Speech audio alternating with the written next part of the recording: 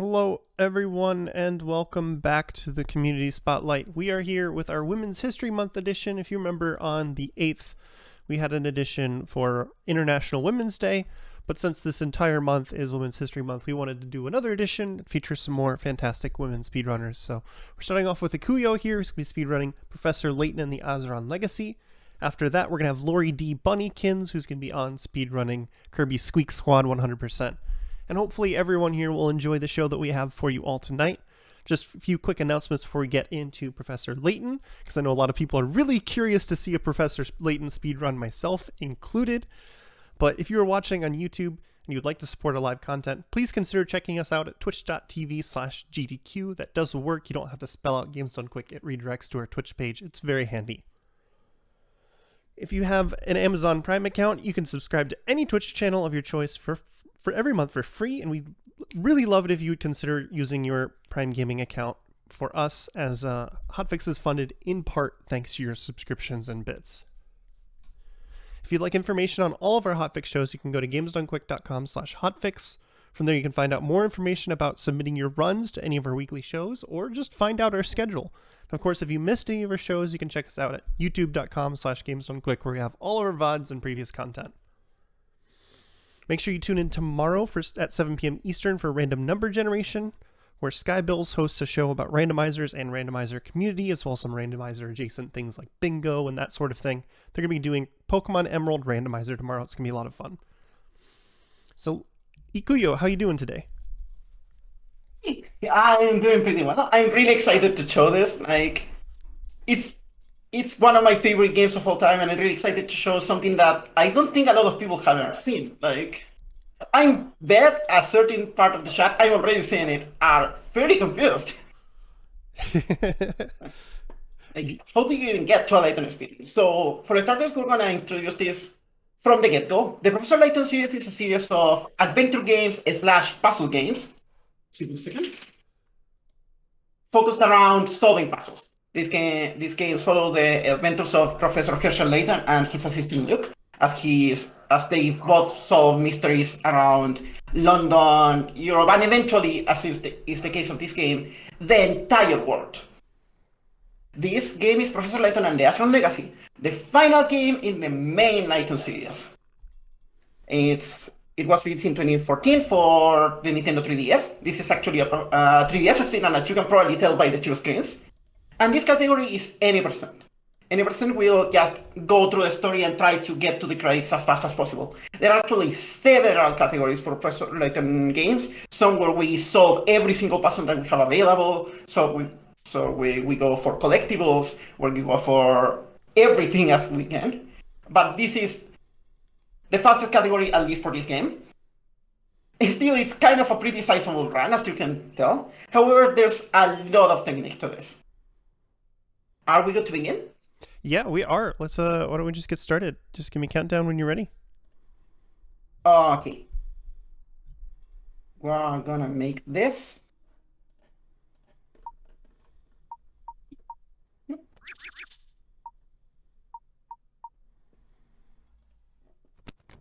Timer starts on me tapping OK. That should be in 3, 2, 1, go.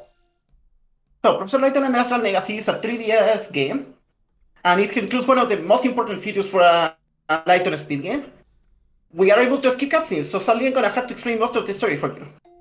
The important part of this game, at least at this point, is to manage puzzles, because we're introduced to a puzzle immediately. The puzzles will be mostly interacted with through the bottom screen of the 3DS. That should do it. So you'll see me tap that as fast as we possibly can. I think I'm in the mood. A lot of the optimization of this run is mostly knowing not only the solution to a puzzle, but also knowing the fastest solution to a puzzle. This was the basic explanation the game did for the prologue. And we're starting to see what are the mysteries of this game. We tell now to save our progress because that's faster, and that's the prologue of the game. Now, as most Professor Layton games tend to be very casually focused, we're gonna have to go through some explanations. So we're gonna use this time to go through the basic mechanics of the game for those who are not familiar with the series. In this game in particular, we have two modes of investigation. And the most notable one is the investigation mode, in which we can interact with the quite pretty for the console environments that we can see. For that, we slide this kind of magnifying glass at the bottom screen.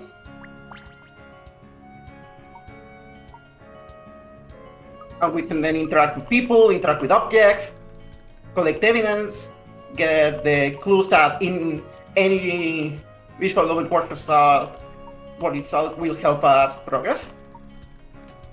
And now that we proved to the game that we know how to move through it, we can just move to the next round.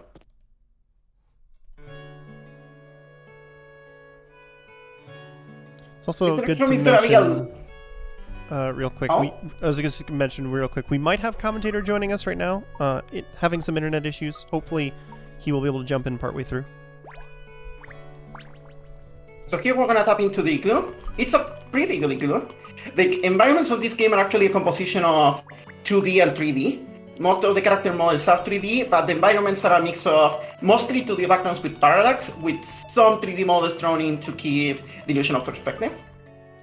Now, Aldous, this character here, is asking us to see a wooden box, but there's no wooden box here. So now we can just quit stealing. And once we're done waiting, we tell him, hey, there's no wooden box here.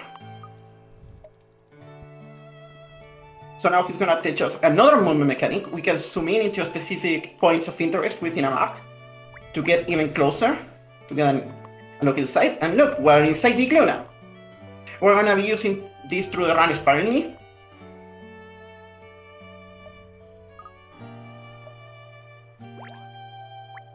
Now we need to touch this box, and this will give us a hint coin. Hint coins, obviously, we won't use during the run. They are mostly an aid through casual gameplay. In order, if you don't know a solution, the game can throw you a bone if you're willing to pay a hint coin for it. Now we need to move out, and here we're going to use a little optimization. We can go immediately from zooming out to the movement option by tapping the button in that screen. Now there's a little more tutorials to go.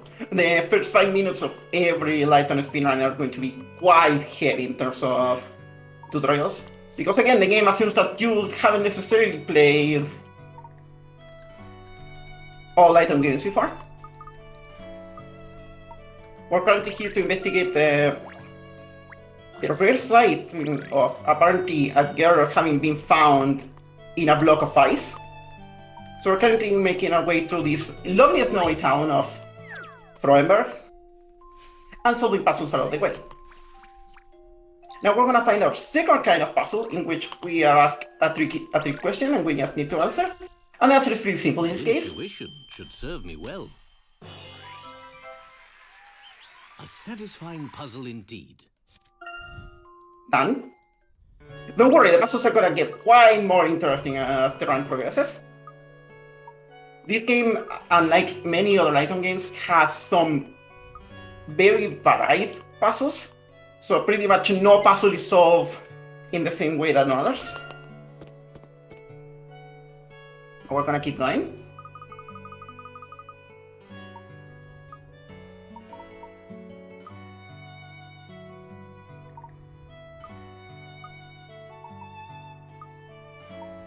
Sadly, we need to mash a lot of text. However, we actually have technique to mash, since we can use both the R button, the A button, or the touchscreen itself while matching different text. So if you actually were able to see my hands right now, I'm matching the A button with one of my hands and the touchscreen with the other hand. Now, a simple multiple choice puzzle, we just tap, and it's done. Bring on the next one.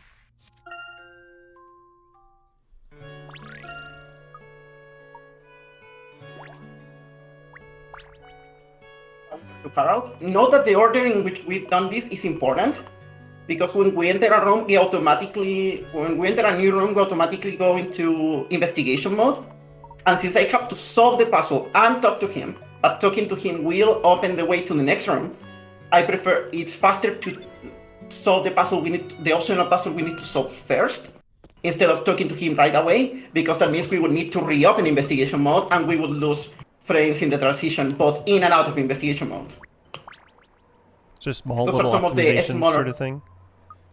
Yep. The order in which we're doing things is extremely important.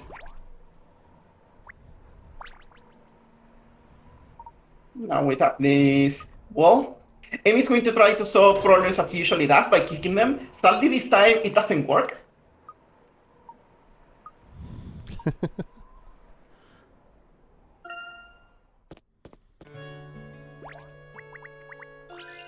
Now we talk to Prima and Donna again, which are going to give us another puzzle. This puzzle is a little more interesting because we not need to write a specific pattern on the scheme by sliding pieces. We're gonna have to do that quite often as the puzzles get more and more complex. Here's my answer. Critical thinking Well done. is the key to success. They'll also give us the first minigame of the game. Every Professor Layton game has 3 minigames, which sadly in this category we do not get to solve. However, in all completionist categories of the game, in basically all non-80% categories of the game, we also have to go and collect everything we need to beat the minigames. We're now going to zoom into this building and talk to this one right here.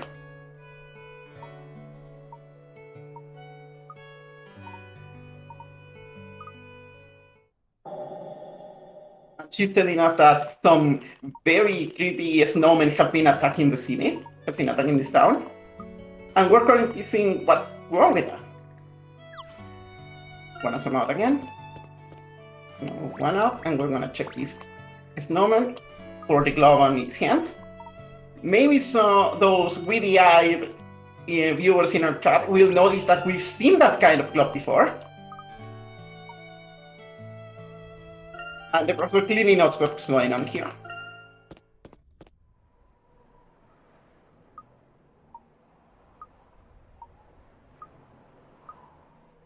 So we keep going, and now we're gonna tap this snowman with the new glove we have.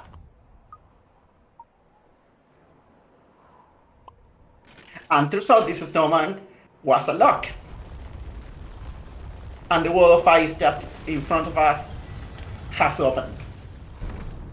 And we can keep going.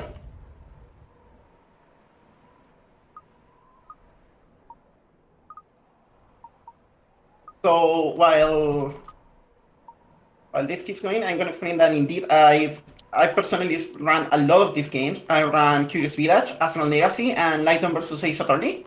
I've held world records at some point in almost all of them, in several categories. In particular, the hardest to run is Layton vs. Ace Attorney, simply because of its length. It's over 6.5 hours long. Oh my goodness. Simply because it's really funny, because it's also one of the Layton games with the least amount of puzzles we need to solve. We only solved 39 during the run. However, it has tons of text, and it also has the usual trial sections of Ace Attorney games. So in this puzzle, we need to rotate some of these figures in order to make tetrominos.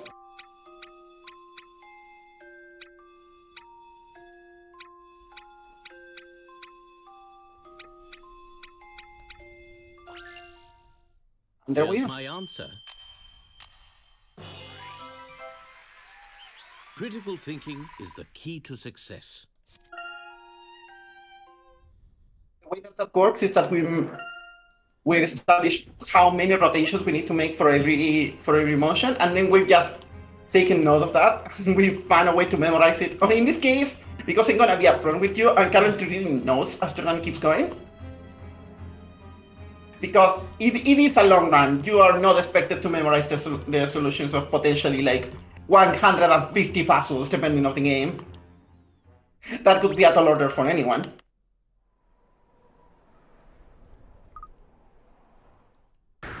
Since someone asks, no, this is the same Professor Layton voice that we've known and loved since the first game.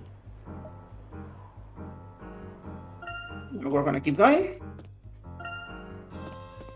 We need to move a little bit down, and as we move here, we're gonna be intercepted for another puzzle.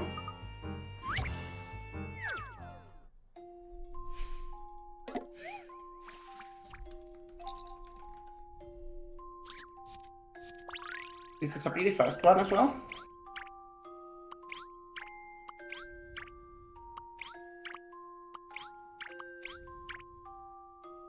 There we go. Okay, here we go.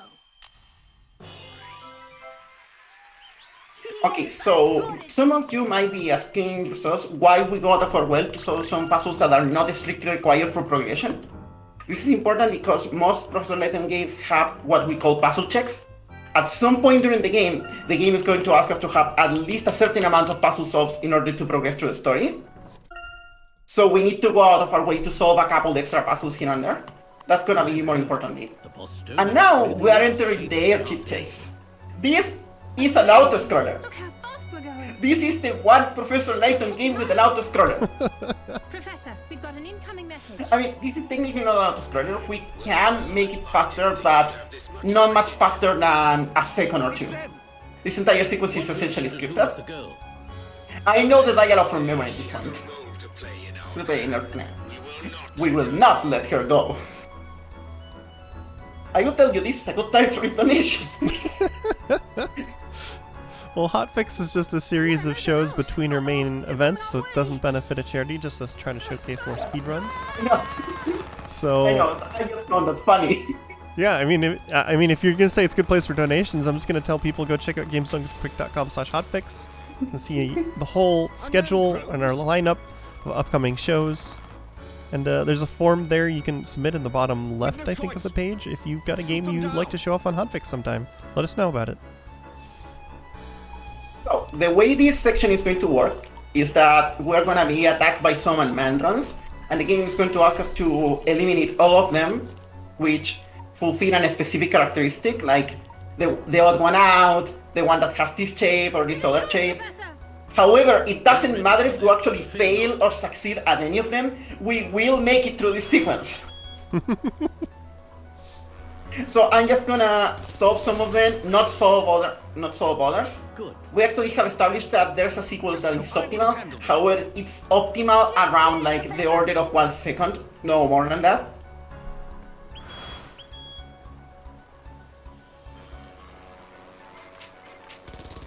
But just for fun, I'm gonna try and get them all right. nice shot. I don't guarantee that I'm gonna do it because we usually don't do it for the sake of the speedrun. Ha. But I'm gonna try.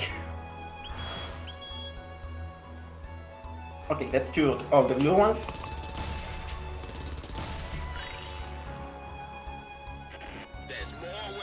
Where that came from? Ha. Yeah, the game is going to recycle some voicemails. Also, yes, this looks actually surprisingly pretty for the 3DS. It does.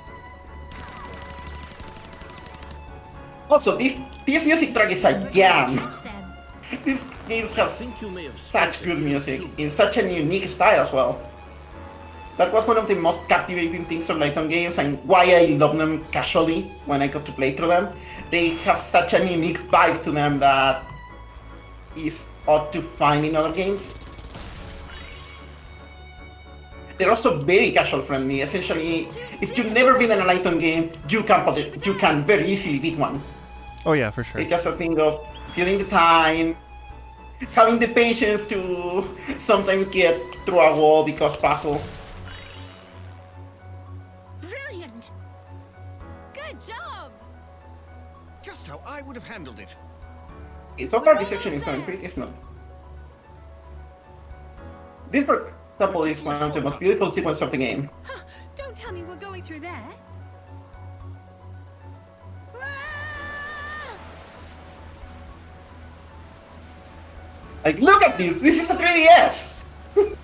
Hold on tight. Look, there's light up ahead. We made it. We made it! But we're still not in one We're piece. not out of the woods yet. Ah!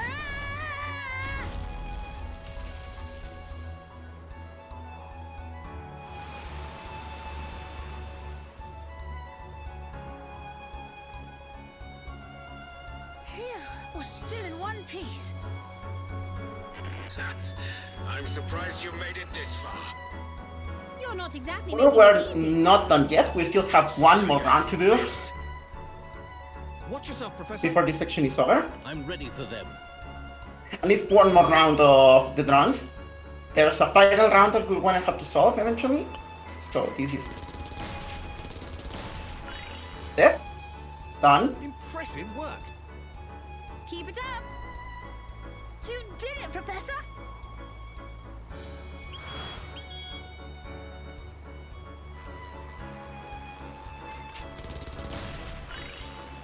Done.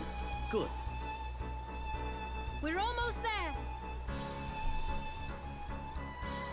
And now comes the final part of this section where we're gonna be attacked by missiles. This section is timed, so instead we're gonna just fail every question as fast as possible. Look out! Quickly, Professor. It doesn't really matter, we just need to fail them. So we're going to shoot all blue missiles, so we're gonna shoot this green missile and fail it immediately. We need to shoot every missile with an odd number, so we're gonna shoot this one that has an even number in it.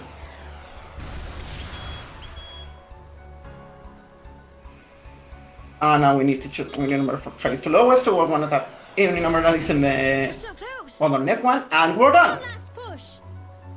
There. This should be close enough. What are you So gonna do? thanks for your realization of this Autos corner. And now we're back to your regular programming.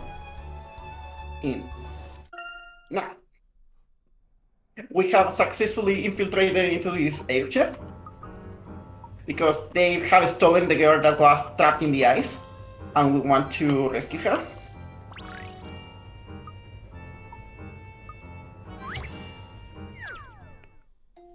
We need to solve this next puzzle, in which involves rotating gears.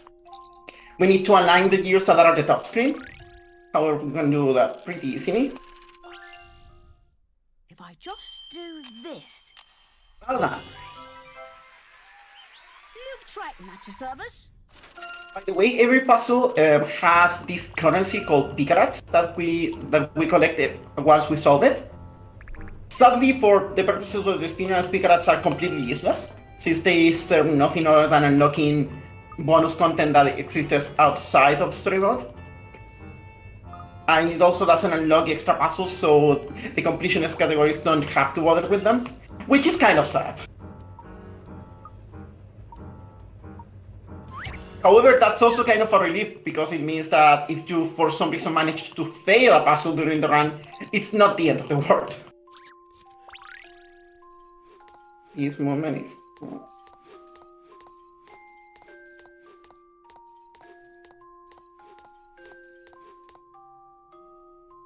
And we managed to successfully avoid I think this may be it. the flying hooks, and we made it to the end. Puzzle solving. And is we're a about to get to the end of this risky chapter. pursuit.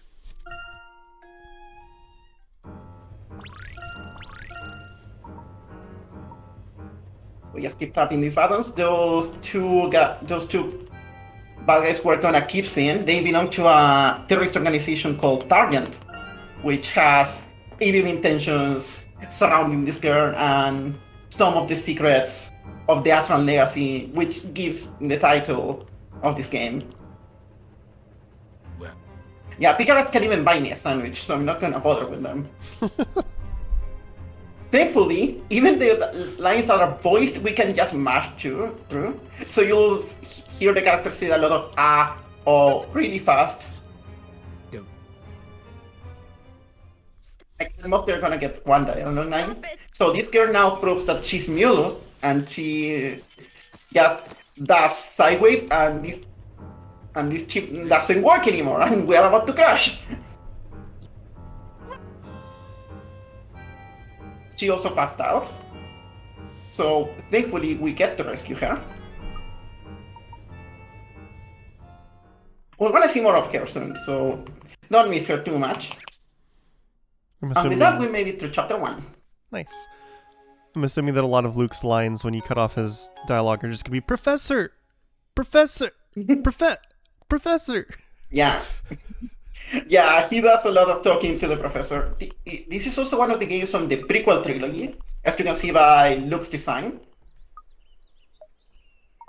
The original trilogy is only DS games, and the prequel trilogy has one DS game, Last Spectre, and two 3DS games, as well as the movie, which is canonically considered to be canon and is actually actively referenced in this game. Really? Yeah, the animated movie, Professor Layton and Dr. Aldiva, which is a really good movie and a really good video game adaptation main movie. If you love Professor Layton games, you're gonna like that movie, I guarantee. You should go watch it. Maybe this is it. All that, unlike the original trilogy, Saves the day. this prequel trilogy has like a grander story that is what this game is solving. Basically, there's this entire lost civilization called the Azran, which is implied to be lost, and some people don't even believe it exists. However, we are given evidence throughout the two previous games and the movie that they might actually be real. And in this game, we're gonna finally uncover them. Now we finally made it to the second location of the game, the fishing town of God. You think that is the pronunciation? Yes, very smart name in the town after a fish. The names in this game are very not subtle. They have like the subtlety of Frank Soet in the original Ace Attorney. Also, this is Professor Sycamore, which canonically makes this game a Pokemon game. We're gonna talk to this guy, Igor, and he's gonna give us some information so we can keep moving.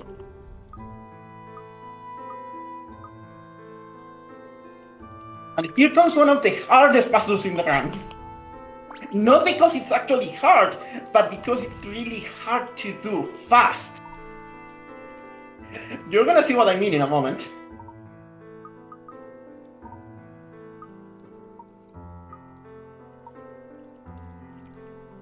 So these couple guys are Robin and Macaw, I believe. I think that's how you pronounce it.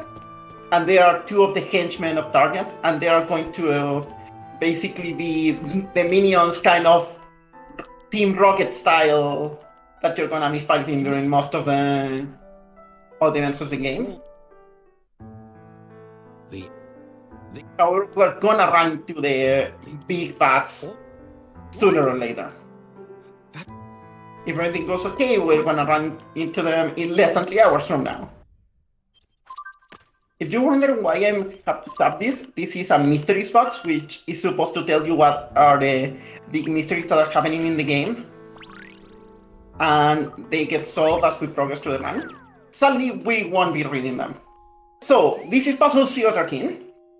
And you're gonna see why this puzzle is awful. We have to color this flower, making sure that no rings of the same two color touch each other. And because of the way the game works, we have to tap for every single color every single time.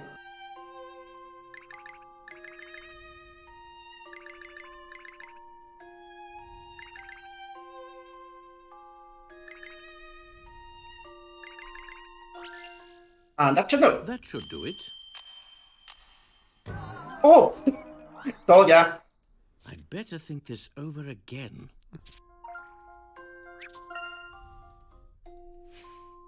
Let's see what went wrong. Oh, pretty easy to solve. That should do it. There we are. No big deal. That's one of the best parts of Lighter speedruns. It's really hard to actually lose a run. That makes him quite marathon safe. I just missed one tap in one flower. That's particularly why that puzzle can be so annoying in runs. It's really hard to check, do you actually input the solution right? Is that one the So you same kinda just have solution like every time, like, or do you have to adjust it based Yeah, on the what color solution you is the same one every time, but you have to but it's kind of hard to memorize how to do it. Yeah.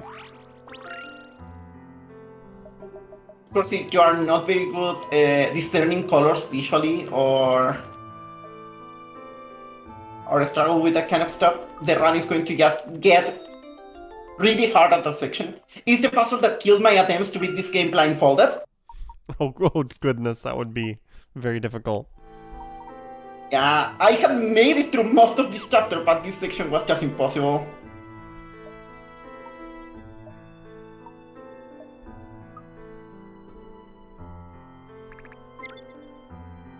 So now we get to progress. We also got through the final tutorial of the game for the collectibles. We're gonna solve an optional puzzle here.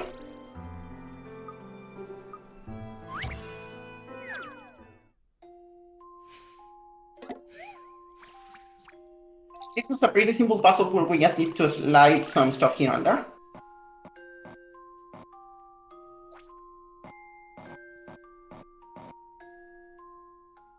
Right, I'm all set.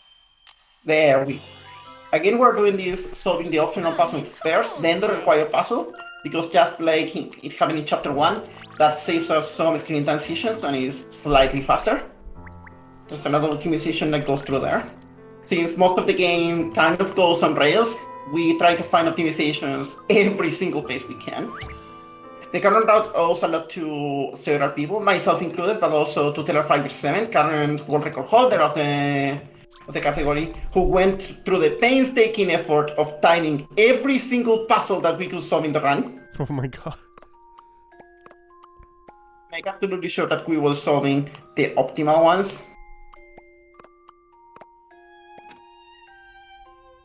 If I just do this. Because again, and as I had mentioned previously, because we need to solve a certain amount of puzzles in a specific points in order to be allowed to progress through the story, we can't just go through the puzzles that the game strictly requires us to solve. And while there is a mechanic that we're going to exploit later that allows us to get some puzzles done much faster than if we went out of our way to solve them in their original location, we sadly cannot rely on all puzzles doing that, as some puzzles will always stay in their original locations, no matter how far into the story we progress. And of course, backtracking is not really an option. It's kind of easy in this game, but it still takes time, so we try to avoid backtracking as much as possible. Now we talk to Boris, to this charming fella, who has told us that the girl we're currently looking for hasn't been seen really, but he thinks if we go to the hilltop, we can maybe find her through the lookout point, and we're gonna try to do just that.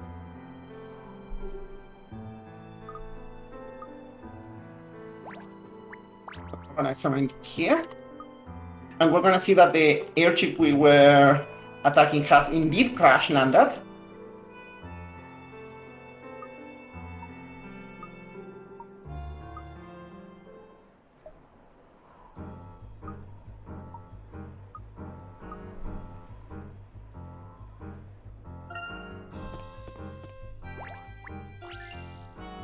I'm gonna solve one more puzzle.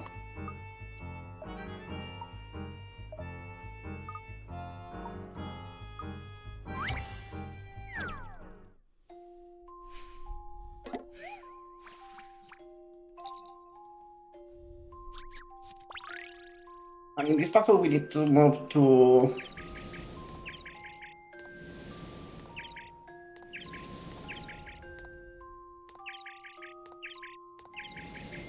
and there we go. Very quickly I'm gonna turn the lights on. Serve me well. A satisfying puzzle indeed.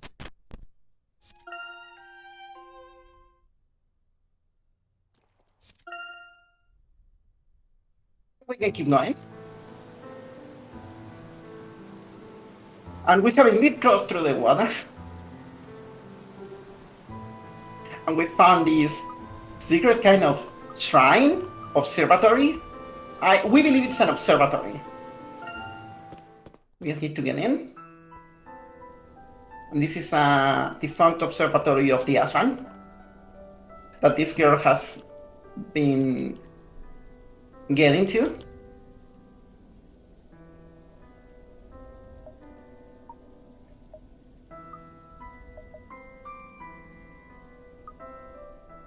And we can see her for a moment there, but But sadly, we cannot watch this cutscene because we're going fast. However, we can talk to her. Her name is Aurora, and she doesn't really remember much, but aside from the fact that she's a messenger of the Azran. But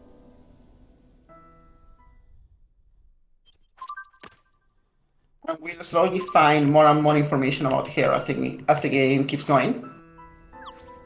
Now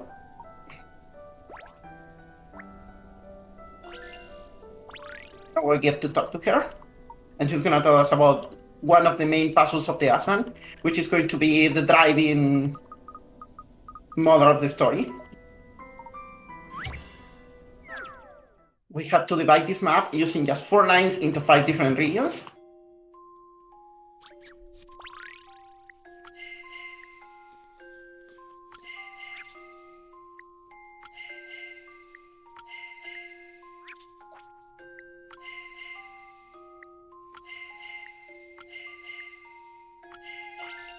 There we go. my intuition should serve me well.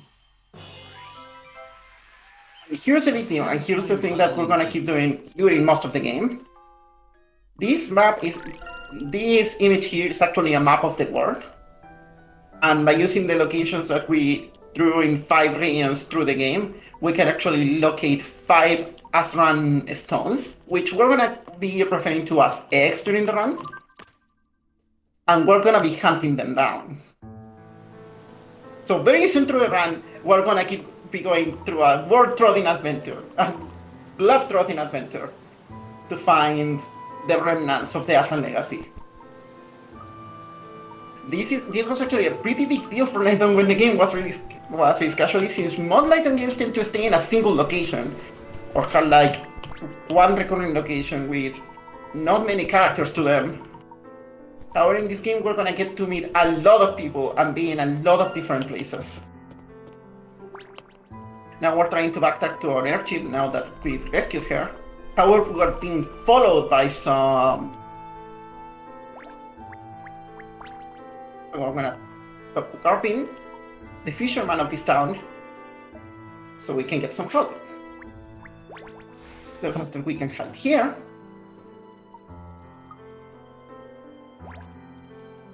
How much of that is why you really like this game? Because you told me this is like your favorite of the ones that you speedrun. Yeah, like the main thing is kind of my history with Professor Layton is that I hadn't played a Professor Layton game since Last of Spectre back in like 2011 or something. And this was actually my first 3DS game.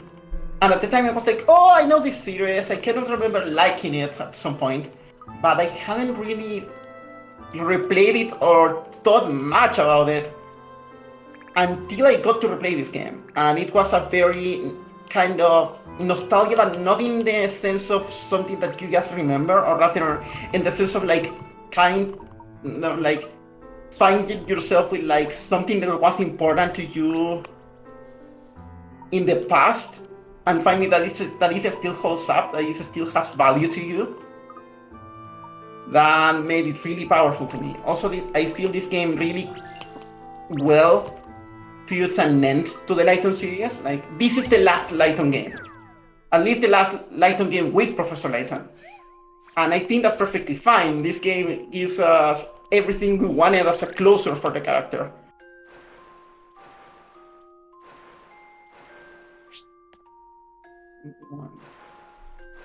Yeah.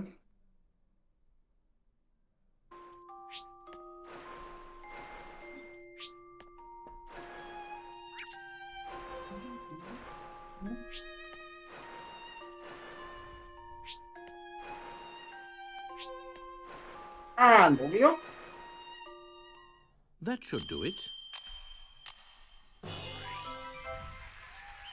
I think I'm in the mood We for saw another. this puzzle, we made it through this thing, and we're essentially done with this chapter now. Poor look at him, he's so cold. Also, I still think that this game fixed a lot of the issues that Miracle Mask had in terms of presentation. Layton games had mostly been sprite-based before the 3DS, and of course the first 3DS game, Miracle Mask, tried to go very hard on the 3D and kind of hit it's again kind of hit the polygon theater really hard. The presentation was kind of sloppy, which is sad because presentation is one of the most important parts of any Layton game.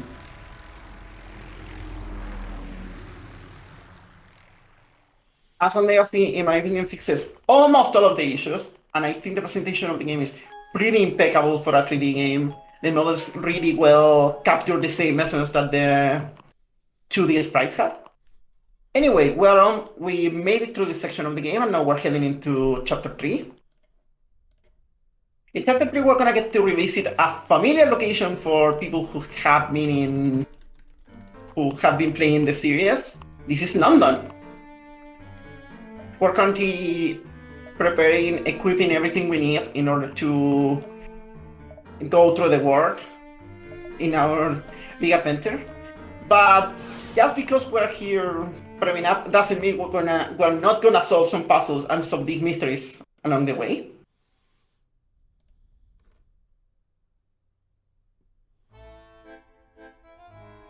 We're currently at Crescent University, which is where Professor Layton allegedly gives classes, I guess. We kind of see him giving at least one class during the Eternal Diva, but I imagine this professor doesn't spend much time actually doing academical research if he's always busy solving mysteries.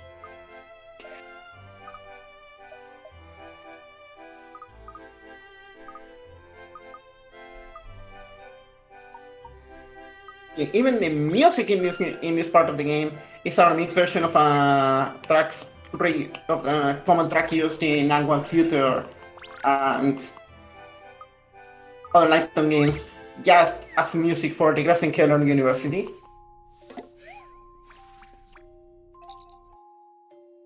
Once again, you see some easy puzzle where we just tap for the answer. This is it. The professor's apprentice saves the day.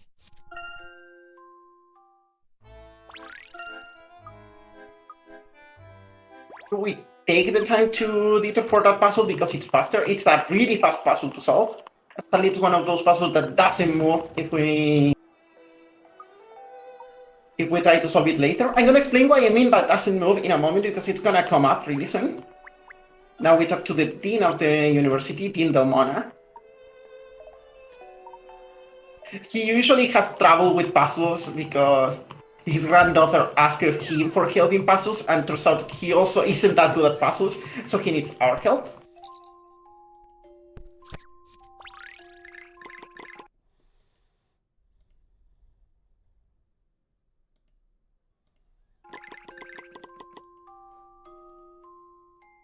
My intuition should serve me well.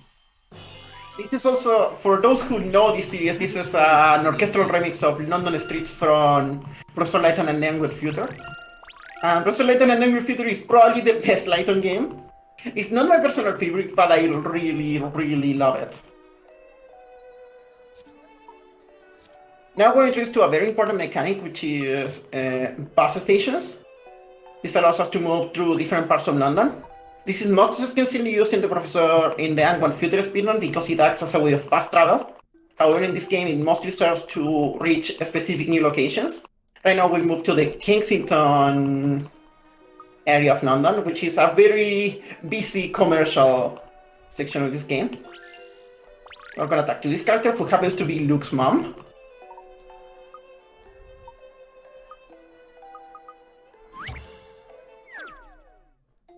And we get to solve another puzzle.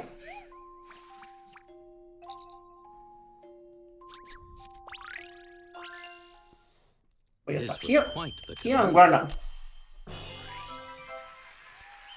And there we have it.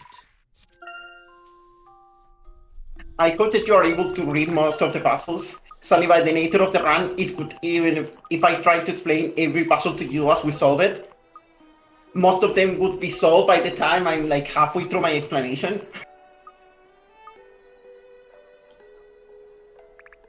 So we get to mash here. We're gonna move up to the museum, because apparently Aurora has wandered off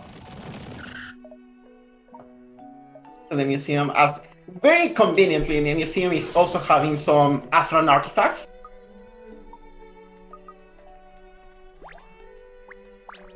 Oh, there she is. Thank goodness.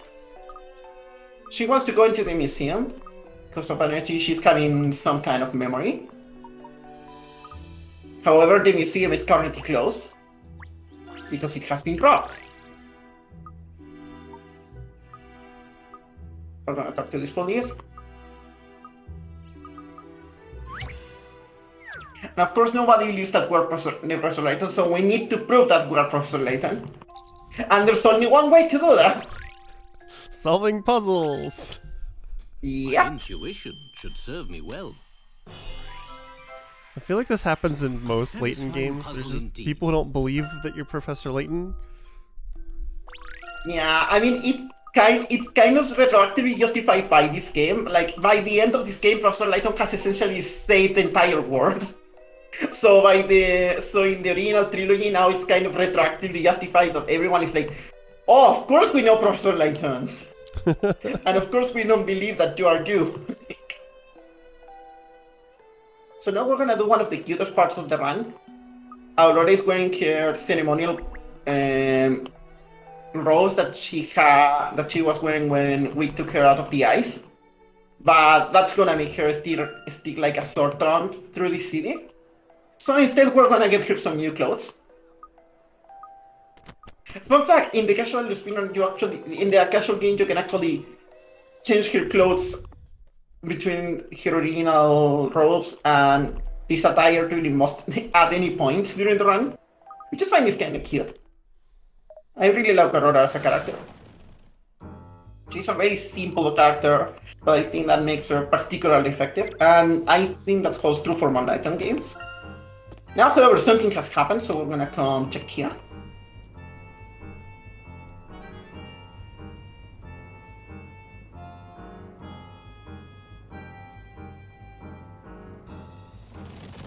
Someone mentioned in the comments, yeah, at this point in the series, people don't know that Professor Layton is an excellent fencer, or that he can build a machine gun out of a slot machine.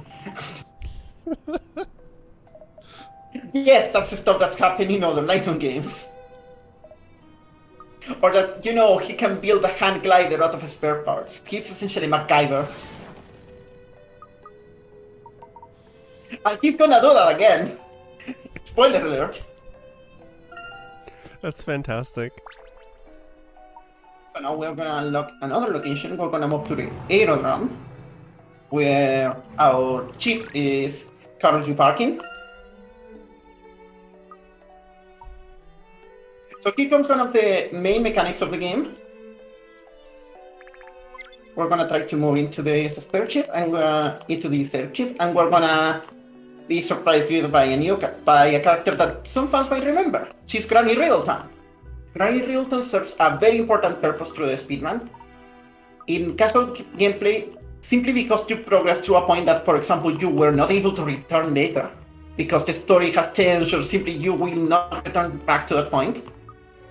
This character gives us the opportunity of replaying puzzles later, even if we didn't find them in the original location. This is meant so a casual player will not be locked out of 100% in the game.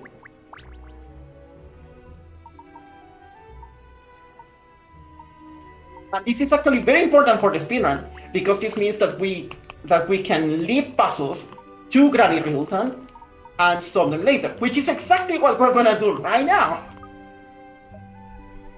Just in this game, rather than taking to... when you want like a puzzle count for like a puzzle check sort of thing? Yep. We're about to hit the first puzzle check of this game. This game has 2 puzzle checks. But we're about to hit the first one, which requires us to have 25 puzzle solves. So we're going to talk to this cat. And we're going to solve a couple puzzles. Thankfully, this section is not very long, but there's going to be a way longer one later into the run.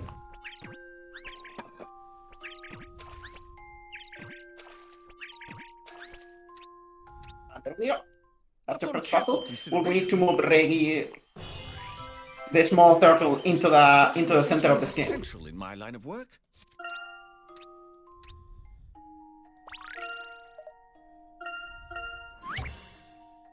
This is, for example, an example of a puzzle that we deliberately leave behind. Because this puzzle we could solve at the end of chapter 2 just because we happen to be in the location where this puzzle is available. However, that would require us to go through some text that we can skip just by delaying solving this puzzle so we can solve it here. That's certainly one of the many optimizations found by Fiverr when he started running this game. Now we're gonna take to this character, Amelie, while we wait for the bus.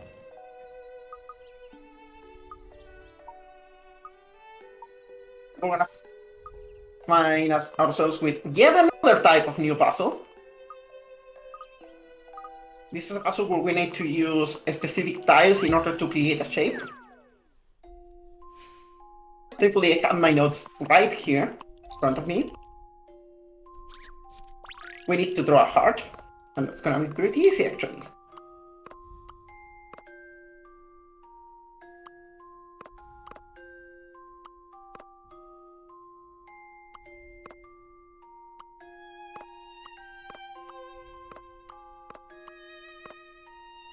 This puzzle has officially filled us with determination. Huh, that was a cinch.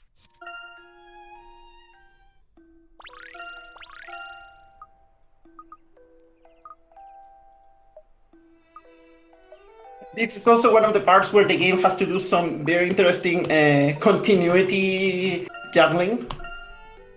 Because this character that you just talked to, Layton is not supposed to, has a husband who is an inspector in Scotland Yard that we get to meet in the original trilogy.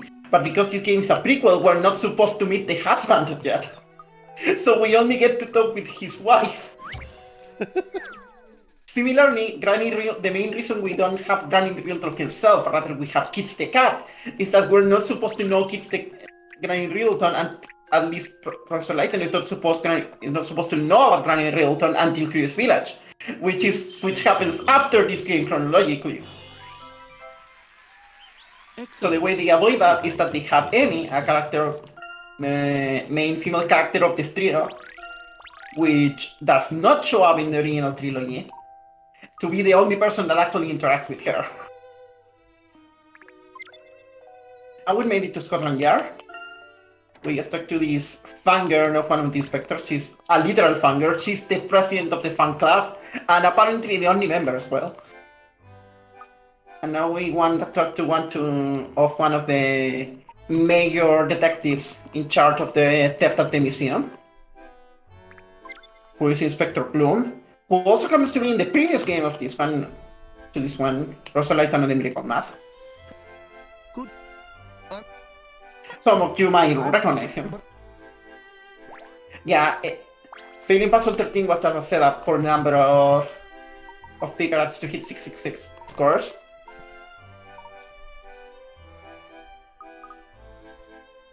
Now we're talking to him and he's given us authorization to go through the archives of Scotland Yard.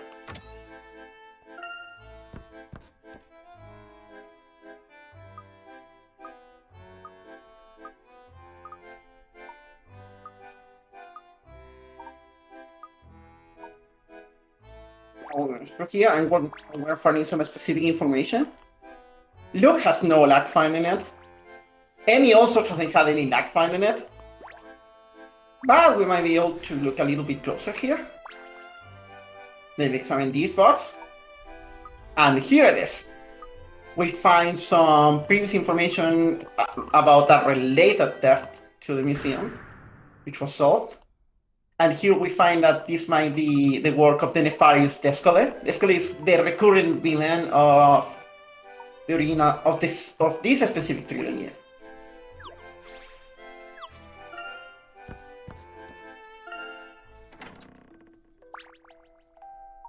Now we're gonna move out. We're gonna move back to the museum.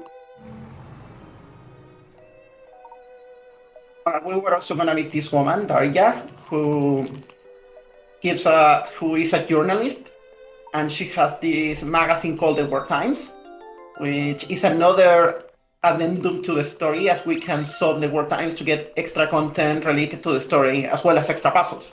for all completionist puzzles of this, all completionist categories of this game, we actually need to solve all War Times stories, because most of them actually have puzzles behind them. Another simple numeric puzzle. As long as the touchscreen recognition doesn't betray us, we should be fine. Dealing with touchscreen recognition for numbers is a lot easier on console, and it's a lot easier on 3DS than DS. The recognition in 3DS is particularly sketchy.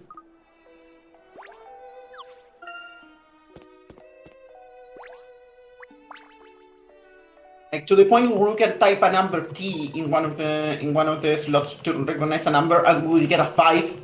You can write a line and we will get a 0. We've actually done a lot of optimization to get as few pixels as we can possibly write in order to get the numbers, because of course that makes it faster. Now we're entering the museum. We need to talk to Pod Policeman here in order to be allowed to get access to the next room of this museum. The recognition is very sketchy, it's very sus. It tries, but we know how to exploit it.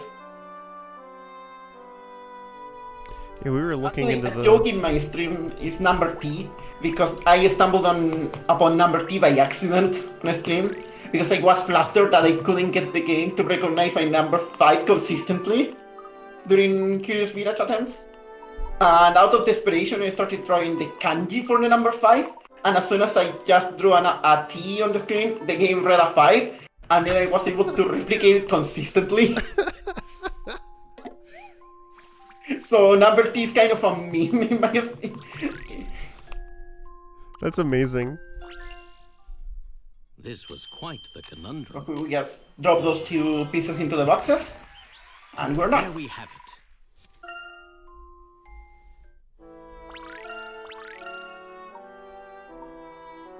If you've ever seen the Brain Age No. tests from GDQ, we actually dove into the way it recognizes numbers for that, so we could abuse it with our drawings. And it's pretty wild how it works in Brain Age, so I assume it's pretty similar in Layton. Yeah, I mean, Layton is actually kind of... The entire series was inspired by Brain Training, a series of books by Akira Tago. Akira Tago himself ended up working in this game, and is created, even to this game, as the puzzle master of the Layton series. And most of the puzzles in the games are incredibly fun, at least casually. Now we're currently proving that we have a thesis of who might be responsible of the theft at the museum. We just need to select the proper choice for each conversation. And of course, we already know which is the correct answer. Thankfully, the game also doesn't randomize the answers. This game has 0 RNG to it. Everything is completely consistent because, again, the game is very much meant to be a casual experience. And trying to do that kind of like stuff just to mess up with casual players would be kind of mean to them. Which of course makes in turn the run very safe. I bet that if any of you watches this run and gets motivated enough to do a run of Professor Layton by yourself, you should probably try and do it. So here we hit the first puzzle check of the game. We need to have 25 puzzles solved, and we do! So we can progress through the story.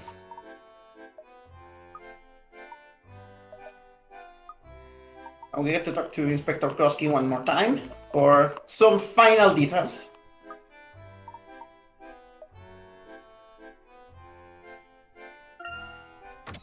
Now we're gonna go tell Inspector Bloom who we believe is the mastermind behind the theft, and who we suspect might be responsible for helping Targent acquire those objects. And in the biggest twist of the game, is Inspector Bloom himself. Yep, he's a mole planted by Targent in Scotland Yard.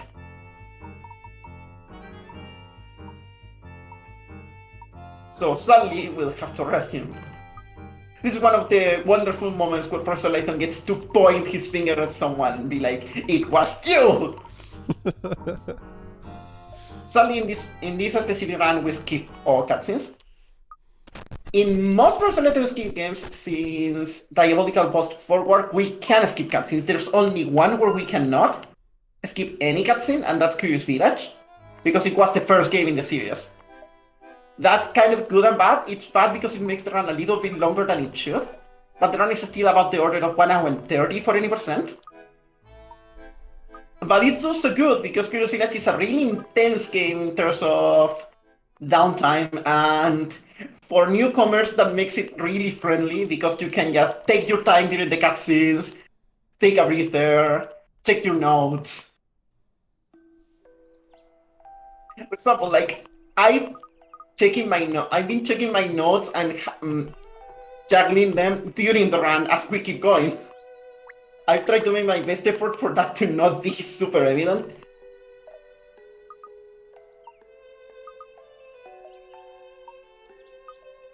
But it's something that you have to learn to manage during Layton speedrunning. Like, every single runner has their own notes. In particular, I spend a lot of time working on writing good notes. My notes for this game and for other games in the series are completely public. If you want to speedrun Layton games, there are several guides. You can just follow one and you will be able to complete a run. Maybe it will take a long time, but I'm fairly certain that if any of you wants to speedrun Layton games, you can just complete a run. So with that, chapter 3 is finished, and we're about to get to the longest section of the game.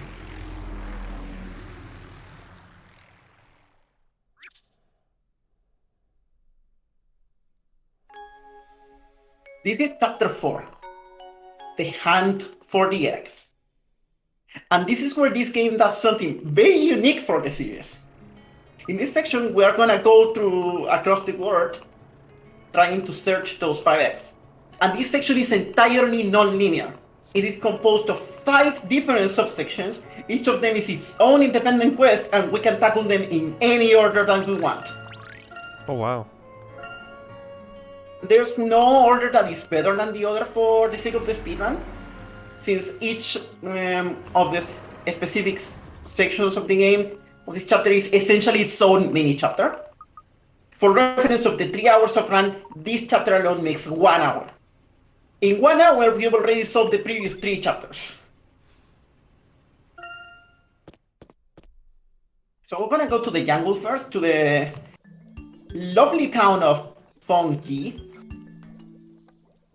If the name is interesting to you, you'll be soon seeing the aesthetics of this area, and you'll soon figure out why everything is like it is in this town.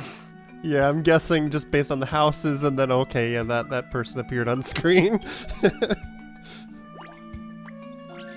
So now we're gonna talk to Amanida.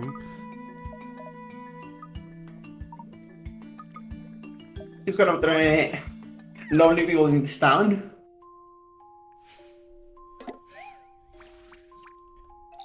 So I'm gonna be explaining more or less what's gonna be the ultimate goal on each of these sections. Here we have to move everything, so we can align those borders so they are ready for the race. A truly elegant puzzle.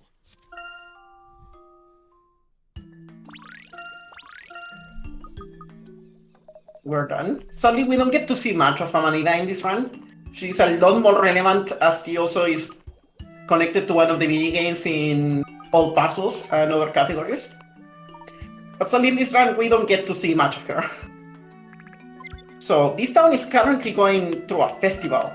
They have the leader of the chief of the town, the Morel. I think it's Morel.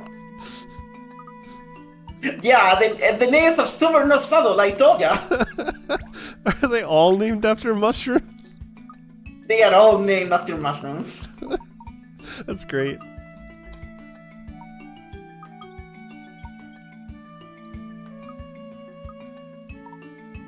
And so we need to talk to these characters. And here's the problem. The Morel has one of the eggs. We don't know how he has it, but we want to recover it from him.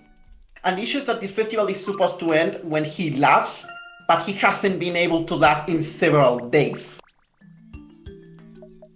And nobody knows why. He's usually a quite jolly person, so it's really surprising that he hasn't laughed in what's of this festival. Does that mean the festival's really short sometimes if it ends when he laughs? Like, what if he laughs 5 minutes into the festival, you know? It's a very good question. Sadly, we get to skip the best cutscene in the game, but you will see why it's the best cutscene in the game in a moment. So people are trying to make him laugh, and Professor Sycamore is going to try his own style. This is what Professor Layton tried. I would like to present you Layton from Untitled Layton game. What is on his face? And nuts. He has a duck costume. It's the best cutscene in the game. It's the best cutscene in the entire series. Now Sycamore tried to make a joke. Let's just say it didn't work.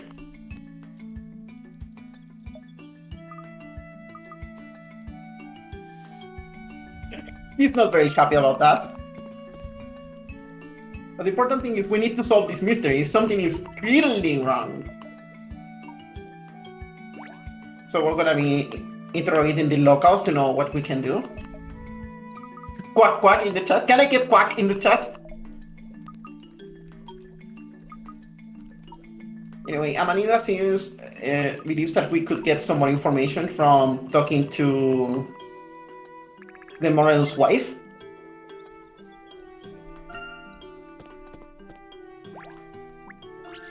So I'm gonna talk to this kid called Button, because she's cute as a button.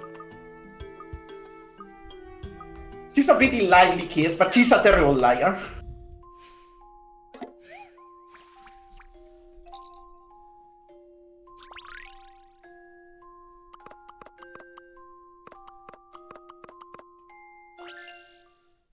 This is how it's done.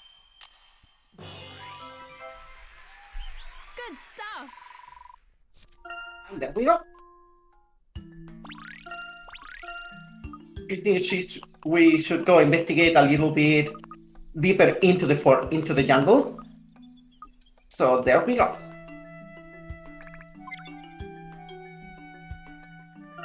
We go into this section, and here we're gonna have to do some good old detective work. There's a good amount of mud around here, and we just found a person print. Yep, that is a person print.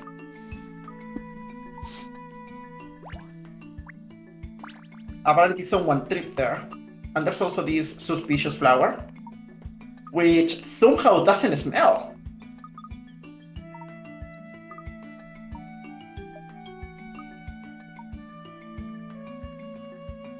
We don't really know where this is leading us yet. But we are gonna now try and talk to the Morel's wife. So we're gonna go up. We're just gonna directly talk to Lepidella. Yes, they are all named after mushrooms. Thank you very much.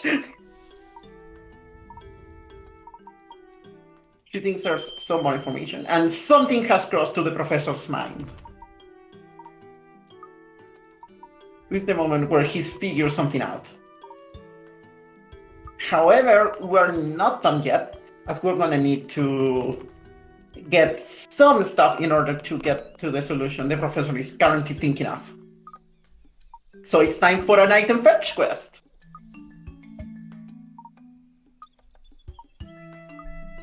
We're gonna need a couple of specific items. The first one we need is some kind of glue. Thankfully, we know exactly where to find it. This snail. We're gonna get the glue of this snail in order to produce some specific stuff that we're gonna use later. It's gonna come up later, I promise. Now we're gonna get back to the section of the game. We're gonna find Amanida carrying some bullfrog bones. And we're gonna steal a couple of those as well.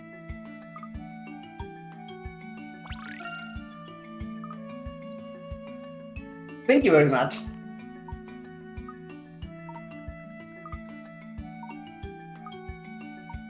Finally, we need some kind of crystal, something translucent.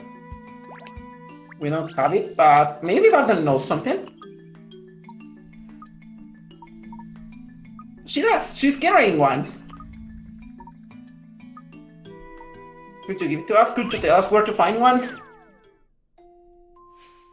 Now we get to one of the more annoying puzzles for the speedrun. This puzzle is actually kind of in a soft timer. As in, even if we solve it super fast, sadly it won't get much faster than the animation that is currently playing. And I actually cannot type the submit button until the animation is done playing. No, I think this may be it. Puzzle solving is a most gentlemanly pursuit. And there we have it.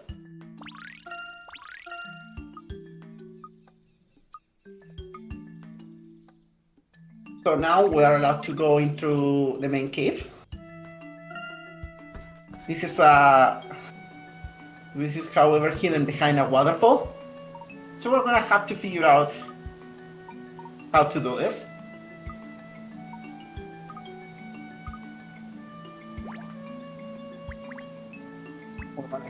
We're gonna go check this rock up here. If only there were a way to block the water of the waterfall. Well, apparently Eddie has already thought of something. She's going up. Kick!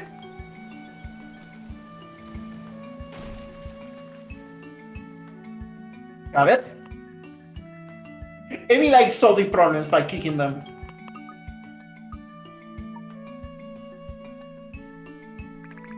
We're gonna keep moving ahead. We're gonna enter this cave.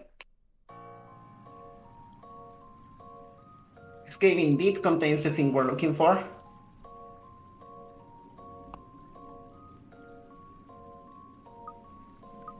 However, it's very much at the ceiling, so we cannot get to it.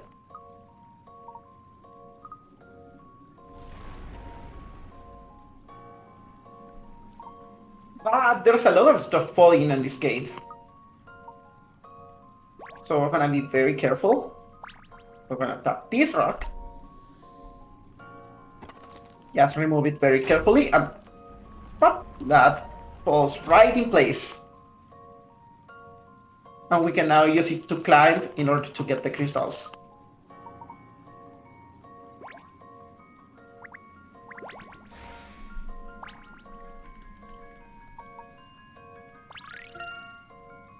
And we have the glittering crystals, and we have everything the professor needs. But we still have no idea what he wants to do with all of this.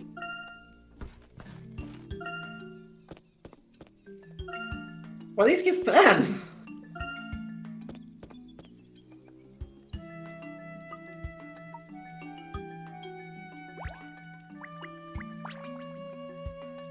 Oh, we're gonna talk to the model.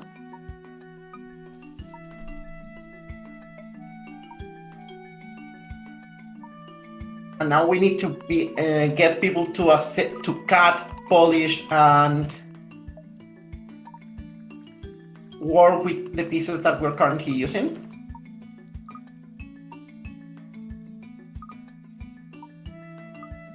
So what do we need to do here is we need to select which pieces we're gonna polish, cut, and glue together.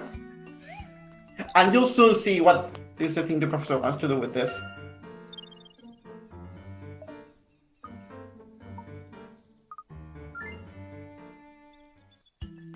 Those pieces look familiar. You maybe can work together what's going on here.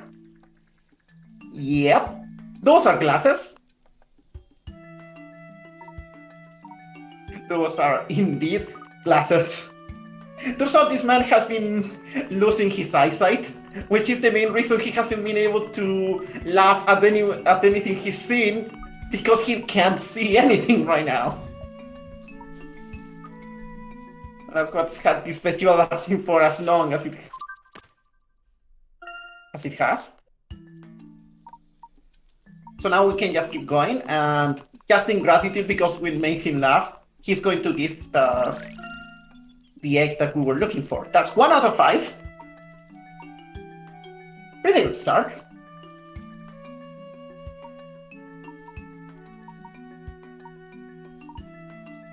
So now we just match through the stacks, and we need to get back to the airship.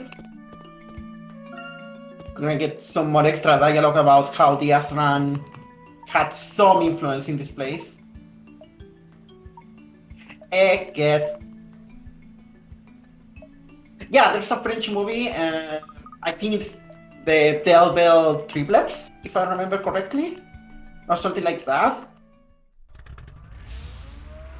That had a pretty big impact on the visual of Professor Layton, on the visuals of Professor Layton. That's 1 out of 5. Give it to advance to the next location now. We're gonna head to the Mediterranean island of Sangria.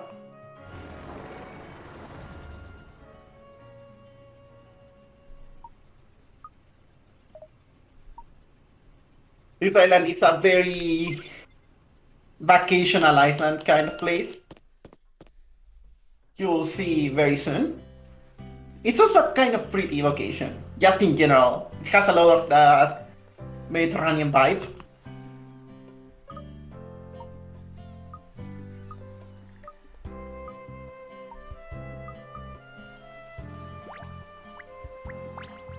We have to talk to this man, Javier, who has been doing a lot of exercise lately.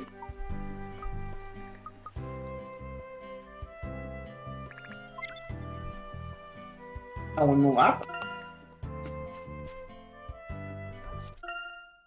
And this immediately triggers a cutscene, which we skip.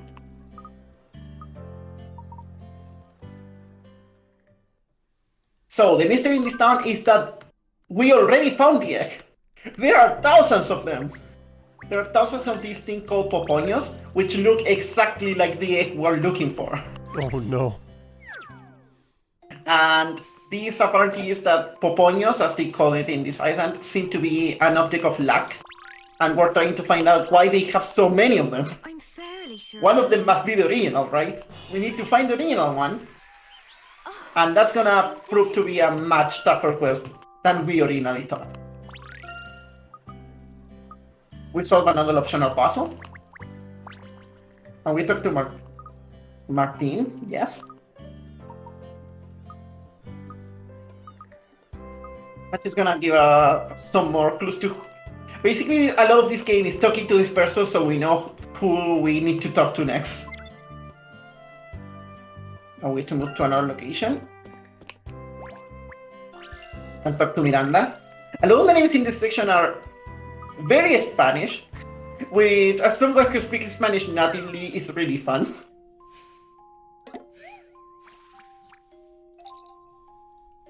Like looking for an egg in a haystack. He's got some ice cream, so we're gonna give him the ice cream he wants. Bring on the next one. And we're done. She has some more information for us. She thinks that we should talk to Bad, who runs kind of a bar and grill at this town, and which is one of the main tourist attractions. So we're gonna go talk to him. Backtrack, we talk to him. And of course, he's not just gonna let us go through without proving that we can indeed be of trust. So more puzzles! One is another puzzle that is in a soft timer, so even if I don't solve it optimally, the solution cannot go any faster than this. So hi, how's it going? I'm gonna take this time to save myself some more water. So you're proving yourself trustworthy I think this by may solving a be puzzle. Yes, that's exactly how it works. Puzzle That's how solving human is a relationships should work. gentlemanly pursuit. Everyone knows that.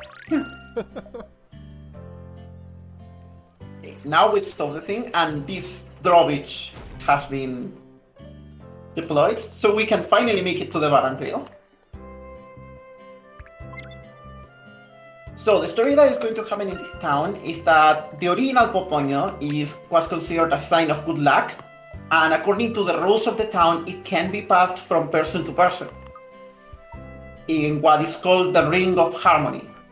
Nobody is going to tell us what the Ring of Harmony is or how it works, but we know that there are certain rules.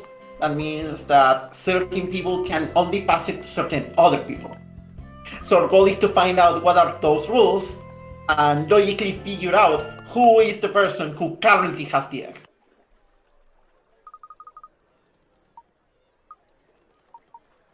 These poor guys are super confused because they are seeing like thousands of eggs, so they are going to buy them in bulk.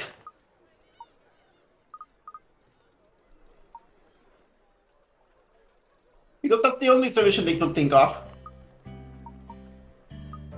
This is another section where this chapter in itself also gets kind of non-linear. We can explore in basically any order. However, we optimize the order to have to do the least amount of movement.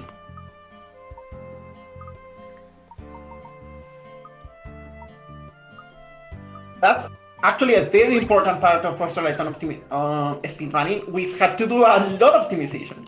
Because of the way this game works, you might believe that there's not a lot of room to optimize stuff. However, we can squeeze a lot just going through what we can.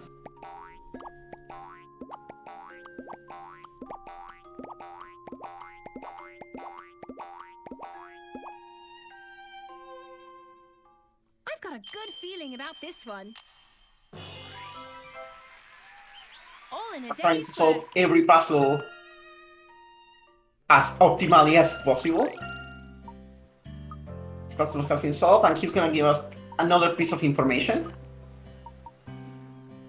Apparently, men can pass the ring, they can pass the Pomonyo to women and vice versa. We don't know much more than that though. And we're currently talking to this woman, who will also give us some more information.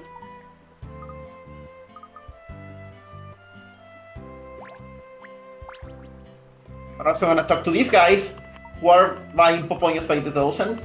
Get your Popoños, everyone! Can I get Popoños in chat? We're gonna also get to the hotel room, because we're gonna get even more information here.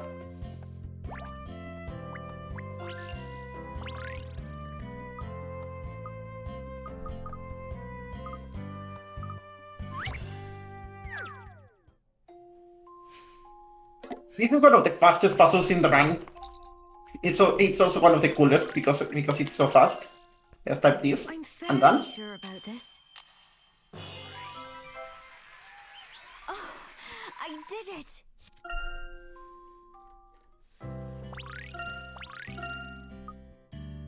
Since someone is asking in chat, there are actually two Layton games on 3DS: Miracle Mask and Azran Legacy, as well as the crossover Professor Layton vs. Ace Attorney and the spin-off Layton's Mystery Journey.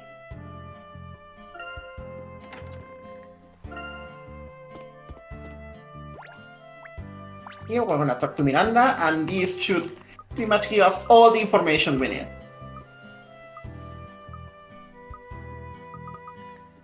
It's time to finally solve this puzzle once and for all.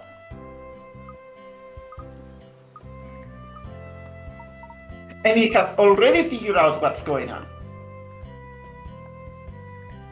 So we're gonna move here, and we're gonna try to assemble the sequence of events.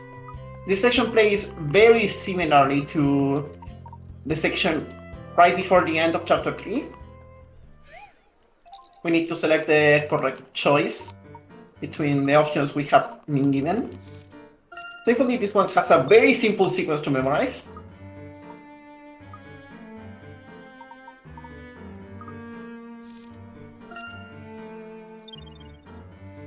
People can pass the Popoños based on gender, or they can also pass them based on marital status.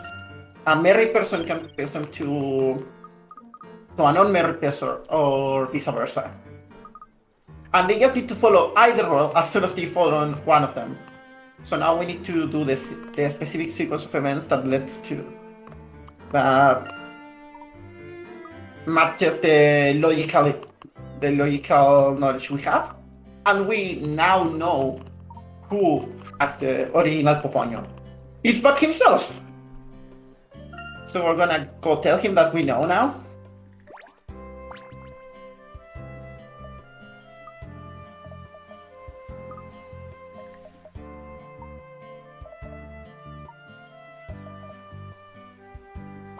And there it is. 2 out of 5.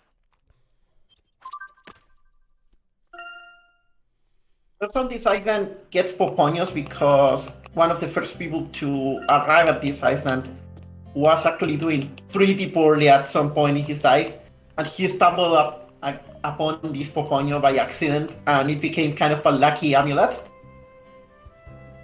And as such, the Poponio have become a sign of happiness or good luck, which is why they sell so many replicas of them.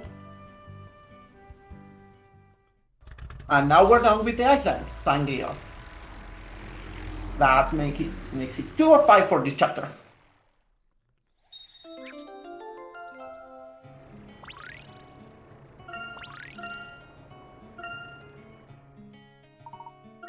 Now for something completely different, we're gonna move to the desert of Torrido. Yeah, I think it's Torrido. I'm not certain if it's Torrido or Torrido.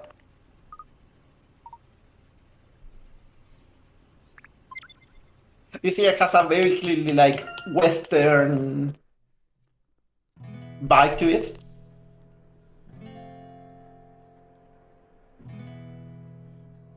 As you can already tell by the music, this is one of the most exciting parts of this game. See, because this game has to go to several different locations, we get to see the takes of Layton music made in the style of tackling completely new and entirely different styles to what it usually does. Here's Yes, one of the villagers. And something apparently is wrong. We're gonna move up. And because apparently the Pokemon reference in this one cannot be stopped, we're gonna stumble upon Samacenta. This dog is all red. He's a big dog that apparently has gone feral and has been terrorizing the village terrorizing the town for quite some time. And the main issue is that this dog has the egg on its neck. It has a necklace with the egg. So we need to find a way to tame this creature in order to recover the egg.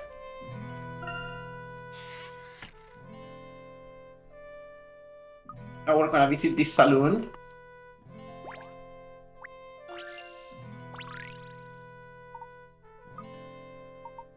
Yeah, in this game we get to pet the dog, don't worry. Kind of, you'll see. That's good. Now we talk to Derringer, who is trying to play I'm very a trick on sure us. about this. Oh, I did it! And there we go, we solve his puzzle. He hasn't been drinking, what do you mean? And now the sheriff of this town, obviously called Flint, because of course, will explain the whole situation to us. Thankfully, we have a way to get to know what's going on that is very practical. Luke has the ability to talk to animals. This is something that has been actually important in every single mainline Layton game. It's how we managed to talk to the squirrel earlier in this game as well. My intuition should serve me well. A satisfying puzzle indeed. I'm gonna keep going. And we're gonna try to talk to this dog in order to know what's going on.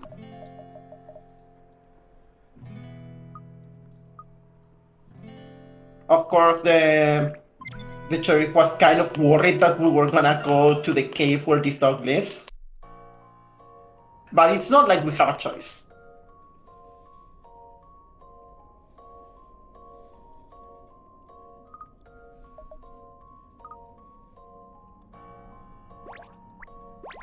I'm gonna zoom in here, in this abandoned mine from Donkey Kong Country. And we get to talk to Old Red again. So the thing that is happening to this dog is very simple. He feels that he's sick. He feels that he might die really soon. And he wants to find the person who saved him. A little girl saved him some time ago, and he wants to see that person again before he passes away. And he just can't recognize her apparently now, so he needs our help trying to find this person.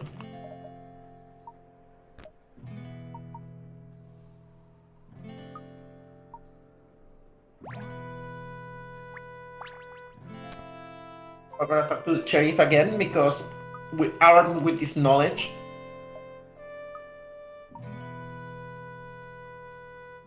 We can potentially start solving this mystery.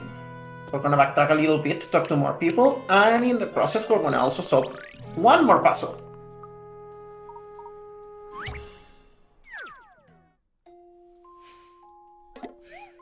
This is another of the fastest puzzles in the run. Basically, if you see that any puzzle we're solving in a location rather than talking to kids, it's because it's a really fast puzzle. The professor's apprentice saves the day. It's very easily solved. We talk to Derenger again to get some more information. He thinks we should talk to this girl called Scarlet. So we're gonna go talk to her right now. There she is. Poor Scarlet. She looks so sad. She looks like she really doesn't want to be here. But of course, she needs more help. So who's hungry? There's a burger for you. You know, I think this may be it. It's funny because we just had Puzzle a solving show on is a Friday most where gentlemanly pursuit. Bobby was going off about boigas during the show. Burger. So we believe this is the girl. So we're gonna go take her to our friend Big Dog.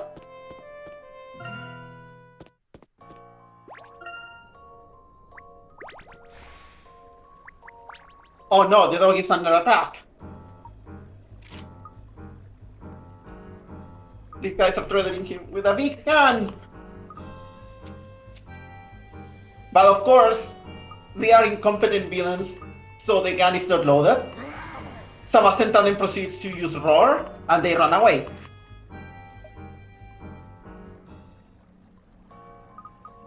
So now we get to actually talk to her about the girl. Apparently this is not a girl. What? She matches the description we have. How is it that it's not her? Something's off here. What could it be? We don't know really at this point. So, but we're gonna do a quick stop by Scarlet's house.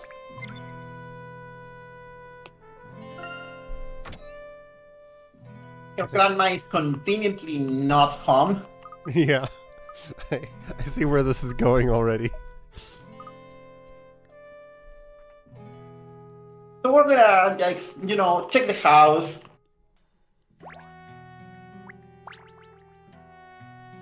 Oh, this is a nice picture. Is that a picture of you? Oh no, that's an old picture. That's my grandma. And here she is. We're gonna talk to her. Of course, she's an old woman. She's seen stuff. She doesn't trust us. We're just these people from the city invading. So it's time to prove our trustworthiness by solving a puzzle, right? Exactly. That should do it. I think It's I'm done. in the mood for another.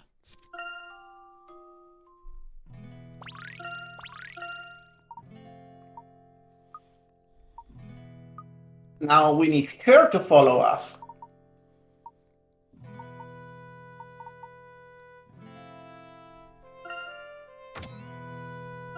I wonder why.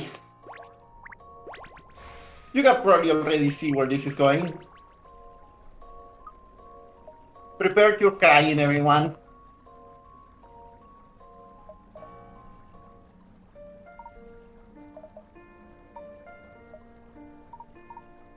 Look at the dog. He's so happy. This is the person he's been looking for so long. And turns out the main reason the dog thought he was about to die is because he had that necklace on his neck that, yes, was fine when he was a pup, but now he's just a big dog and it was preventing him from breathing properly. Oh no. So now the dog will get to not die and he'll get to be a gentle dog that can protect this town. So everyone is happy and we've gotten the egg. 3 out of 5.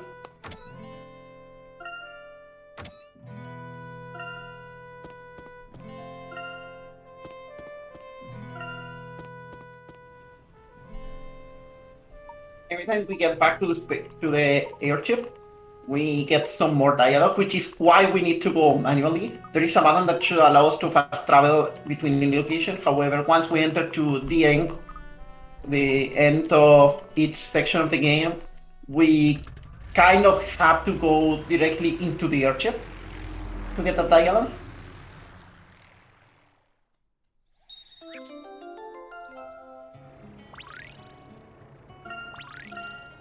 So we're over halfway through.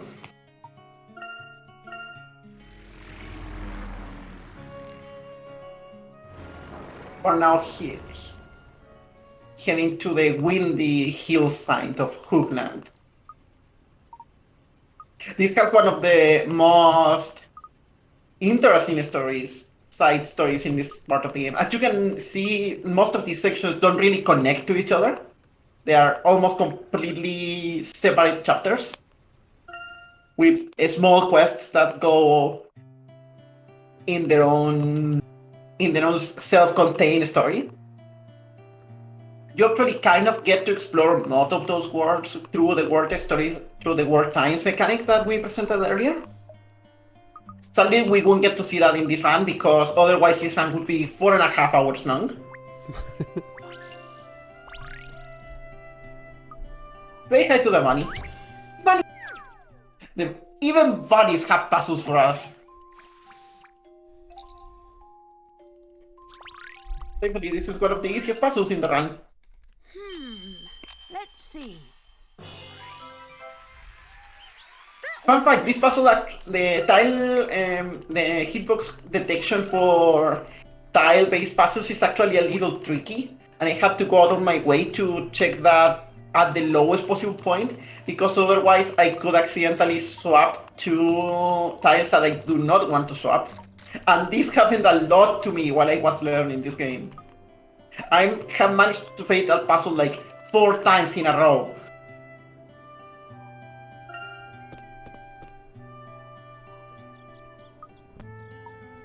Oh no, the breeze is getting stronger. Brace yourselves, everyone.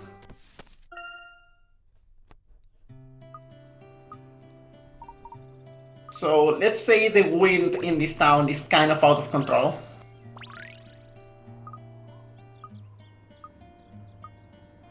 Fun fact, one of the minigames in Miracle Mask is actually a pet simulator where we need to pet a bunny. It's the most adorable and slowest minigame in the entire series. Okay, Emmy. We have to solve it for one of the categories. Bring on the next one. I haven't run Miracle Mask on my own, but that makes it a really adorable run. I can think of a few excuse me. I can think of a few people who would enjoy that puzzle. Yeah. I mean, it's not just a puzzle, it's an entire minigame. You have to do it like several times during the game. It's actually kinda cute. Pretty much every single Layton game has a minigame where you have to interact in some way or another with an animal. For example, in this game, there's the squirrel minigame where we need to help the squirrel store their food for winter using a very kind of physics simulation thing, which is kind of golf and not really. It's kind of fun. Optimizing that mini was also really tough because we want to optimize, because it's one of the menus that we can play with the D-pad, and the least we move, the better. So finding ways to optimize movement was really crucial to get those solved as fast as possible. So the thing that is supposedly happening in this town is that there was a wedding. However, this is not an actual wedding. What's happening is that this town has some kind of religion where they sacrifice women to the Dragon Lord in order to pacify the winds.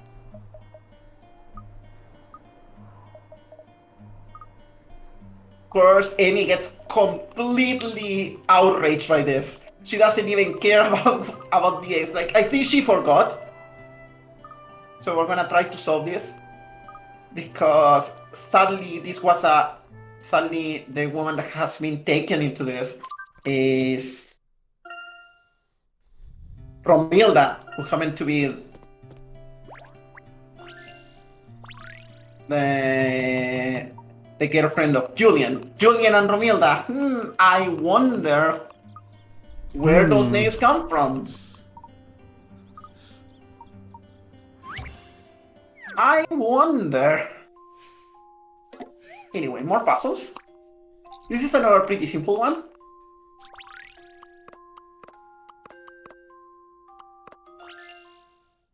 Right, I'm all set.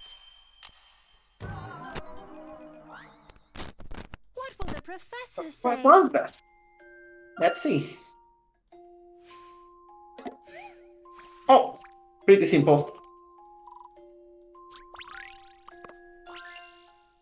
There we go. Good feeling about this one. All in a day's What work. happens?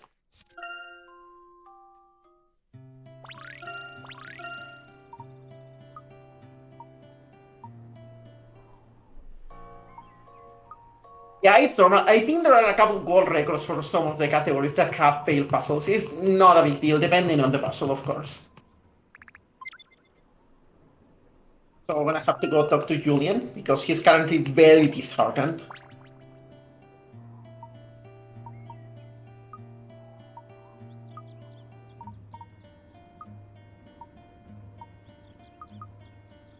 We need to help him know that there is a way to save Romilda. But we don't even know if there is one. So we'll have to do a little investigation.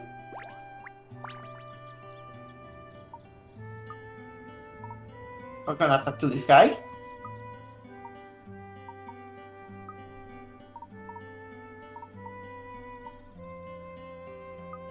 He knows a couple things. He's one of the oldest people in the town. We can now move up. We're gonna talk to Shepard. Another very subtle name. Well done, game. I appreciate the subtlety of like a freight cargo train.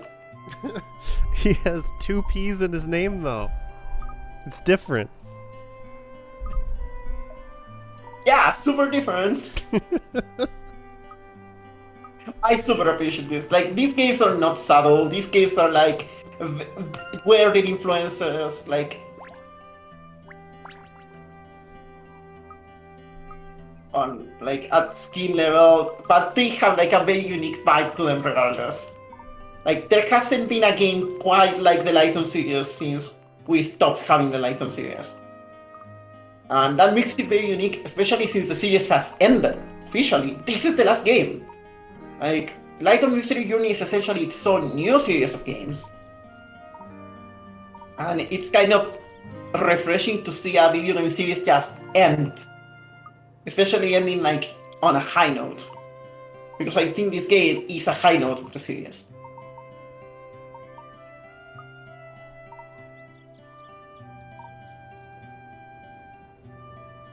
Okay, so we now know that this woman has been helping every single bride escape from their confinement.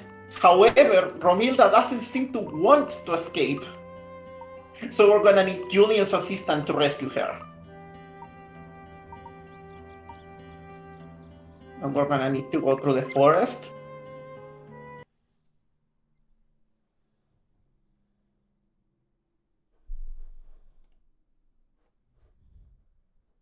Appreciate the... Give me a second, apparently disconnected. Yeah, I lost your stream. Okay, I'll wait a second.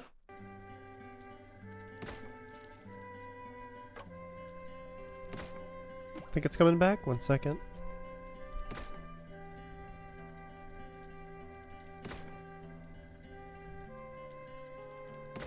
I have your stream back, but the game feed is black. Yeah, give me 1 second, I'm gonna try to fix that. Okay. Thankfully, I can just save.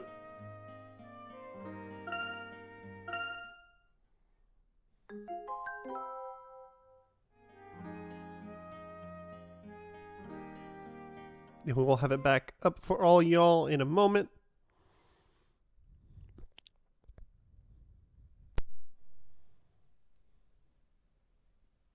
Give me 1 second. I will. I'm gonna just reboot the 3DS.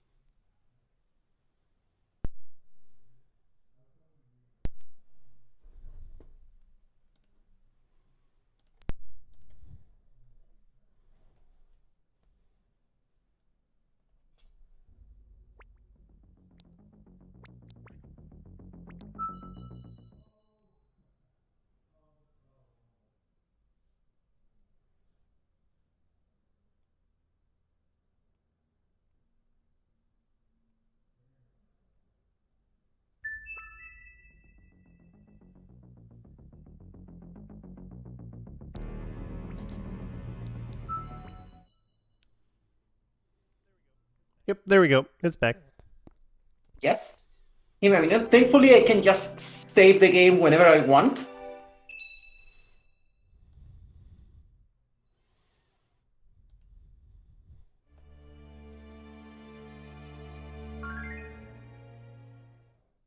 So we're gonna load it again, and I don't know if the timer was stopped, so... Yeah, I paused it when you were restarting. Let me know when done pause.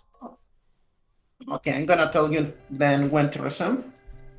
We can get back in... Are we back? Yep. Yes. Hi! Sorry about that. We can start back in 3, 2, 1, go!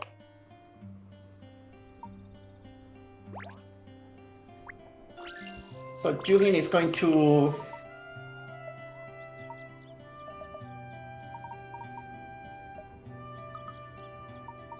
Julian is going to try and rescue Romilda. And for this we need to use a very specific pattern to walk through this town, which is mushroom, mushroom, snail, mushroom, mushroom, snail. Mushroom, mushroom, snail, mushroom, mushroom, snail, mushroom, mushroom, mushroom, mushroom, snail, mushroom, mushroom, snail. Want an answer? How's this? And there we have it.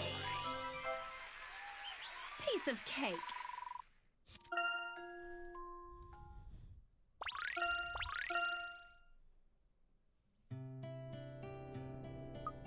Now we can proceed through the dense forest in order to save this person. And where we quickly find this blockade of rocks. Thankfully, Julian has a shovel, so we can solve everything just by shoveling through. Shouts to Shovel Knight. We need to tap these rocks in a very specific order. So you're saying he's very chivalrous? Oh! Is that why? Oh my. Did you only just get that joke? Yes!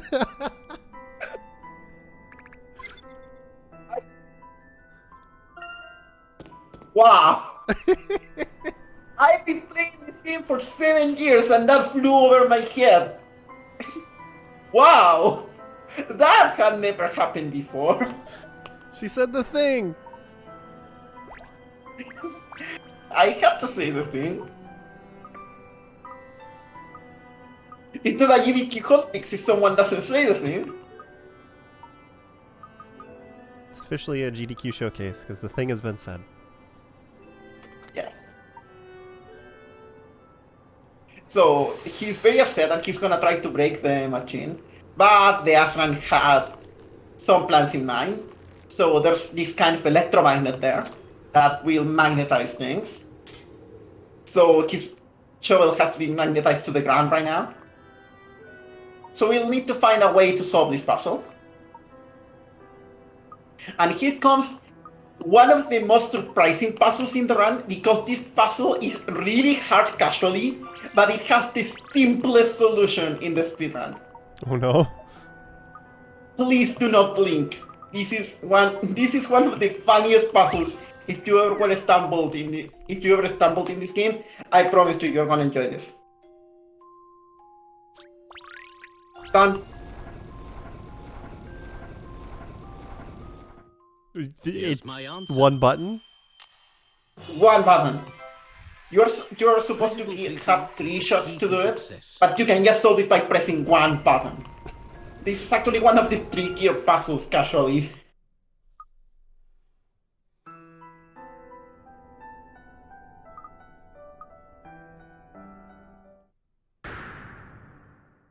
Eh, 4 out of 5.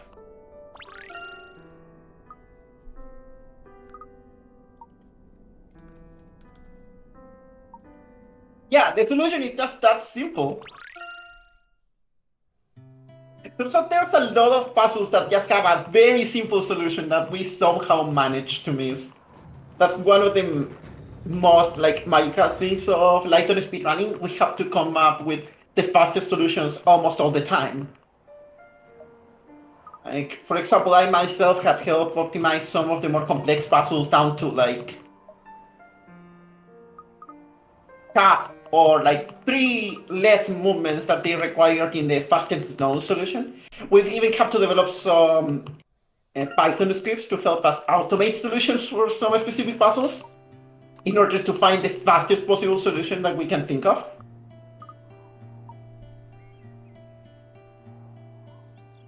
And funny enough, there's also solutions that we have found kind of semi-accidentally, because there's a lot of Professor Layton content out there. If you search Professor Layton game puzzles, this number, there's probably at least 3 YouTube videos of people who have solved that puzzle and want to show you their solution, which might be faster than the solution we currently know for the speedrun. Anyway, that's 4 out of 5, just one more location to go.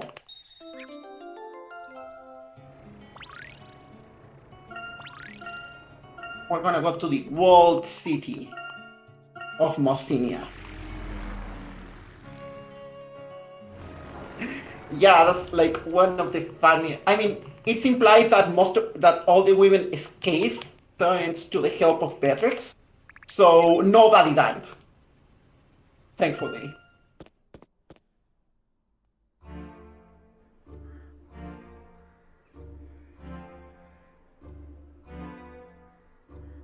Anyway, this town is awfully quiet. It's usually a lot more lively. I don't know what's going on. Hey, hello. We're gonna knock some doors.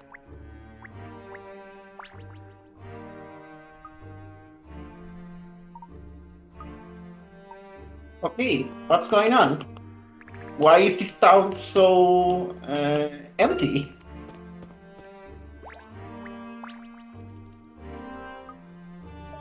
Oh, we can... Okay, apparently someone was screaming. Time to go there.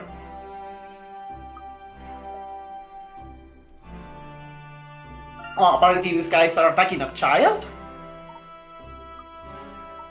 This is stupid.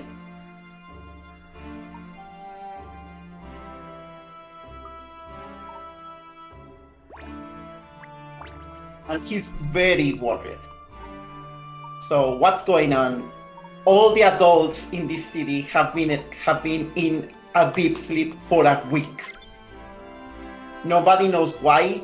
They haven't been able to wake them up, and only the children remain awake. So our current goal is to find a way to cure the adults, because without that we're never gonna find the egg anyway.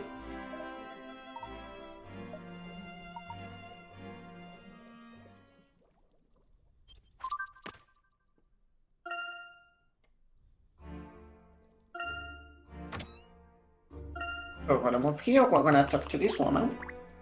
No. To this boy. Sorry. He moves like Toad. I don't know why he reminds me of Toad so much. But he's just so lovely. And this is one of the more complex puzzles of the run. Again. This is a very tricky puzzle casually. And it's very tricky in the speedrun as well because we have to do a lot of movement.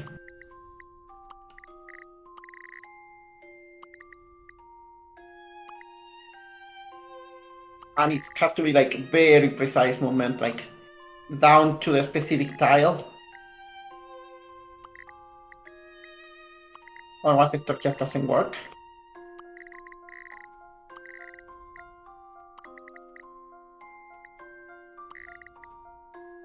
There we go.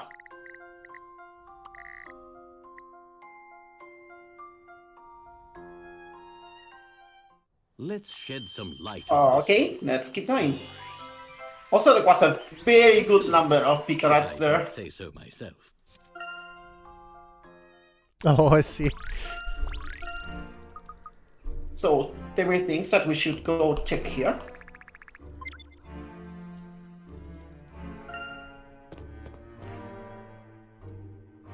Yeah, some of the puzzles are a little finicky to deal with through the touchpad. The snakes puzzle is one of them, and sadly it's one of the required puzzles, so we have no choice but to solve it. We're gonna talk to this big bird.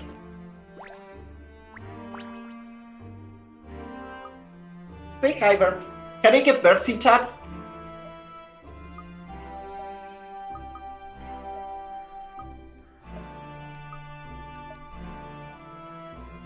So apparently there's this Phoenix sphere that is at the is at the gate of this, but we'll need to find a way to activate it.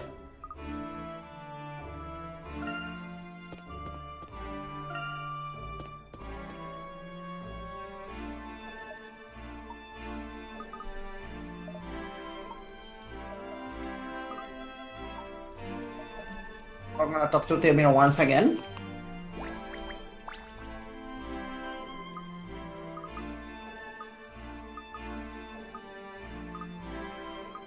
He's gonna give us some more information so we can go talk to Mary. Who is this lovely child over here?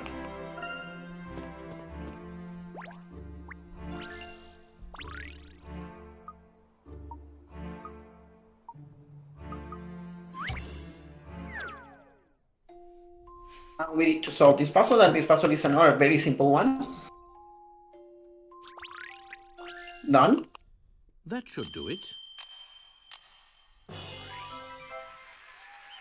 I think I'm in the mood for another.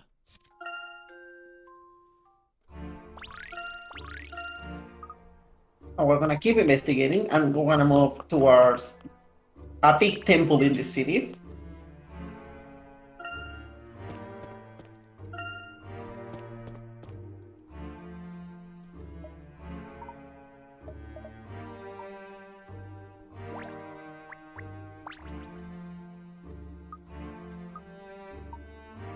Apparently there is like a mystery regarding this blue tablet here, which nobody has been able to decipher because it's written in Azran. And thankfully for us, we have someone who can read Azran.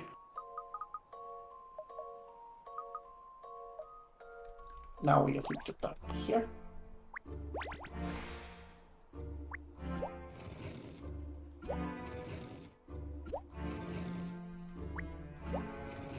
There we go.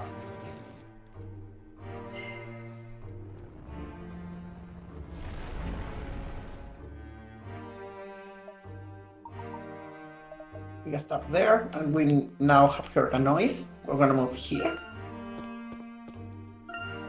And turns out there's now more Azran ruins in this town.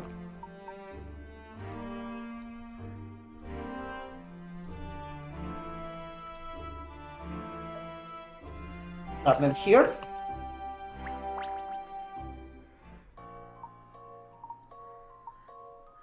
And again, this is a very complex puzzle that you're supposed to solve when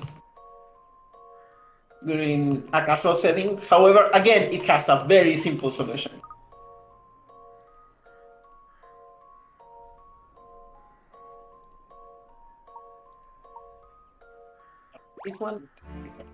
This one, and done.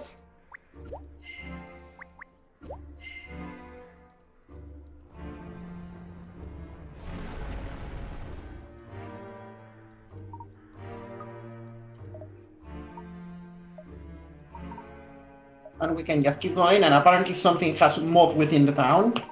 Let's go see what happened. Well, wait, where's the statue?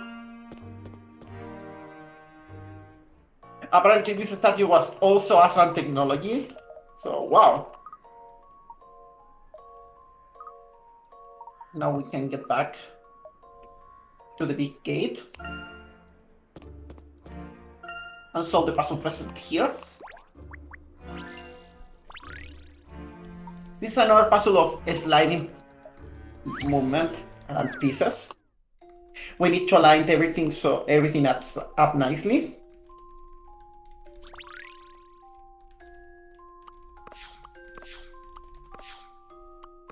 There we have it.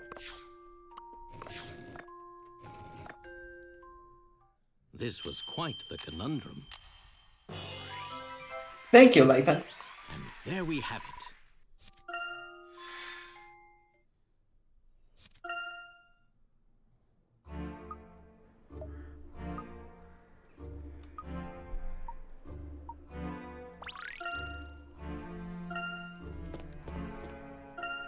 Now we head up, and the gates have been opened, and the water has been able to reach even here.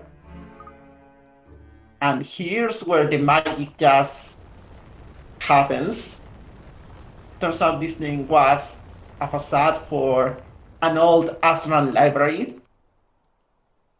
that has been found in this town. Deeply hidden within the town for anyone who could finally solve the puzzle of the Phoenix Gate. And within this puzzle, there's an ancient library. And apparently this library is a medical library, so maybe we're gonna be able to find information that can help us wake up the adults from their slumber.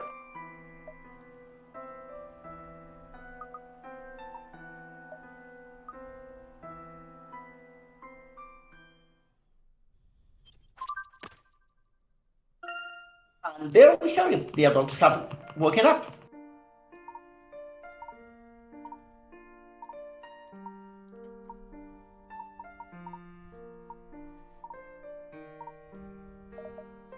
So we solved the puzzle, but we haven't gotten the egg yet. But if we head to the temple, maybe we'll get something, right? So we get to the temple, we talk to Dana.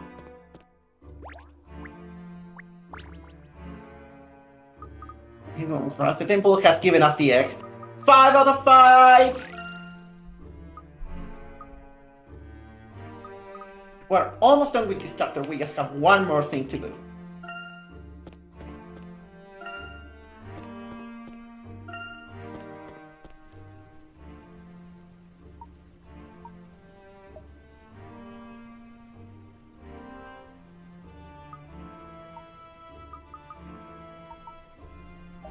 We're leaving this town.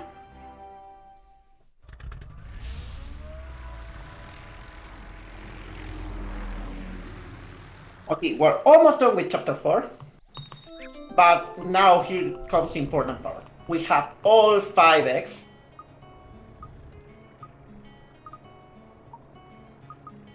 So it is time for the most balanced instruction in my notes. We talk to Aurora, and the game is going to ask us if we want to proceed, and we release the power of the Aura Stones. That is literally what my notes say right now. Aurora is trying to get them to work, and only 4 of them work. Oh no. What? One of them has been replaced. What's happening? How?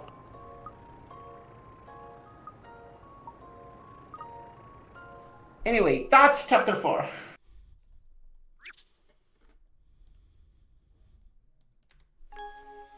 And chapter 5 will start with kind of a big twist.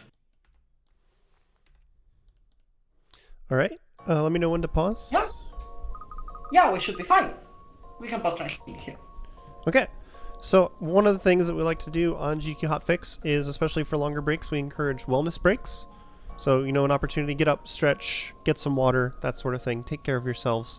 I'm going to be doing the same thing and, just try to make sure that every participating in these shows gets the opportunity to stretch and have some healthy behavior. So we're going to take a quick 5-minute break, and then we'll be back with the rest of Professor Layton and the Azran Legacy.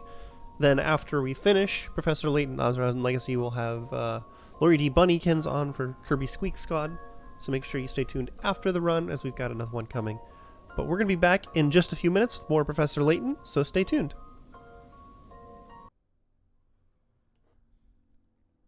Hello everyone, and welcome back to the Community Spotlight. We just had a quick wellness break. We like to encourage healthy behavior here on GDQ Hotfix, especially for these longer runs. So hope everybody got a chance to get up, stretch, get some water, generally take some good care of yourself. We have the second half. That is important. Yes, it is. We have the second half of Professor Layton and the Azran Legacy coming up here shortly, but just as a quick reminder, GDQ Hotfix is a series of ongoing showcases of speedrunning and speedrunning adjacent content here on the GDQ channel between our main events. If you'd like to know more, you can go to gamesdonequick.com/hotfix. You can see a schedule of upcoming shows, information about our current shows, and there's also a form there to submit games that you would like to show off on our shows. If you have something you think would be a good fit, you can let us know. For this show in particular, Community Spotlight, you can type !spotlight in chat, and there's a form specifically for this show if you think you want to submit something for this show in particular. But of course, you can use either one. Let us know about games you think would be good to show off. We do love community submissions. So with that out of the way, Ikuyo, let me know when you're ready to get started again, and we will continue this run. Okay, we're ready to get started. Let's do it in 3, 2, 1, go. So, as we left off, turns out one of the eggs is a fake. However, because we have the other 4, this time it's much easier for us to track where the new egg is, where the missing egg is. And sadly for us, it's not in a very particularly good location. It's in what is called the nest, which is kind of a city-state run entirely by Target. And here's where one of the main mechanics of the game is going to be very important. First, we're gonna fast travel to the nest, the new location. And second, we're gonna talk to Kits the cat, and we're gonna go through what I like to call the puzzle gauntlet. We're about to hit the final puzzle check of the game, which requires us to have 75 puzzles solved.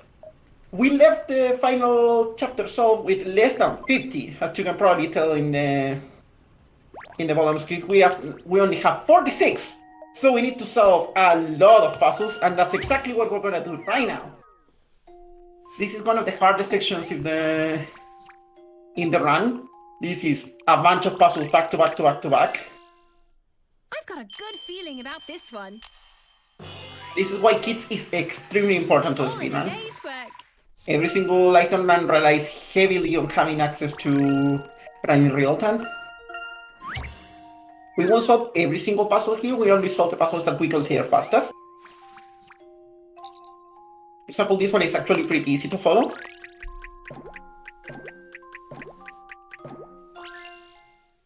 Maybe this is it.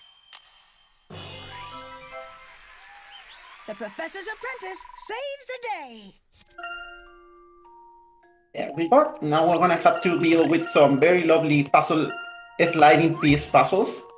Those tend to be a staple of Layton speedrunning, of Layton games in general, and they tend to be some of the hardest puzzles.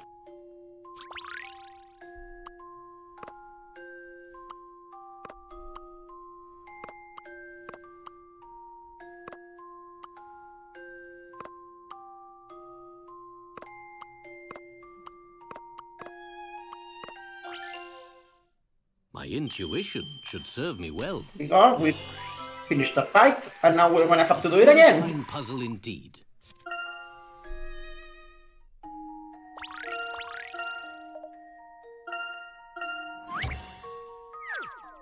This time is a little easier because there's a very big puzzle, there's a very big visual cue that gives us enough information.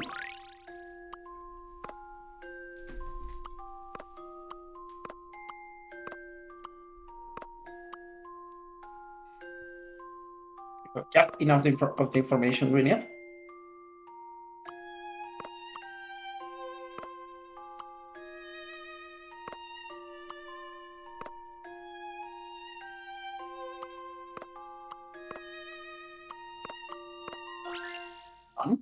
You know, I think this may be it.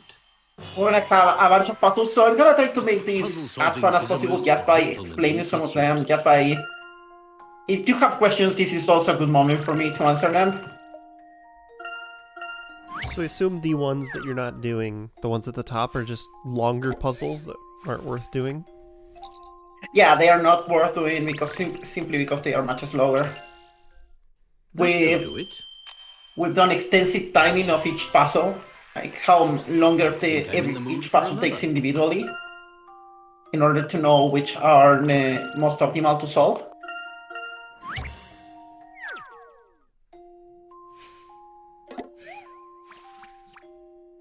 So, anyone here like Celeste? We're gonna get some red berries for you.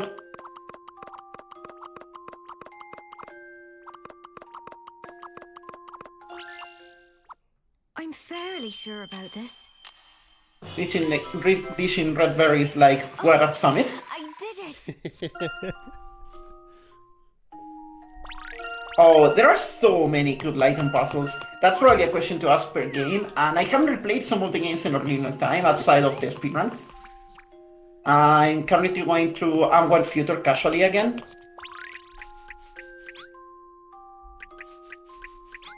And I keep finding myself marveling at how good the general puzzles of the game are.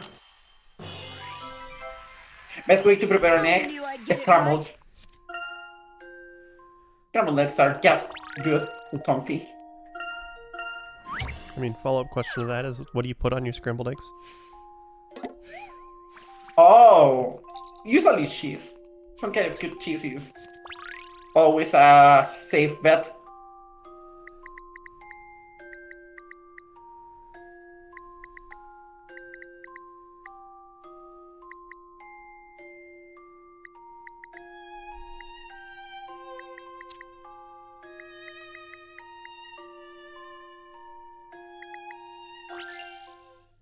Want an answer? How's this? Omelettes are also really good though. If you're in the mood, a good omelette can be amazing.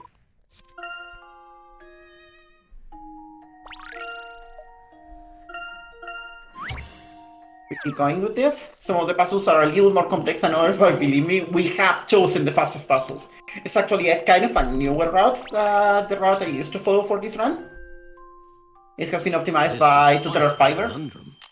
the current world record holder, who took inspiration from my guide, but also did a very thorough work of timing every single puzzle he could think of, and finding when to solve them, how to solve them.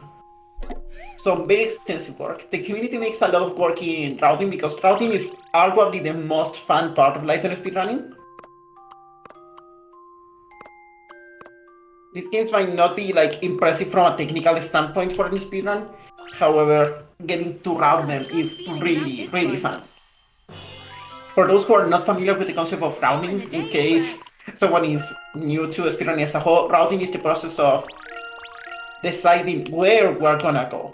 For example, like in a game like Super Metroid, if you wanna do like 100%, which is the order in which you wanna move through the areas, collect each power-up, such. In this game in particular, routing involves a lot of determining which are the puzzles that we want to solve and in which order we want to solve them. Because that's ultimately what matters for the speedrun. Being able to save the most amount of time by solving the puzzles in the optimal order, as well as just solving each puzzle individually the fastest. we can gain a lot of time just by actually solving the puzzles in the order they went in a really good order.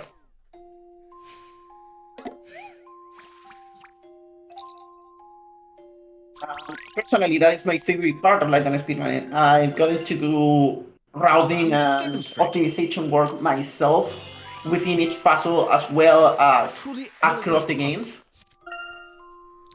Even like some very simple, yeah, like number T. But in this case, it's more like the general idea of what are the puzzles we should solve, what are the puzzles we should avoid. Maybe is it better to solve this puzzle early or to solve it later? There are like some very nuanced optimizations that you can get there just by looking at the data you have properly.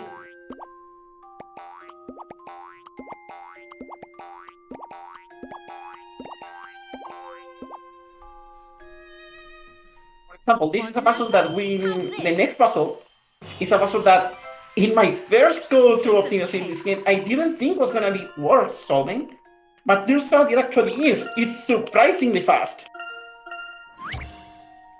And the main reason I had discarded it is because it's one of those slide piece puzzles. Tend to be really slow.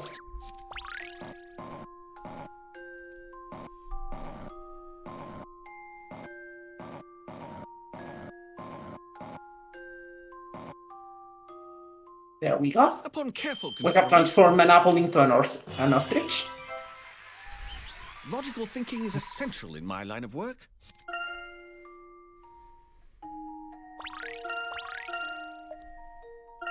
Also, thankfully, most of the puzzles we won't need to flip the page for because there are actually several pages of puzzles here. Total, there are actually 4 pages right now.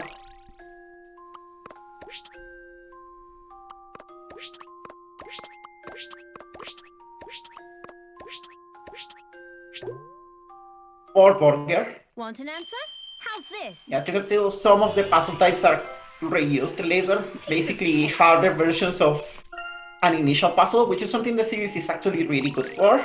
They will present you with a simple version of a puzzle and then later make a harder version of essentially the same puzzle to test if you actually learn the general process of elimination of the specific solution that the puzzle conveys.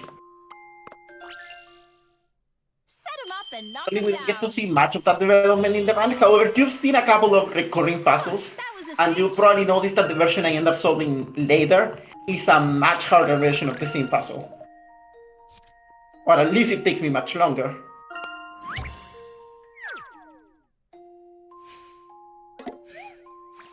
For example, this one is another puzzle that is kind of the same idea as one we had already visited. Here is my answer. I enjoyed that.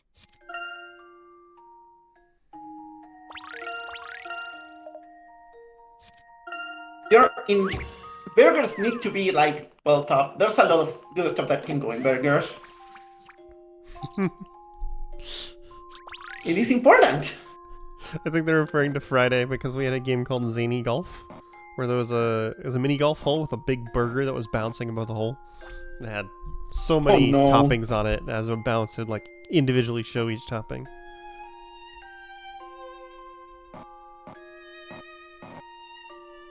Oh, Right, I'm all set. I'm in top form even today. there's like some puzzles that exploit the 3D aspect of how of this being a console that can display 3D graphics. Mhm. Like something, for example, this one. This puzzle requires me to actually count the number of fish and rotate this circular aquarium in order to count them. But of course, we just know the solution. Allow me to demonstrate. A truly elegant puzzle. And we keep going just like that.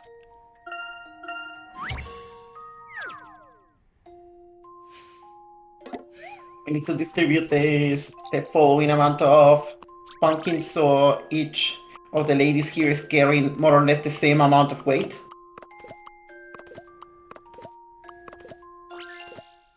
And there you have it. I think this may be it. Puzzle solving is a most gentlemanly pursuit.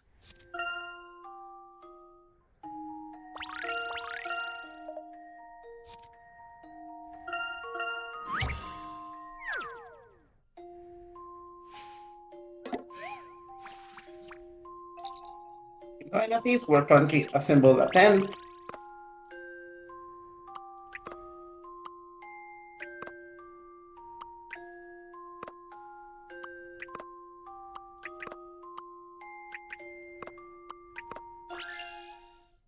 This was quite the Done. conundrum. And there we have Oh, it. the lady in yellow is Emi Altava, who is the professor's assistant.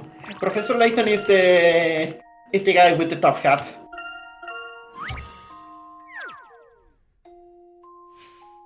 Yeah, the woman in yellow is Emi Altava, the assistant of...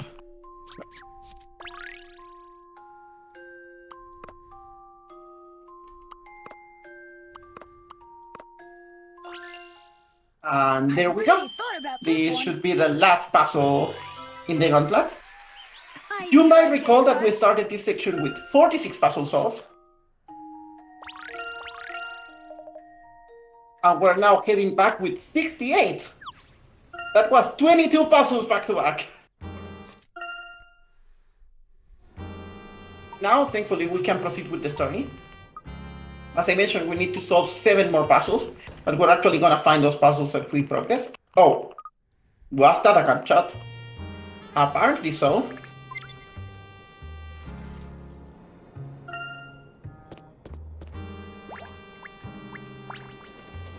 We here find Macintosh, one of the recurring characters that we had seen earlier. Apparently he's been wounded?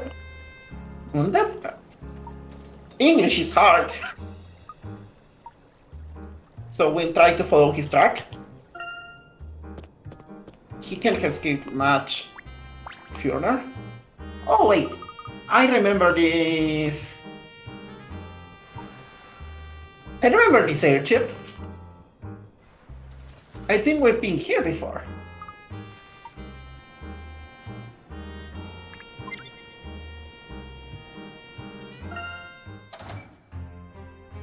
Yeah, we've definitely been here before. You might remember this all the way back from chapter 1.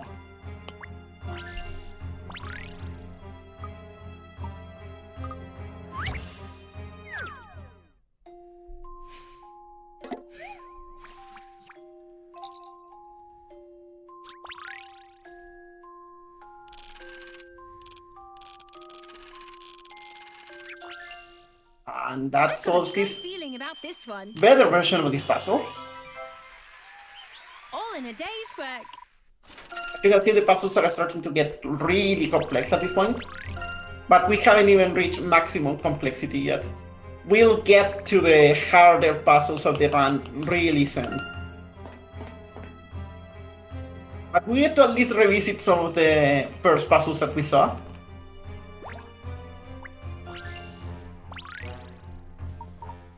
For example, we're gonna have to get through these hooks again.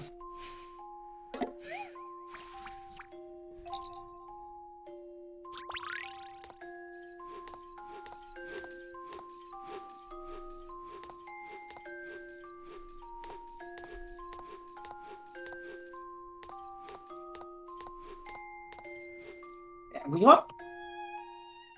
That And we should made do it through the hooks. And we hope Macintosh is alright. We hope we get to him before he passes out.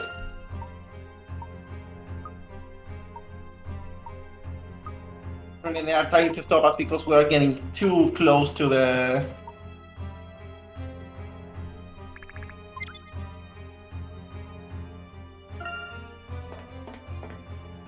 There he is! Thank goodness. Are you gonna be alright there, buddy?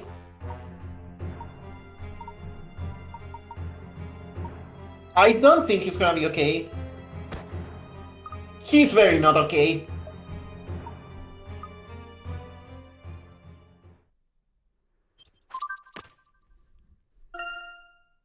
Apparently, a story that Target at some point used to be a good organization, but they got corrupted. They got warped in their goal of finding the secret of the Azran. And now they won't stop at any cost, and that's caused them to essentially become a paramilitary / terrorist organization. We're gonna talk to this person, so one more optional puzzle.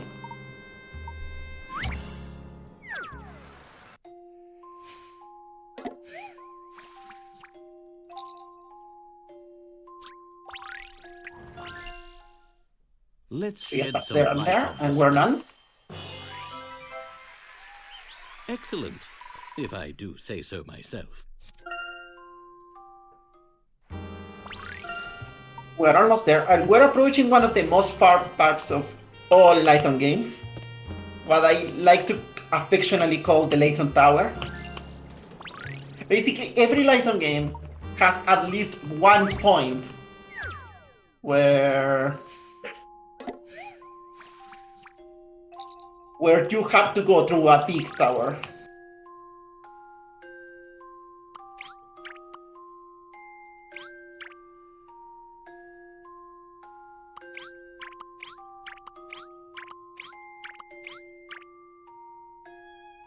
Let's shed some light on this one.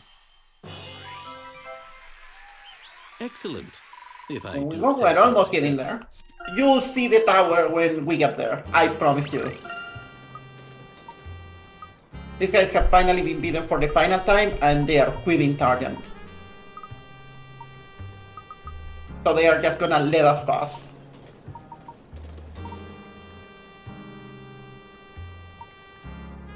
So when you say a tower, so is this gonna be like Kefka's tower? How ominous of a tower are we talking here? Here it is. Oh, It's an ominous tower. pretty ominous, yeah. Yeah, pretty much every Layton game has a section where you have a gauntlet of back-to-back puzzles followed by the stakes of the game starting to raise or the resolutions being explained. Like, the most prevalent example is the big tower that is the center of the story in Curious Village, which is the first Layton game, where as you start to progress to some of the hardest puzzles the game has to offer, the professor starts to explain what's going on to Luke. So we, the audience, also know what's going on. It's one of the cooler parts of the speedrun, at least for Curious Village, because, again, it's some of the hardest puzzles in the game, back to back to back. And in most of the series, past a certain point there, you cannot save anymore. So we need to get rid of this guard.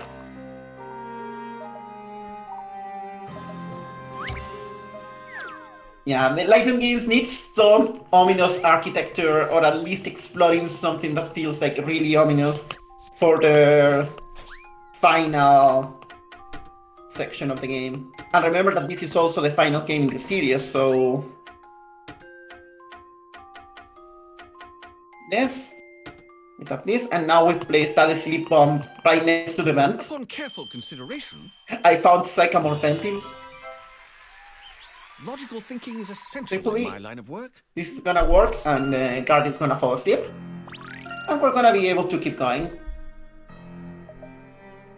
Now, why does this guy know how to make sleep bombs? That is a really good question. He's supposedly a professor of archaeology. Why would he know that?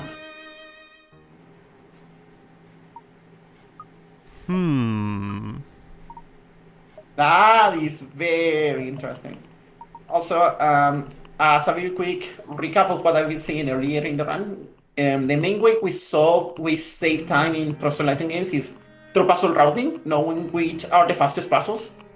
Puzzle optimization, within each fastest puzzle, finding the fastest solution. And a lot of minor optimizations to save as many test boxes as we possibly can.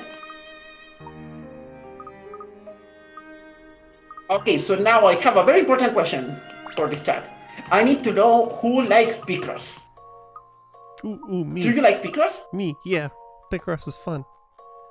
Okay, what if I tell you that there's essentially a mini Picross puzzle in this game? I mean, I'm not surprised. And we're gonna see it right now.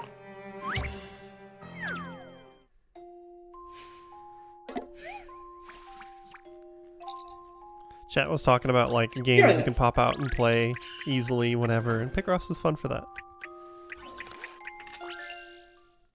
My intuition should There serve we me go. well.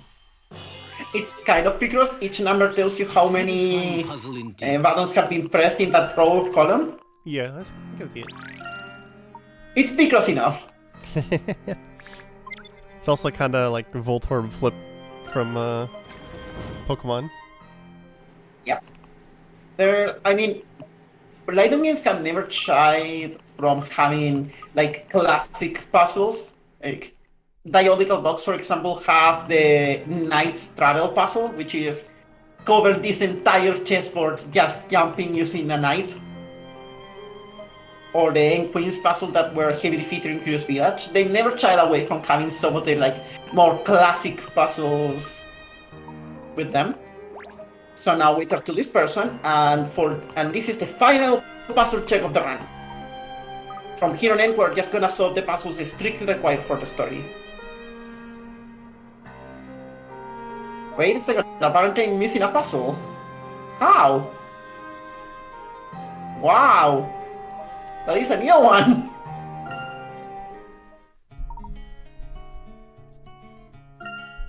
Thankfully, they have a backup.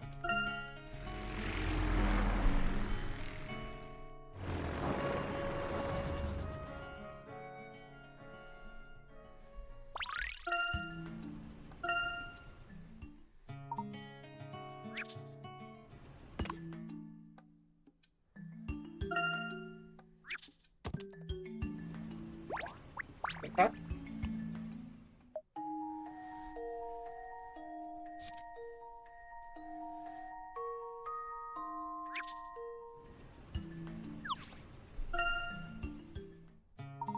It's a new one, wow! That has never happened before. She said it again. Yeah, I don't know how this happened. This is actually a mystery. But doesn't matter, we have a backup. It's a little slow, but we have a backup.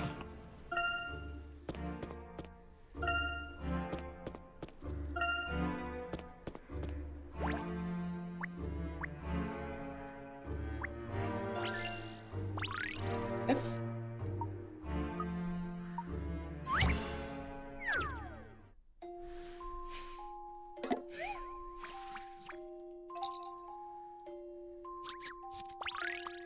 It's not the fastest backup, but this is one backup. There we go.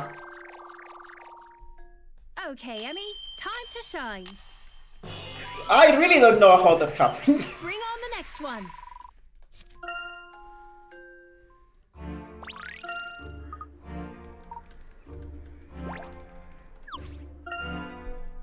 Thankfully, we can get us soon.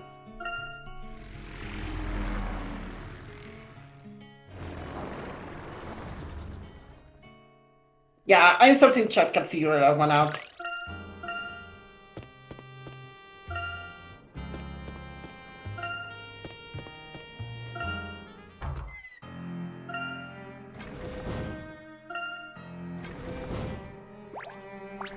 Now we can keep going. After that very simple interruption, we can finally proceed. This guy requires 75 puzzles. That is one of the tricky parts of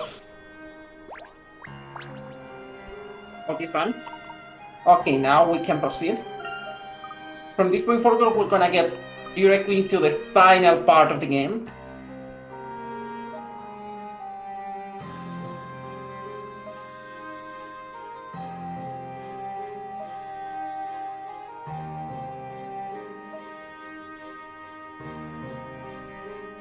We're finally at Bronner's office, and he tries to blackmail us into joining his evil organization of evil.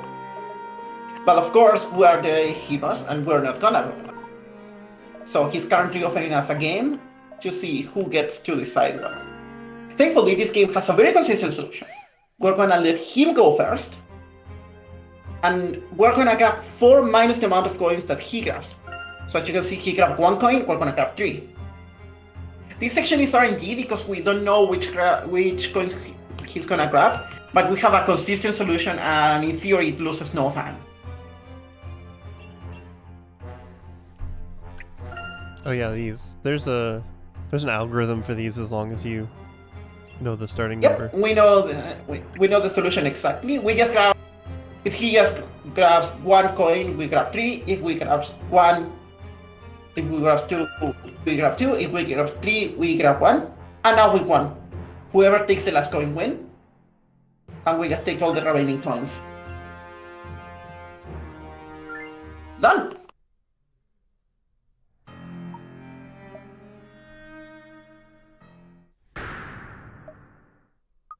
And apparently he's somehow blackmailing us because he can do something really bad to Layton's parents. But Layton refuses to join him. Thankfully, apparently all of that was a bluff.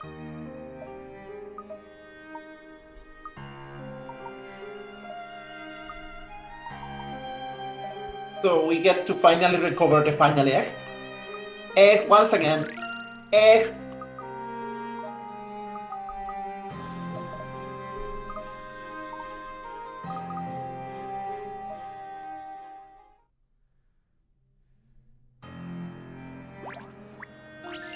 We're gonna talk to Aurora one more time, and we're gonna proceed to finally activate the X as we were meant to earlier.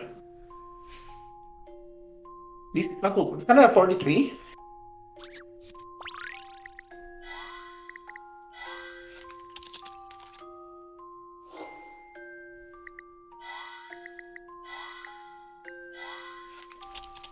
We just need to tap the sequences in order to fully fill this screen.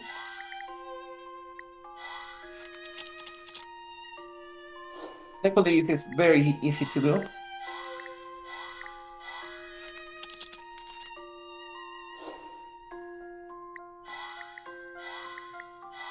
About the difficulty of the puzzles, I wouldn't say they got harder, they just got more varied. Like, they got more creative Here's with the my puzzles. answer. Which is very obvious if you think about it, because the first game was very much an adaptation of a book. And they had adapted puzzles from books into a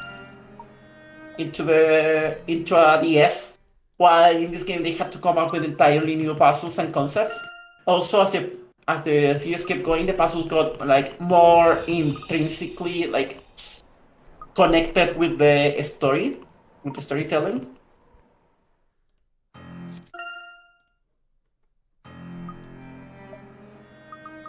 So apparently Aurora is having some really bad memories because of the key that we just built with the X.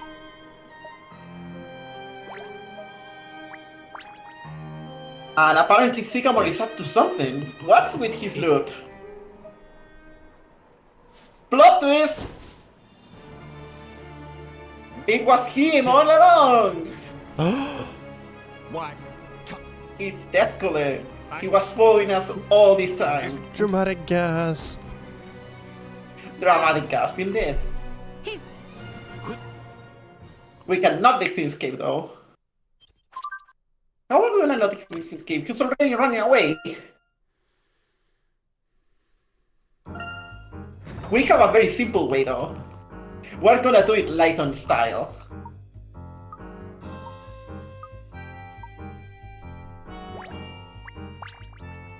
We're gonna check this pterodactyl. And with a little bit of glue and a little bit of work, we have a hand glider.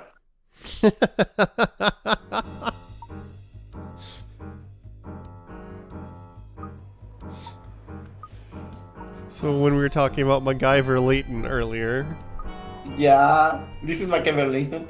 Suddenly we get to skip another of the coolest cutscenes in this game. And with that, we're done with Chapter 5, and we're heading to the second Layton Tower. This is more like ruins of anything, but this is essentially the final part of this game. As you can tell, the number of the puzzles has gotten really high. Like, we're currently solving puzzles in the order of the 140. This game in the story mode has 150 puzzles. And this speedrun in particular solved just 81.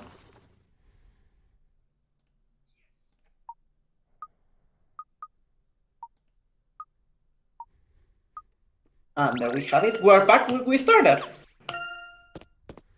We're back at Fromberg. Everyone is evacuating because apparently there's risk of an avalanche. So we need to do this really fast. A Terraglider. I like the name. So the key apparently, the key that we built with DX should be the key to finding the secrets of the Azran legacy. I see what you did there. And currently Descole has the key because he took it from Aurora earlier. But Descole doesn't exactly work for Targent. He's helping them right now, and he actually hands them the key.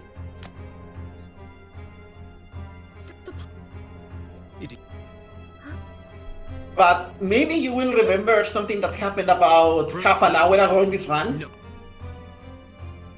Something that I really like about this game is that it has a lot of setup and payoff. Do you remember that platform? Yeah. Look what's happening with their guns now. It's an electromagnet. Yep. Their guns have been stuck to the ceiling. And now they are weaponless. No.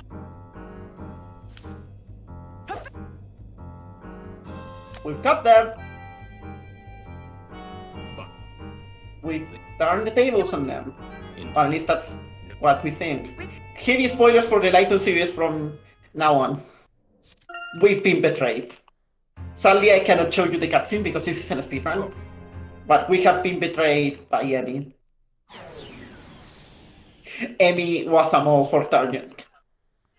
Oh no! I cry every time. Also, can we appreciate Luke just stealing the thing? Like, he would make for a great, like, American football player. Casually stealing the ball and just doing a perfect throw. It seems like a dangerous way to get it back to Layton. But it worked. So now apparently Layton and Descole are gonna have to work together. They both have a common enemy now. Oh, there's Luke. Hi, Luke. Thank goodness, you got, like, pointed with a knife earlier. I'm glad you're fine. So now we investigate this drill device. And guess what comes here? Puzzle.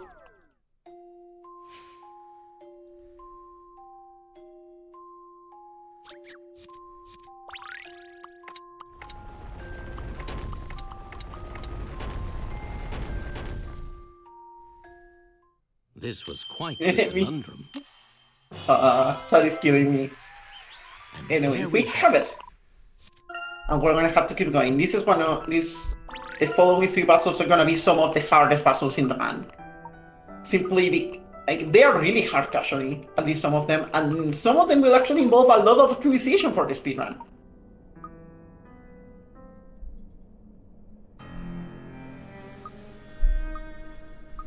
Even Luke is hurt by the fact that they betrayed them. And yes, we're gonna get a Descole solving a puzzle animation.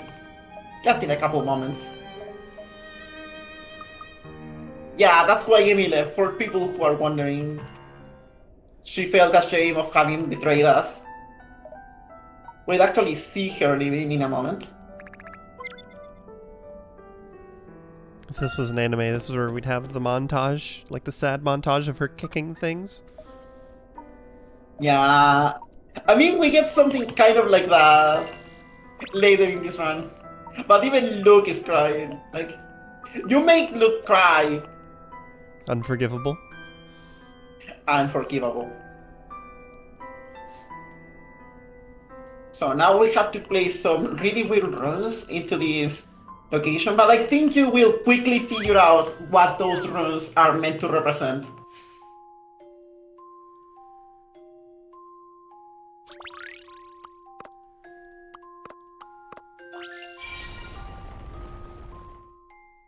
Let's get this over with.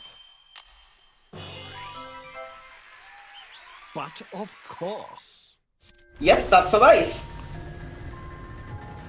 Our dice has been solved. And we can keep going.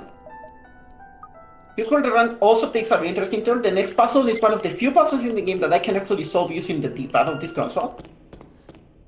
I'm gonna like briefly show that I am indeed holding a Nintendo 3DS for this. The music has changed as well.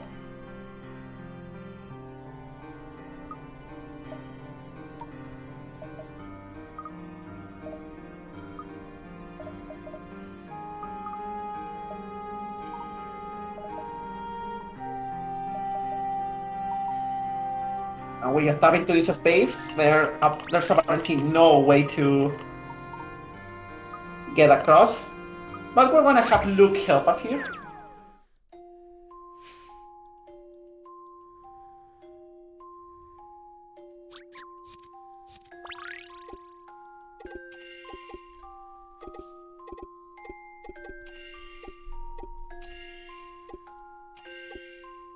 It's one of the few puzzles that we can solve using the D-pad, and it is very convenient.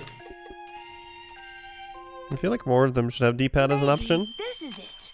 Yep, that is something that the series didn't really play with until this game, Layton vs. Ace Attorney. Layton vs. Ace Attorney is actually really convenient because most of the puzzles can be solved with D-pad alone. Because there are many puzzles that involve like exploring a maze or having to move stuff in certain ways to like tap switches, which is kind of the spirit of this puzzle. When things get dangerous, send in the kid. I mean, the kid did his work. This kid is smart. Like in Last Spectre, the first thing he tries to do is like one-up Layton, and he almost succeeds. The Last Spectre is a really interesting game in terms of Luke doesn't really like. That's the game where Layton meets Luke, and Layton Luke doesn't really trust him. This is another one that we can solve just by. Here we count our steps really slowly.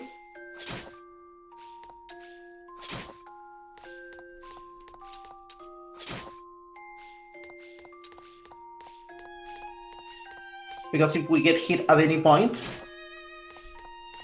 we have to get all the way back to the start.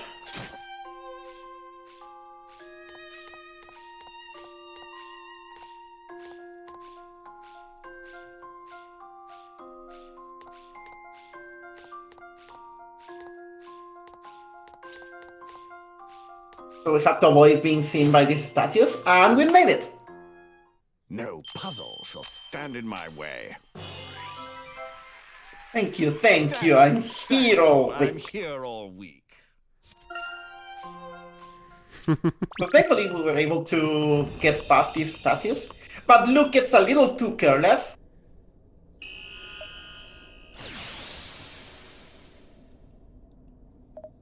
And the students are getting hit by those lasers. What? Remember that? And here's where we find out that It was Descole is actually Layton's secret brother. Because of course this game, it had to be that. You know that, right? Oh my god. It's Racer X from Speed Racer. Oh no! Oh no! I hadn't even made that connection! But it was very.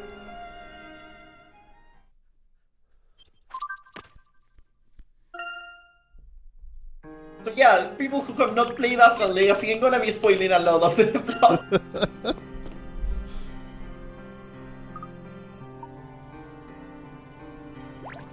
We get back here, and we get to another puzzle. Puzzle number 48 is pretty easy, we just need to tap 6 buttons. 1, 2, 1, 2, 1, 2. And we're done.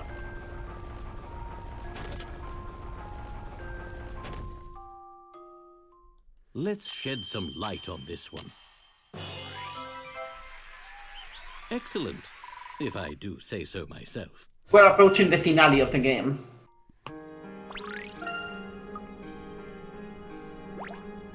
We get into the elevator.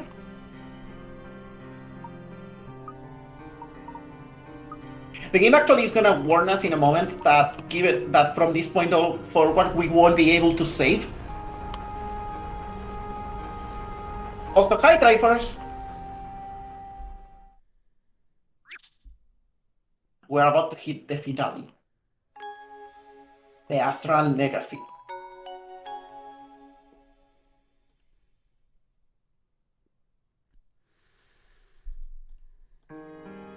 I who made it to the top of this extremely ominous, extremely beautiful for a 3DS tower.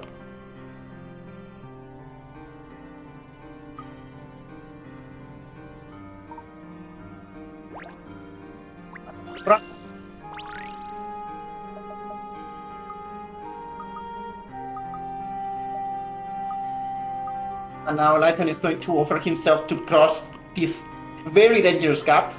This is one of the most fun puzzles of the run.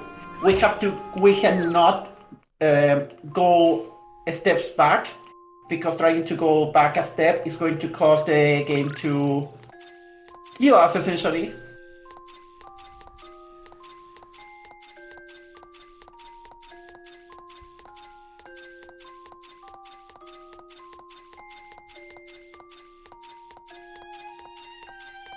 And there we go. Let's shed some light on this one. Excellent, if I do say so myself. This puzzle is really consistent and we can solve it entirely without looking at the screen, which is really fun. Now prepare yourselves, everyone. We are about to get to the final puzzle of the run. Yeah, it has a really cool rhythm to it as well. Puzzle 149 is probably the coolest puzzle in this speedrun.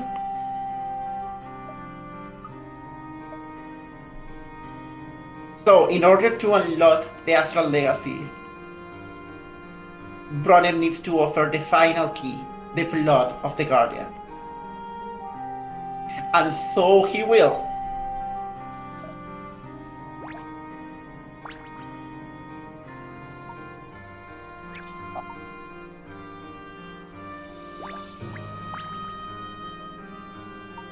There's a little menu in there. Get ready, everyone. We're about to hit the final puzzle of the run. You'll soon see. So this guy is willing to kill Aurora for the secret. But turns out, Aurora cannot be killed, as she's not human. Aurora is one of the golems built by the Azran people. They build these golems in order to make them essentially do their work. But these golems were able to think like humans. When they rebelled to be able to be treated like humans, the Azran denied them, and so they were destroyed. The legacy of the Azran is hoping that no civilization mistreats those people as they did with their golems. And if someone is greedy enough to justify technological advancement at all cost to wake up the golems again, they are no better than the Azran. I really like this game. Yeah. There's I really like this series. There's a lot that is being said in some way or another. Even if it's really silly, kind of children's adventure book. This is the adventures of Professor Layton that you can read to your child. It's just something I deeply enjoy. If I were to have kids one day, I would love them to play this game. I would play this game with them. And here we have a bunch of cutscenes. Back to back to back. You're gonna see me press the skip cutscene button several times.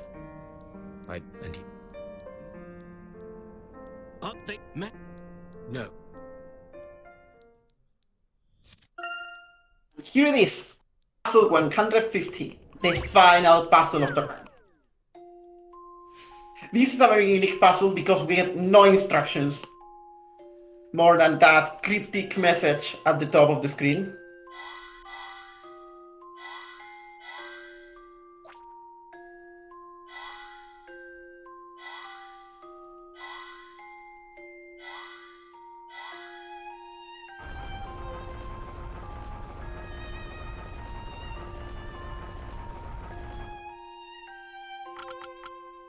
And there we go. The final puzzle of the run has been solved. And with this, we have indeed saved humanity. Also, Layton and tragic backstory. This puzzle doesn't even play the celebration animation at the end. We don't even know if it gives picards. And here comes one of the most interesting parts of the run. But I... Unskippable cutscenes. Thankfully, they are right near the end. I don't have to do much here. This cutscene speaks for itself. Enjoy! Even though I love this rendition of Layton's theme. The Azran sanctuary has fulfilled its purpose. And so too have I. I thank you all. Aurora! I must fade into obscurity along with the Azran. That is my fate. I am the last of the Azran golems. My body will soon cease to function. I'm sorry. Poor Luke, he's so sad. Stop! Come with us! The sad Layton moment.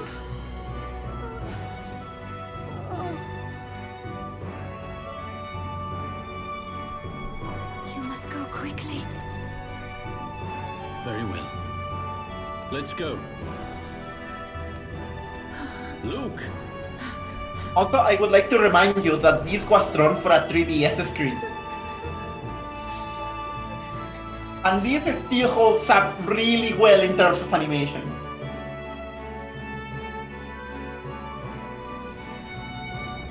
Bye-bye. Yeah, crying is actually my notes for this part.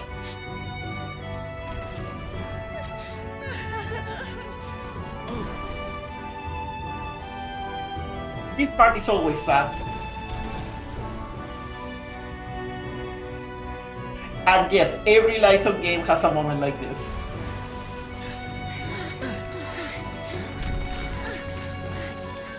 You are not supposed to play this series without crying. And One Future in particular is one of the saddest games I've ever played.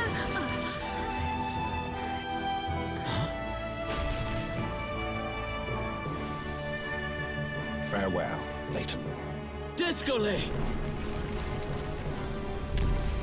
So this just kind of fades away. And well, this is Professor Layton and the Real Legacy in a nutshell, pretty much. We still have a couple more cutscenes to To go, me now. but this has been the speedrun. Have evolved I as well. hope you enjoyed. I'm gonna do all the introduction right now. I'm gonna do all the thing. Shoutouts to the Professor Layton speedrunning community. We are not a lot of people, but we are really committed to this craft. People who run this game have like And build a better future. done like runs of all the games back to back. They've done Goodbye, some pretty Professor impressive Layton. stuff. We just really love this game, Goodbye, and Luke.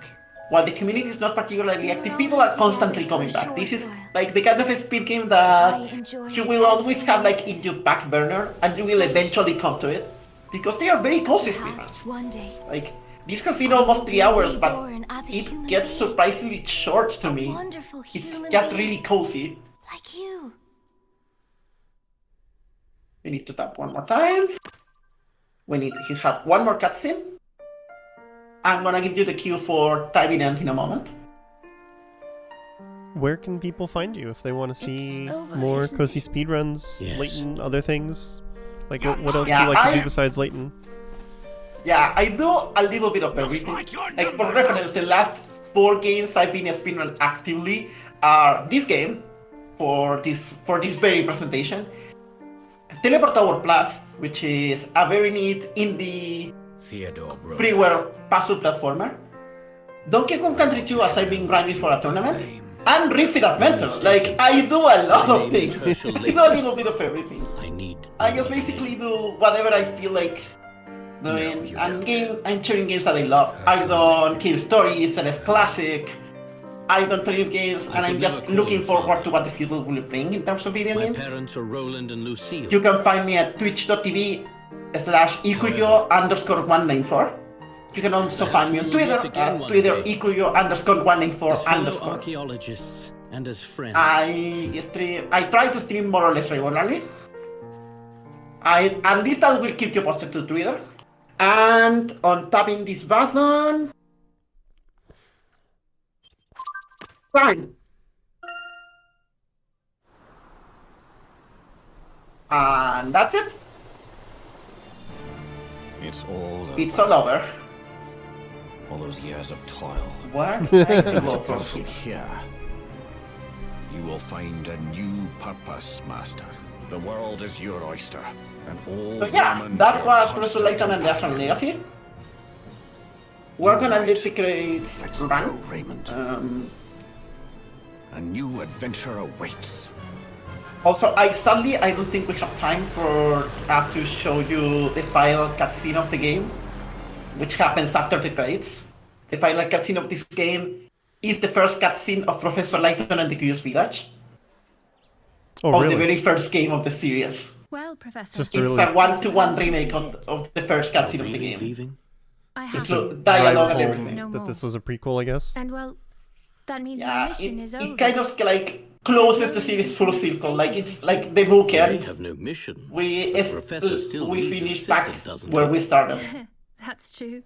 Especially a professor who has a tendency to go on wild and dangerous adventures. Anyway, thank you Indeed. very much for having me here. It's really fun. If you want to speedrun Professor Layton, you can just do it. We have guides for every single Layton game ever released. You can just follow one of them, you can read your notes, and you will complete a run. I guarantee you will. Anyway, If you ever I wanted should to be like going. take a game, Right. you can do it. We have guides, we have runs of all sizes and lengths. The shortest Layton game takes no more than an hour 50 minutes, an hour 20. So if you get, for example, like the mobile remaster of some of the old games, you can do it in a little more than an hour. This is one of the longer ones. If you've ever felt compelled to speedrun a game that you consider wacky or just unconventional, you can just do it. You can speedrun anything. Yeah, speedrun the games that you like to speedrun. If you enjoy playing a game, try it out as a speedrun. You can play a lot of games as speedruns that people wouldn't expect you to. And if you enjoy it, that's all that matters. Yep, that's the thing I speedrun for. I speedrun most games that I love. I've done everything as I mentioned. Fitness games, RPGs, visual novels, platformers. I just feel like this is the way of speedrunning is for me. And I hope you can enjoy it as well. Thank you very much for having me here. Thanks for coming on and showing us this game, Ukuyo.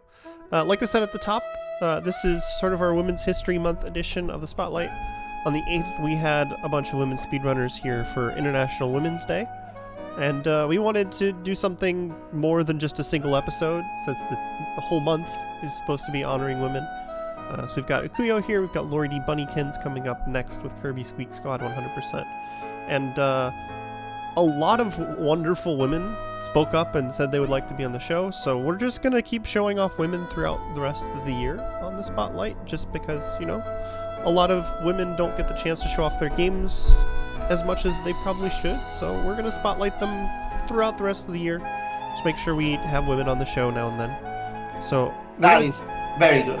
yeah. And Thank you for that effort. we are going to take a quick break here while Lori gets set up, and we'll be back with Kirby Squeak Squad 100%. Thanks once more, Ukuyo, for being on the show, and I'm so sad. We had the world record holder was supposed to be here for commentary, but his internet completely dropped and didn't come back at all during this entire thing. So That's really sad. shoutouts to Tootler Fiber, who wanted to be here but couldn't make it. He's world record holder. He's the one you said that like routed out all of the puzzle lengths and helped with the speedrun, right?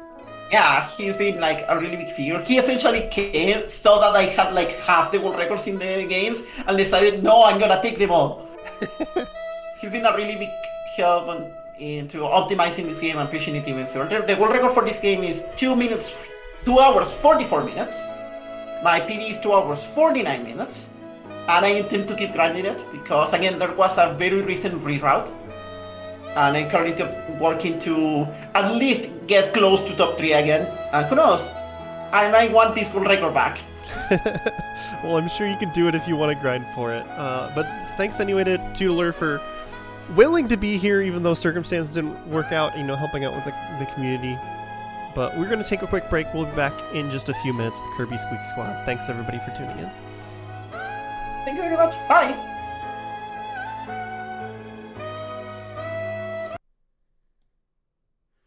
Hello everyone and welcome back to the Community Spotlight. We are back from our break and we've got Lori D. Bunnykins here who's going to be running Kirby Squeak Squad 100% for us. But real quick, like we've mentioned a few times throughout the night, this is the GDQ Hotfix, which is a series of showcases of speedruns and speedrun adjacent content between our main events. If you'd like to know more about Hotfix, you can go to gamesdonequick.com/hotfix.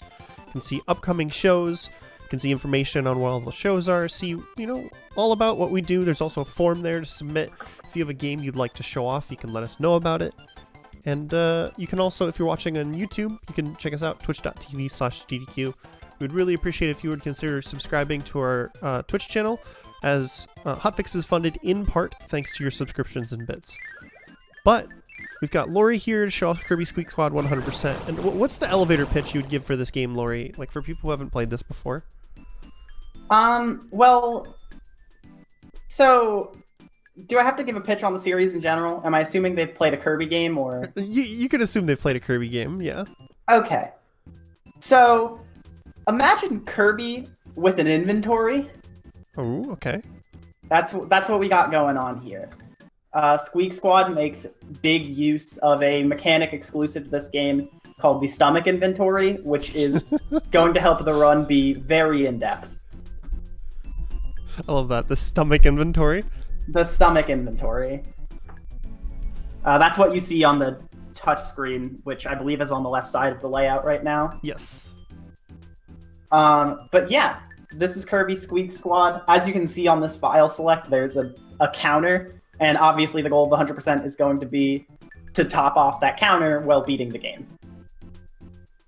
So with that all said and done, I am ready to go if you are. Yeah, why don't you give us a countdown then? All right, let's go in 3, 2, 1, go. Okay, so the first thing about this game is the movement. Squeak Squad runs on a very funny engine, and kind of immediately you're going to notice some movement tech that is a little bit weird. Like some of these slides I'm doing off these ledges, if I do them right, I can get a lot of speed. However, the core gameplay is still the same as Kirby. You can eat enemies to pick up copy abilities, which allow you to do all sorts of different things. Like, for example, this fire enemy here gives me the fire copy ability, and one of the moves I can do on that is I can use this fireball, which is really good for horizontal movement. And the first level's already done. I guess people that know me know I'm a huge Kirby fan. I love this series like no other. This is probably one of, if not my favorite game in that series, so I'm really happy to play it. But you can see at the beginning of the level there was like a little pop-up, and it showed us the inventory. So on top of copy abilities, there are copy ability bubbles. And when I collect one of those, they go into my inventory on the bottom screen, and whenever I tap that bubble, I can use it, and it'll give me the copy ability that's in that bubble. So that sword on the bottom screen, if I tap it, I will gain the sword copy ability without having to find an enemy to give me a sword, which is really good, because it means that if I need an ability, I can just keep a bubble of it from a previous level and then just use that bubble when I need it. It makes the run flow really fast and allows for a lot of ability changes, which is good, because in 100% in Kirby games, usually different abilities are required at different points in order to collect certain items that you're going to need for 100%, which in this game is the chests. You saw me collect one of them in 1-2, and what the chests do, I didn't jump there, what the chests do is they just kind of have all sorts of different things. Some of them are going to be helpful, some of them are going to be useless, some of them are going to be cool, you know, and that's what's important. But as you'll see coming up in the next screen or two, there's going to be a bunch of dirt. Yeah, here it is. There's a bunch of dirt right here. and Animal Kirby, which is a copy ability I'm pretty sure exclusive to this game at this point, can dig through the dirt. So I can dig through this area here and get the treasure chest. But then because I have the fire bubble, I can get my fire back, and I don't have to lose movement speed.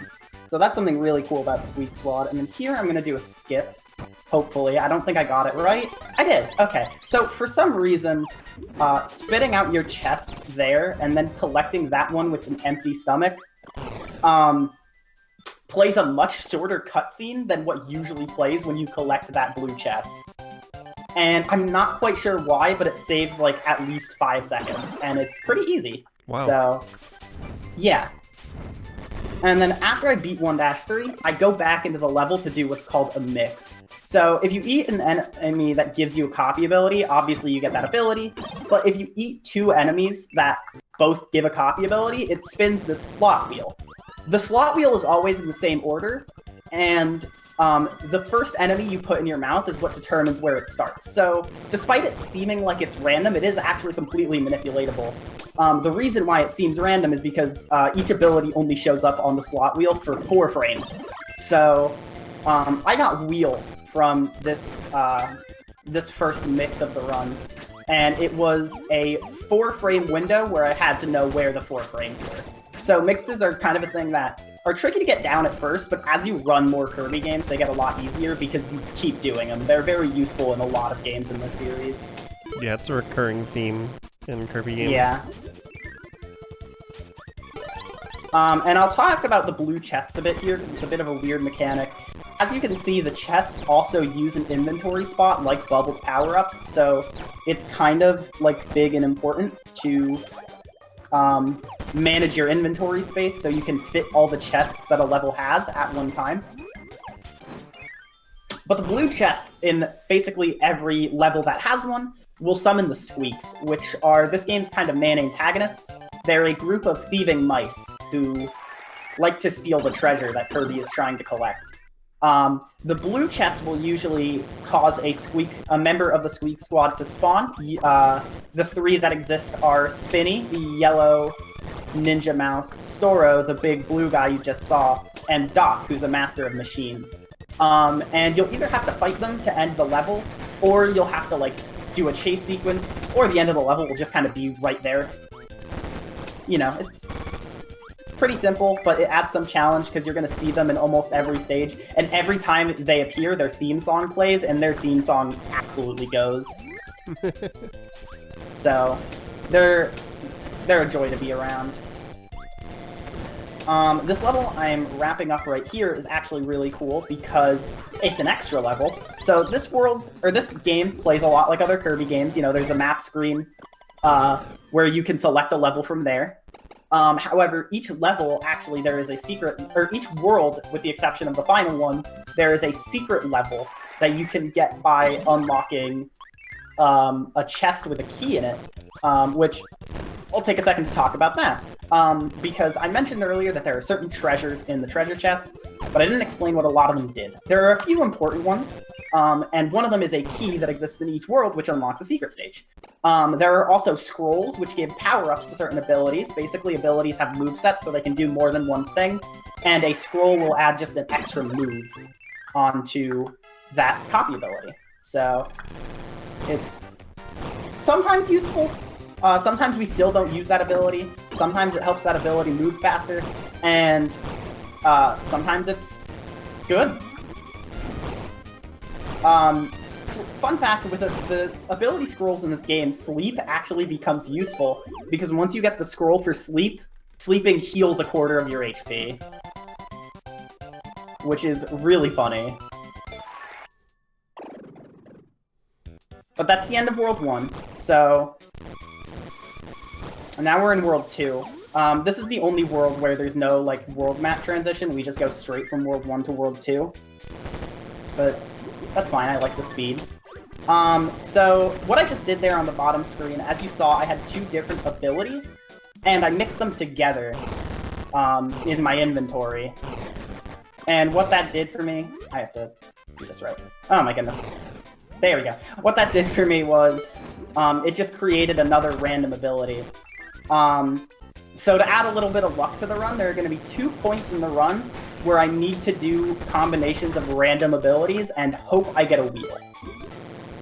However, it cuts some like really hard execution out of the run in terms of the routing, so I'm willing to make that sacrifice. Because there are some really mean mechanics that are really cool to watch, like, top level players do. But like even players in like the top 5 will do routes like I'm doing, where you don't have to do what are called question mark bubble mixes, which are a whole nother can of worms that I don't go into for my own sanity. Also, one treasure I do want to show off a bit throughout the course of this run is the spray paints. So I just went into my menu and used spray paint that I unlocked in a previous level, and now I'm Green Kirby. So there are 19 different color palettes that Kirby can be throughout the course of the run. I'm going to show a good couple of them off, because they're pretty neat. I really like some of them. Kirby looks like he fell in a vat of Nickelodeon slime. He really does. But this is the first level that's not really too much to say, so I'm just kind of chilling. I picked up a mini Kirby there, which is not great. I didn't want to pick that up if I didn't have to. Basically, the mini Kirbys are a kind of cool mechanic where if you collect a bunch of them and start combining them in your inventory, eventually they will turn into an extra life, and then you click on the extra life bubble and you get a 1-up, which is pretty cool. However, they take up a lot of inventory space, so I don't want them because I kind of need my inventory to fit stuff like chests. And there is, even with like the inventory space, there's going to be one level later in World 2 where I do some really funny looking things just to like get myself more inventory space.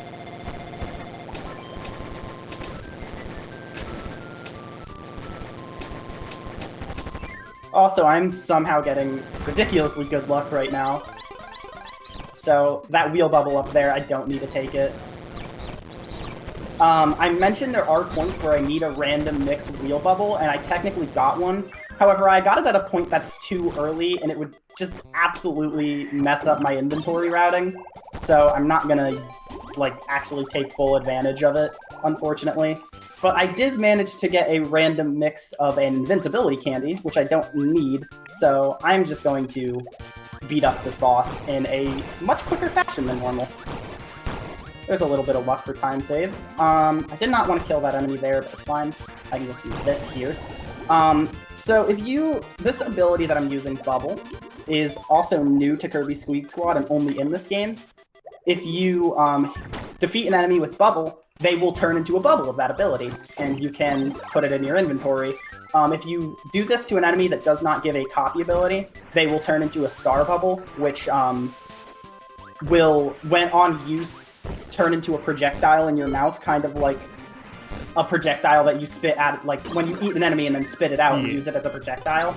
It'll basically force that in your mouth, which is really good. It has one usage in the run, which I'll get to later, but like this is the only point in the run where I want to use the bubble ability before the point where I need that usage of bubble. So I get it now. Basically, the big thing is usually if you like don't have a copy ability, that's the only time you can inhale because the inhale button turns into your copy ability. However, with this star bubble that I have, I can get a projectile in my mouth while still having my copy ability, and that allows me to not have to sacrifice my copy ability to do one thing later in the game. And the big star, is that any bonus, or you just have to get a couple of the stars to get the star bubble? So, in this game, and in a lot of Kirby games, if you manage to fit multiple enemies into your mouth, you do get rewarded with a bigger projectile. And the third tier, if you manage to get 3 enemies in your mouth, that projectile is actually, in this game at least, strong enough to break, like, metal blocks. So I specifically try and get a tier 3 star, which I believe is the highest tier, so that I can break metal blocks. That's like the big thing I want to do with it.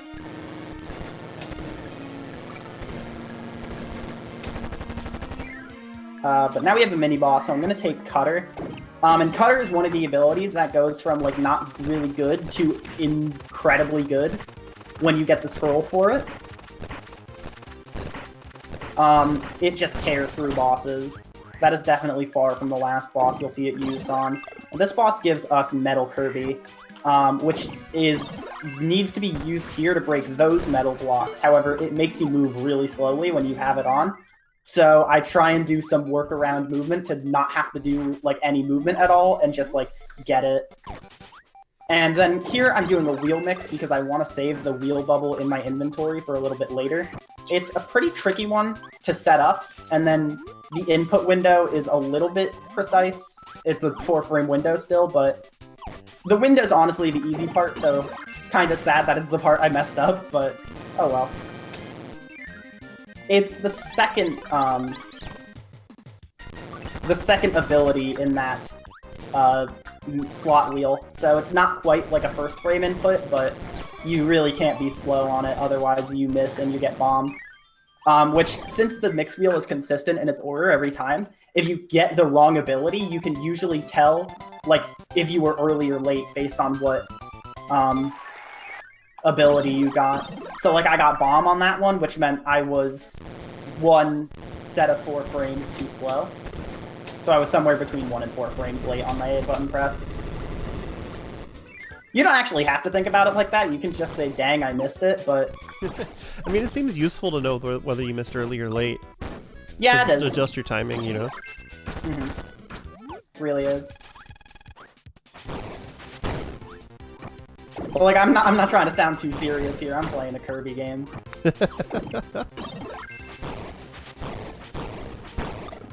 So we defeat Bonkers here and get Hammer, which is a really strong, like, ability for hitting things with. However, it can also be used to hammer in pegs. So we need to get it for this treasure chest here. And also in this level, we need to go down on the split path. Fun fact, if you were like me when I was younger, and you abused Stone in Kirby games because of its incredibly good invincibility, it's not in this game. Wow. You might be sad to hear. So, for those, like, pegs to get that treasure chest, I need to use Hammer. I'm sad for that for a different reason, because I love all the different Easter egg stone forms yeah, they would usually too. include in every game that has it. Yeah, it is kind of sad. So here's where I do a really funny, like, inventory storage moment. I messed it up. Okay. So, let's talk about this video game. In the event that so whenever a blue chest is on screen, the squeak that appears will also have a hideout. If the squeak grabs a chest, they will try and bring it to their hideout, and if they successfully get in the hideout, you have to enter the hideout and fight the squeak in order to get the chest back. It's very slow, and you never want it to happen. Unfortunately, I messed up there trying to hit Storo, and he went into his hideout. And I lost time! Woo! But, oh well. That's something that usually happens to me at least once during a run. But the funny little inventory thing I did there was I put a chest in my mouth, and because of the way the inventory system in this game works, this is the only Kirby game, I believe, that actually allows you to, like, carry things in your mouth through doors. In most Kirby games, you're forced to spit out whatever you're holding in your mouth when you go through a door. So, by holding a chest in my mouth, it's still considered collected by Kirby, so I can have 3 things in my inventory on the touchscreen and still get all 3 chests, even though that's technically 6 items. Also, that was a boss, by the way. I fought one. Hammer is incredibly powerful, as I mentioned. They did waste my time a little bit by going into the background where I can't hit them, but yeah, that happens sometimes with Miss Molly. And we're still speeding on, so that's good. 3-1 is a fairly simple level. Not too much to it. You're going to see a really funny jump, which reminds me of something I haven't talked about. So, wheel is usually, in most games, a very good, like, horizontal movement tool. In this game, it has a jump button, which doesn't seem too useful. However, in most Kirby games, there's something called a wheel jump, where usually you can get, like, this big jump if you press the jump button and then start your ability button soon after it. And like each Kirby game, depending on the physics engine, wheel jumps will be different. I mentioned this because this game quite possibly has the like best wheel jumps. You can jump like full screen, bottom to top in this game just by doing that. Like you just saw it there. And it is kind of incredible. And it makes this one of the more fun Kirby games to move around in.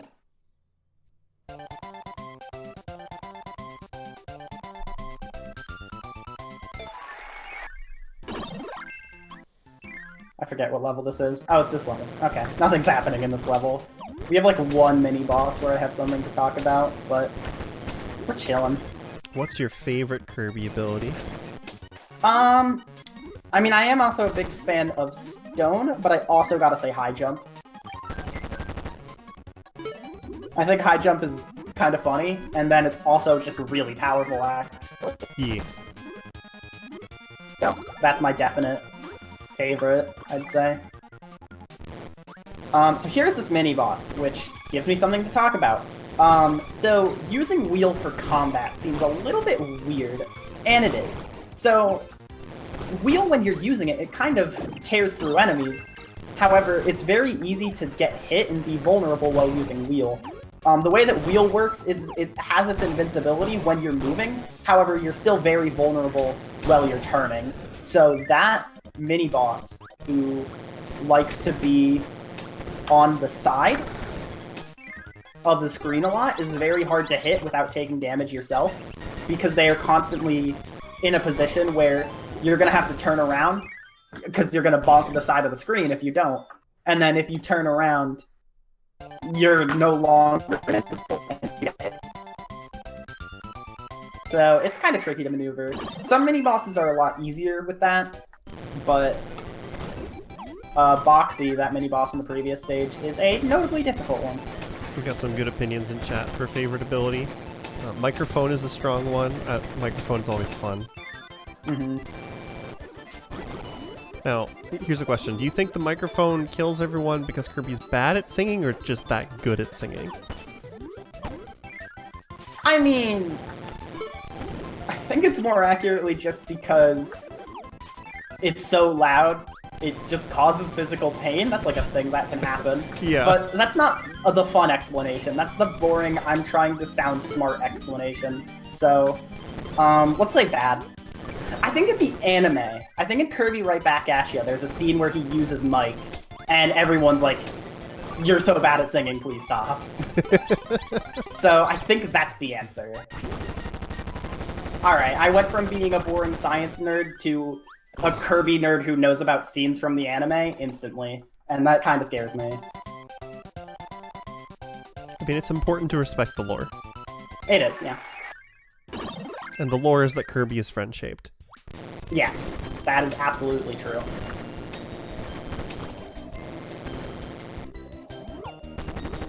Alright, so if you guys like wheel, I'm sorry, but I'm not going to be using wheel for the next couple stages. I need fire to light the fuse of this cannon, and I'm just going to keep using fire. Because it's still fast, and I still need it. I love Kirby's little construction helmet. It's so good. Yeah, then the cannons.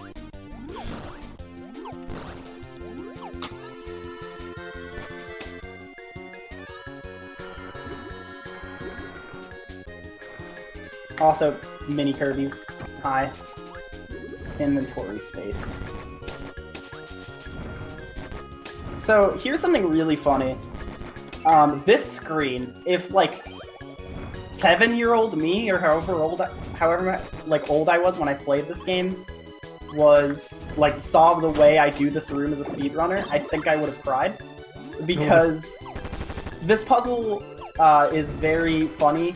So that top thing I just broke, that top bomb block, you're usually not supposed to break it first, because otherwise the chest falls into the bottomless pit there. Fortunately, you can just like slide, as you saw, and make it to the chest before it falls. But that chest, I have distinct memories of like hating it when I was younger. So the fact that you can do that, I am sure that like child me would be not happy. Or they'd be really happy, one or the other. That was I don't know impressive that you exactly. didn't hit the spikes there. Yeah, that was funny. In a lot of Kirby games, when you bonk into the wall with fire, you'll like go up a lot more, and I think that's the normal fire interaction in this game. Is it? I don't remember. But that is a really funny, like, interaction with fire. And our next spray paint change coming up, we just got my favorite spray paint in the game, so I'm gonna play with lavender for a little bit.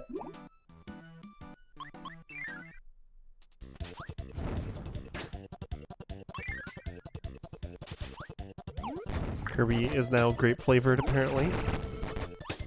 No, this is lavender. Grape is a different spray paint. Oh, is it really? Yes, I got it in 3-1, I believe.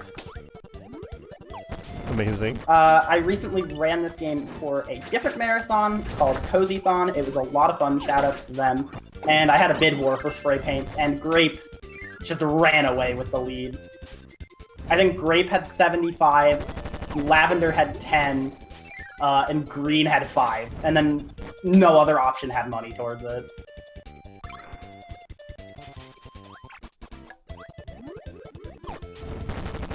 That'd be a That was fun, like, excellent. rolling donation incentive at a bigger marathon, where, like, every time Yeah. the lead changes, you change color. The thing is, I only put so many spray paints on because you get some spray paints super late into the game. Like, I think the last spray paint in the game you get in 8-2, which is the second to last normal gameplay level before the final boss. So I didn't want someone to donate for a spray paint that they were only going to see for 2 levels.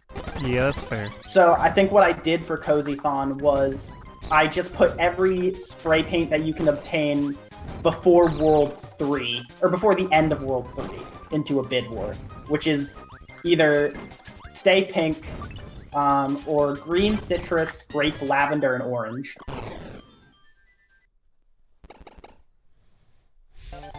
And I only know that by memory because I looked it up like 10 times trying to remember all the locations to make that donation incentive.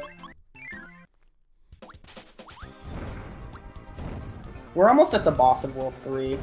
And this level, you're going to see, is pretty short, which is a funny little trend in this game. For some reason, like almost every world, with the exception of the last world, again, because that one's just really short, has this weird like one-off level where it's like a 2 or 3 screen challenge that only has 1 chest in it. So this is one of those levels, and the big challenge in this level is that this chest is running away on the cloud, and I need to get to the cloud. Fortunately, with Fireball, it's actually possible to get to the cloud before it reaches the pit that the cloud usually drops it into. So I wasn't too scared there, but it's actually kind of tricky, and honestly, it's not like impossible to fail, even though I've practiced the stage a lot. So I'm glad I got it. And then coming up, we have Mecha Krakow, which I'm going to immediately just invincibility candy jump into, and then start chasing down. This boss has 2 phases, and this boss is kind of notable if you have fire, because fire breaks clouds, so if you're using fire in this fight, you're like constantly accidentally destroying the platforms. But with the invincibility candy, you take him down so fast that I don't have to worry about accidentally falling. I mean, I still technically do, but I didn't. So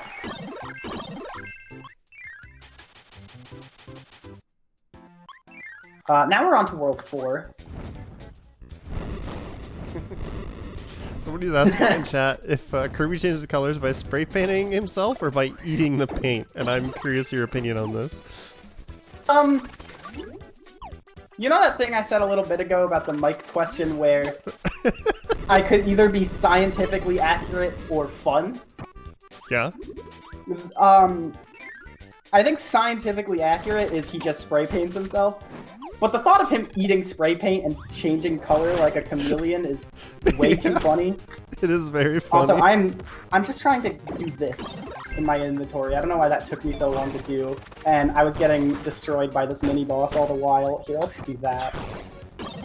Okay, that was a big brain play there. And now we have high jump.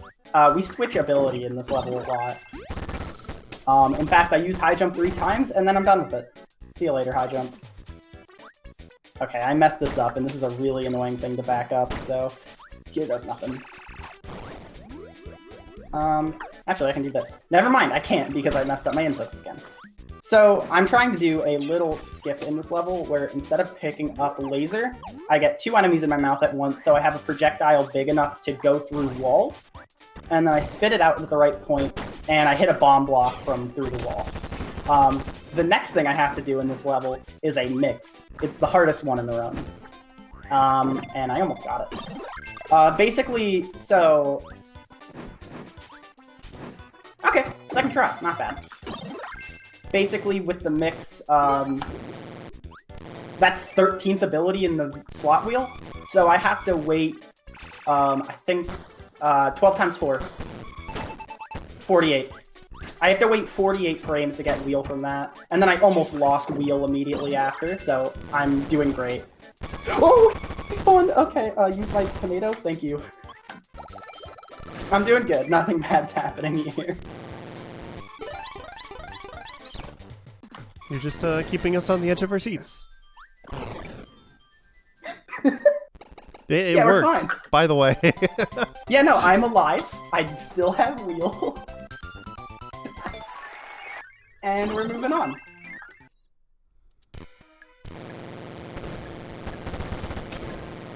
So this is 4-2. It's relaxing, which I think I need right now. Yeah, makes sense.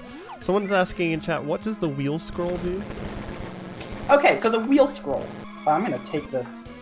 The wheel scroll, when I run over fire, ice, or electric ground, will turn my wheel into a fire wheel, ice wheel, or thunder wheel. So you can see it here with this part where I run over all the fire things to burn the ground. When my wheel goes over it, my wheel goes on fire.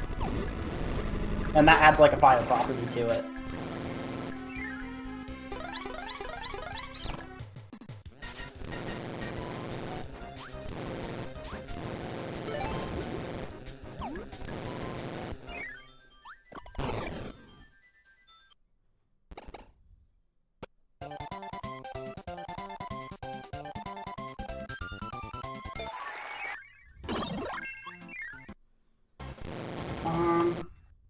This level. Oh, this level's fun. I'd say that very sarcastically. Fun fact there, in this game, every time you get hit, you lose your ability, unless you're crouching when you get hit. So I crouched through that rock to damage boost without losing heal. Most Kirby games usually have a better ability loss mechanic. Like taking 2 hits, but this game is very annoying. If you get hit once, you have an 100% chance to drop your copy ability. Unless you're crouching. I'm not gonna pretend I know what that means.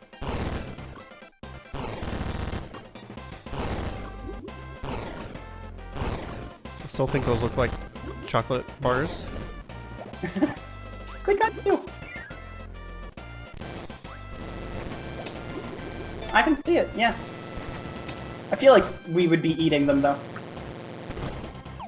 So... Maybe it's baking chocolate? Maybe. I don't know. I mean, if Kirby would eat spray paint... I guess that begs the question of, does Kirby eat raw cookie dough? I mean, if Kirby has a flame bubble in his stomach and eats raw cookie dough, is it still raw? I think he has to use the flame on it. Okay. I like to think of the stomach inventory as not like as it's working as a stomach, but almost like a, you know, like squirrels will store nuts in their cheek. Yeah. It's kind of like that. So just hammer Kirby... space in his stomach. Yeah. Kirby has an extra leg for desserts, except he can take desserts out of the leg. Is that a thing people have heard? You have an extra leg for desserts? Yeah. Okay. Our family would say that, you know, you have a hollow leg. That's the way we would say it, but same general idea. And that's where you get the space for desserts from. I've always wondered if my hollow leg is my left or my right one. Never found the answer. Maybe someday.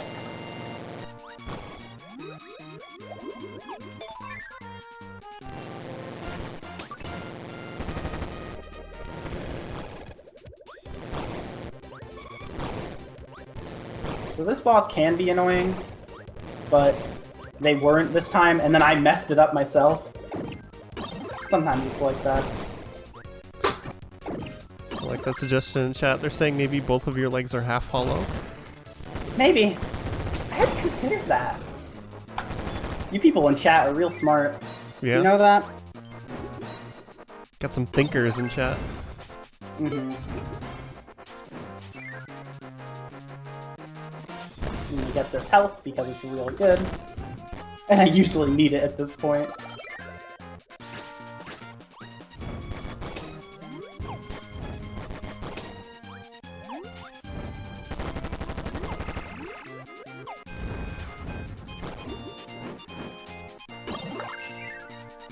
Okay. Moving through here. Also, if you've noticed, I'm still trying to collect abilities where I can to fill out that, that random wheel I need to get from just mixing abilities, so hopefully I'll get that soon. That's a tornado. I have like another world's worth of levels before I actually get to the point, so I should be fine. And you can mix with the one with the previous mix if it doesn't give you what you wanted, right? So like every time you want to mix, Yeah, you just that's need to usually find what one I more. do to just... Yeah, that's usually what I do to just have more abilities to mix with. Mm-hmm.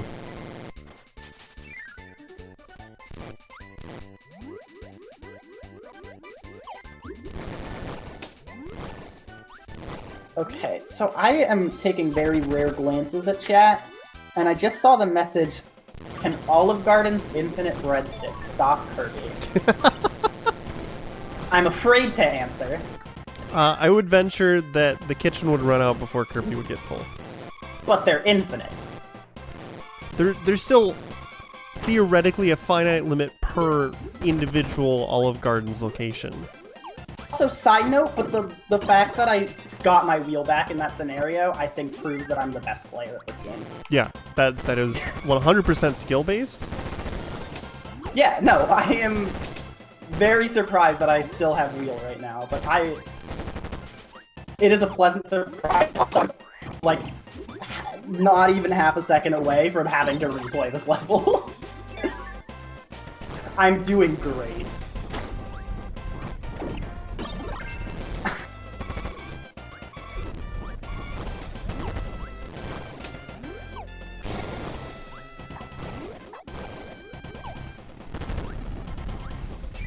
What if Kirby inhales the everlasting gobstopper? That's a good one. I like that one. Alright, I think I can analyze this situation. Because, like, the everlasting gobstopper, right? Yeah. What was stopping you from just, like, swallowing it?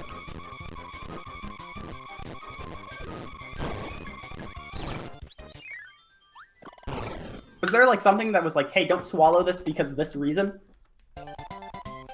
I mean, maybe the size? I don't know if it was big. It can fit I in don't your think mouth. they were that big, no. Right? I don't remember. So, this so movie. are we talking about the ones that the real ones that were sold, or the ones from Willy Wonka's factory? The ones that actually just kept going indefinitely. I think the real one, like the ones in the movie. Also, I didn't mean to do what I just did in that level. I meant to play it normally, but that works. That's supposed to be a race level where you go down the level as fast as you can and like try and get the chest before it falls in the pit. But I accidentally went in the compartment with the chest because I was too fast. Also, while I was there, I got my random wheel. So hey, there's the first like of two major luck-based things in the run. And this is a boss. He is easy. If you are like me, you have played this game several times, and you don't know this boss's name. However, you don't know that I'm a huge Kirby nerd, and I actually know that boss's name. That was Yoda Game. He's very simple. I don't know why, but I feel like the boss names in this game are very forgettable. It's kind of silly. But he's really easy, because as you keep beating him up, he loses more and more attacks. And there's only like one attack he can hit you with when you're using Tornado. Oh, the classic theme song. Yeah.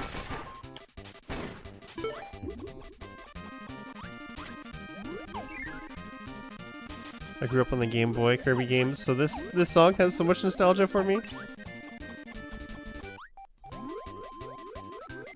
I love hearing phrases like, I grew up on the Game Boy, because I have the power to make people feel old in a second, and it's great. I'm scared. It's a great superpower. I turn 19 next week. Oh my god. Why?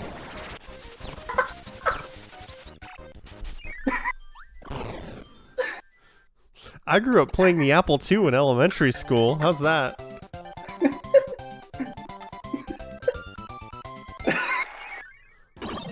My parents had a 486.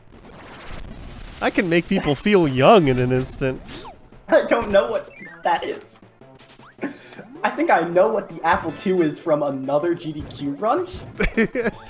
Probably when Skybills did Oregon Trail. Did Oregon Trail. Yeah. Yeah, that's what I know the Apple II from. I've, of course, heard about it in other scenarios, but, like... I mean, I personally think the Apple II Oregon Trail is the best Oregon Trail. That's fair. I don't think I've played Oregon Trail. But have you played Oregon Trail? Yeah. Okay, moving on. I almost lost my fire there. Good thing I didn't. That's one thing I like about invincibility frames in this game. You can just stand in lava.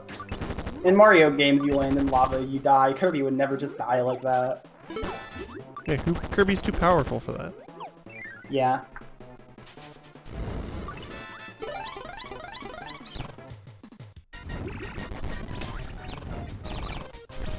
I'm seeing people reference old things in chat, and I recognize a good amount of them, despite being born in the 2000s.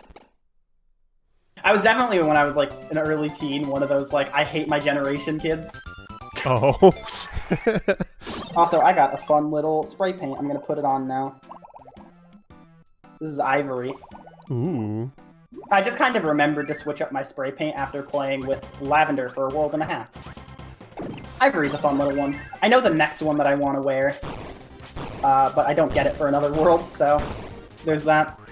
This level is your pretty traditional Kirby mini-boss rush level, where, you know, you have to beat the enemies, or beat the mini-bosses, and then eat them and take their power-up, and that's how you get a secret in the next room, and then you fight another mini-boss. And it's like, you can get the secret, but then you have to fight the mini-boss with a very annoying ability. So, for example, I go in this door, and there's a giant metal dude, and all I have is a scratchy claw that does no damage. I mean, it still does a little bit of damage. It's not bad. So I was thinking Could be about this when better. you mentioned earlier about like the only game where Kirby turns into an animal. And the closest I can think of is Kirby's Dream Land 2 when you had the animal friends that Kirby would ride. That's So, a good comparison. I mean, not animal. quite the I mean, same I was level. more. I was more talking about that animal Kirby is Yeah. a copy ability. Well, I mean, But- that's the closest I can think of, and you're still not turning into an animal. So I think you're right. Yeah. I believe Metal, Animal, and Bubble are all exclusive to this game.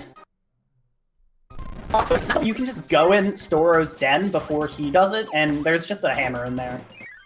Just That's like a free convenient. hammer. Yeah.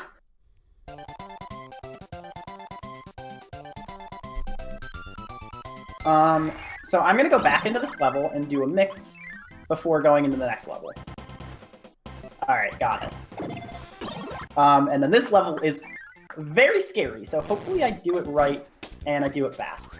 I can do that to get an invincibility candy through a wall instead of having to use Animal Kirby to get that copy ability, or to get that invincibility candy, which is really good because that makes that stage, I'm going to be revisiting it several times throughout the run just to pick up more free invincibility candies.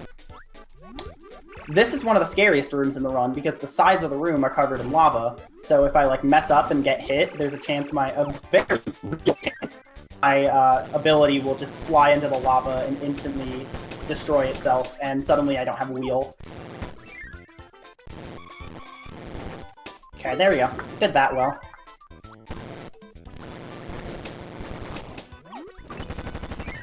That's really the last, like, scary part of the level, fortunately.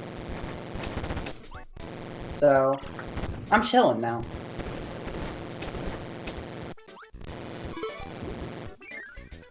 You said that, it reminded me of you talking in chat before the run. Kirby's not a villain, but he chills like one. He does chill like one.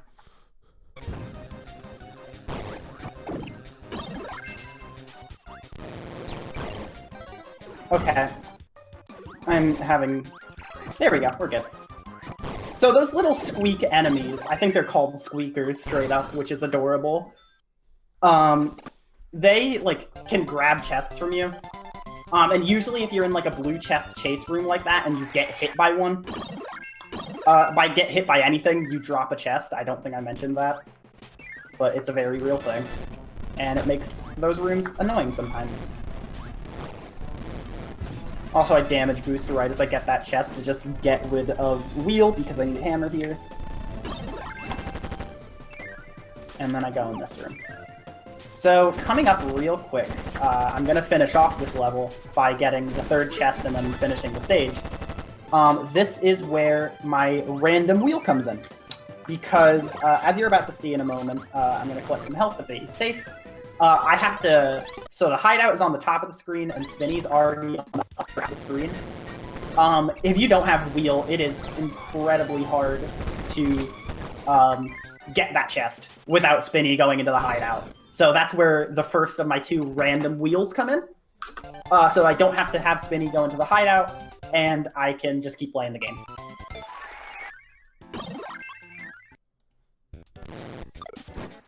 I'm gonna grab another invincibility candy, and then not spit out wheel again. And now I'm gonna go into the next boss.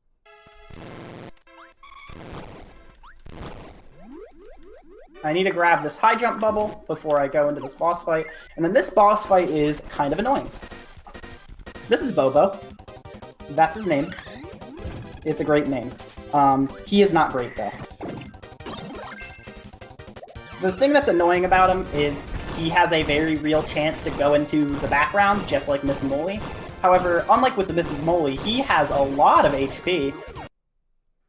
So it's a very real chance that you won't be able to defeat him before your invincibility candy runs out, like what just happened here. And now I actually have to fight him, and he's very annoying, and he has lava in the middle of his arena, so if I hit that, there goes my wheel. Fortunately, it didn't happen.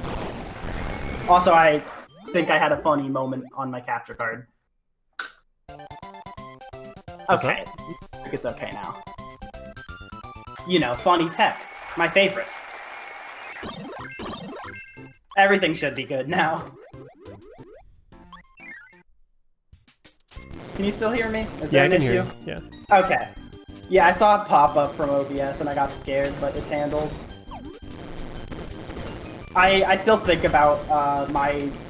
It was a run I did, I think for CRDQ, where my capture card was messing up for like 5 minutes and I didn't notice.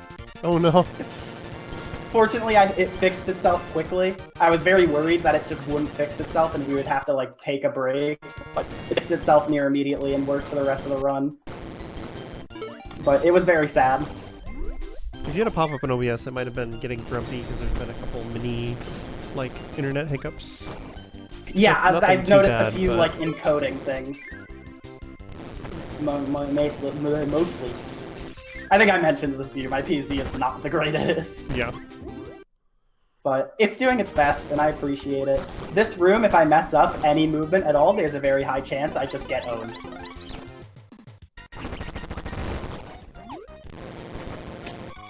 I did not get owned. Yay for not getting owned!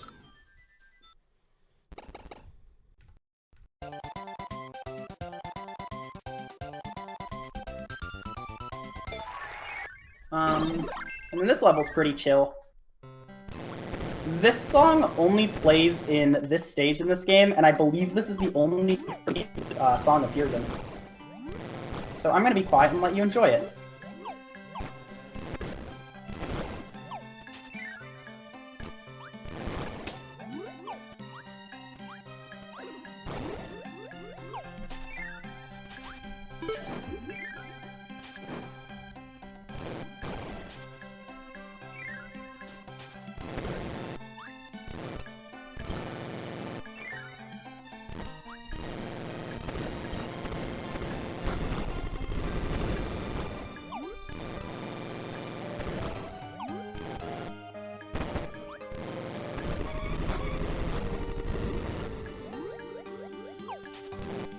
Hope you enjoyed the song. It's nice. Sorry for all the wheel noises. But the Squeak Squad really had to play their theme song right now, so. I love the sleep enemies so much. Mm-hmm.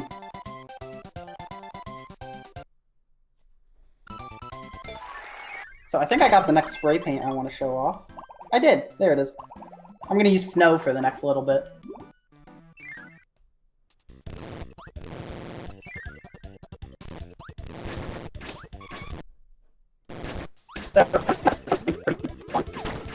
It's the only time in the run that I mix for something that isn't wheel.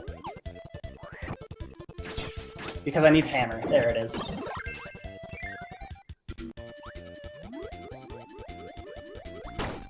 And I immediately lost hammer, but we got it back. So I need hammer in this stage because just on this screen that I'm in right now, there is going to be a peg that I need to hit in order to get a chest. And as soon as I hit that peg, I don't need hammer anymore. It's the only mix in the game where we get an ability that isn't wheel, and I don't even have the ability for 30 seconds.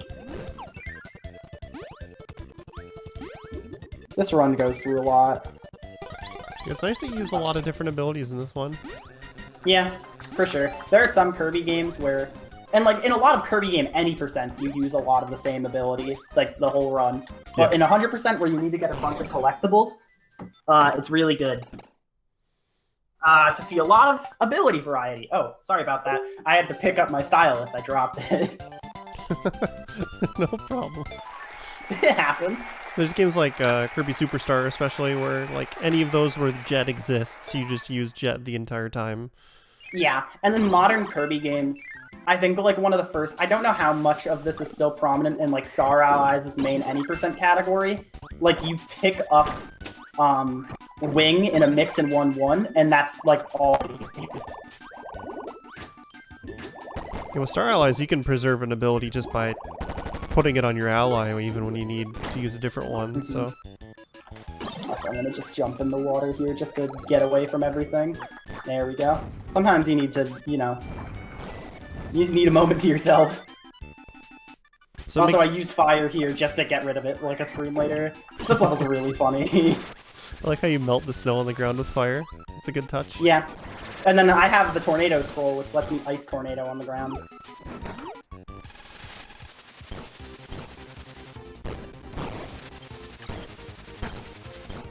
Does it do more damage when you have an element with it, or is it just Yes. element? It does. I'm pretty sure. Like, trust me on it, but like, don't quote me on it, you know? I completely believe you. Okay.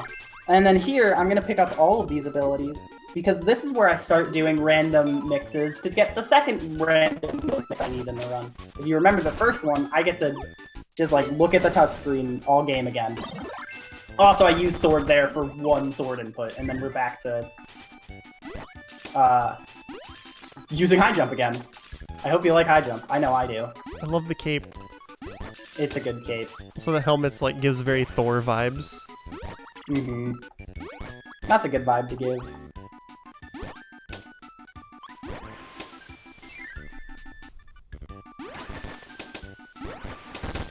Also, I really like this room. It's like this big room, and then you just press this button, and everything falls. I did it. Alright.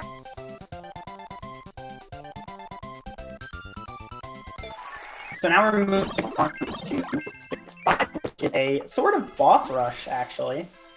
between all the squeaks, because there is something kind of funny happening soon, and I want this ability bubble. Please give it to me.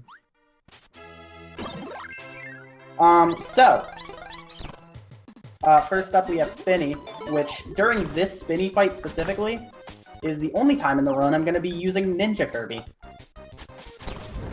With the scroll, we have this charge ability that allows us to completely stun lock Spinny in the corner by throwing a blade and then charging one. I'm going to try and mix up all these abilities that I can. I got a mini Kirby. And then we get Sword in this room, so I'm going to use Sword against the next two. We have Storo, who I have time and time again just thrown into a corner. And then he goes to sleep. Actually, fun fact about that. During his little break phase where he's invulnerable lying on the ground, it's actually a random chance if he falls asleep during that portion or if he'll get up faster.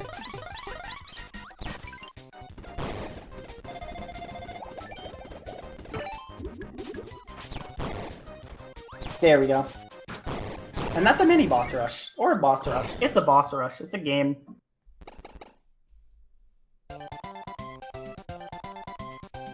So now we're not going to fight the next boss. We're going to go to the extra stage, because the extra stage has a free wheel at the beginning of it, and that's why we go to it second, so we can keep that wheel for longer. And we're still trying to mix a wheel ability in your stomach, right? We're trying to get a random mix wheel for, like, actually the last level of the game. If I don't get it, there's a backup place I can just go to and get it from at that point, but I obviously don't want to waste the time there if I don't have to.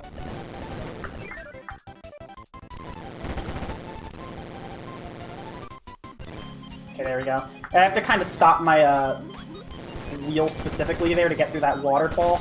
The wheel scroll, when you create Ice Wheel, when you go on water as the Ice Wheel, it creates like an ice platform where you drive, I guess? And so when you're trying to go through that waterfall, if you're Ice Wheel, you will freeze the waterfall and then you can't go through it. Oh, and no. It is a little bit annoying, but fortunately I got through it well, and my wheel is running away from me. I think it's safe to call it. Okay, I lost it. I'm gonna do this. This is a really funny backup strat. I'm just gonna use the ability that I was using to random mix just to fight this boss. I was gonna say, I think it's safe to call it driving, because in Superstar you can have the wheel rider ability when you're playing with... So I still messed up despite using a copy ability, which I think just is great. Would we have seen that copy ability at all throughout this run? Nope. That was the only time you'd never see Cupid at any other point in the run. See, it was just for the fans. It was for the content. I got my ability back, and fortunately with Kirby games, as you've noticed, I've done this several times. Once I beat a level, I can go back into the level, pick up anything I want from it, and just exit it at any point with no punishment. So there's a wheel at the beginning of that level, if you remember. I can just go get it again. And there we go. Nothing bad happened. Yeah, nothing. You were just showing Cupid off for the fans. You know, all The players. RNG is the only reason this run is losing time. No others. So this is DeRoach. He's the leader of the Squeak Squad. And we use Invincibility Candy on him. And just like every other boss we use Invincibility Candy on him, he is really annoying to use Invincibility Candy on, because he likes to teleport around the screen. So I have to do a little bit of this fight without invincibility. Fortunately, he started being nice to me once I stopped having invincibility, which I think is still mean.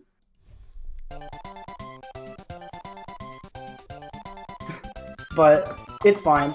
We beat World 6, and now we have a cutscene that leads into World 7. The reason we have this cutscene is because a treasure chest I never explained.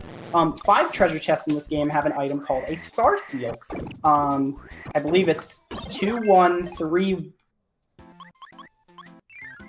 2, 4, 2, 3, 5, 1, and 6, 2. I think. The you do not have seals.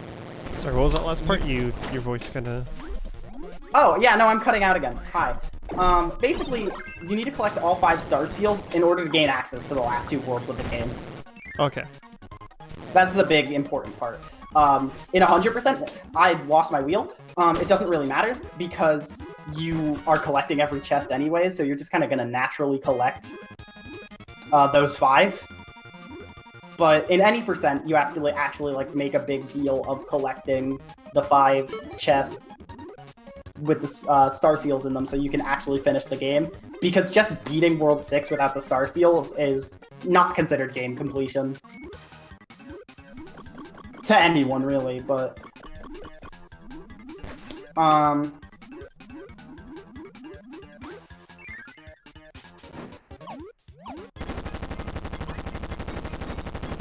Yeah, I lost wheel in the swimming portion because I was on a cycle that I thought I did well, and then I didn't do it well. It happens. It's fine for the most part because we get fire in this room, and I need to start using fire like in the next level, so I don't really lose too much time from it. I just lose time in like 2 screens in 7-1. Actually, that's not true. I think you can use wheel in 7-2, but you want fire anyways.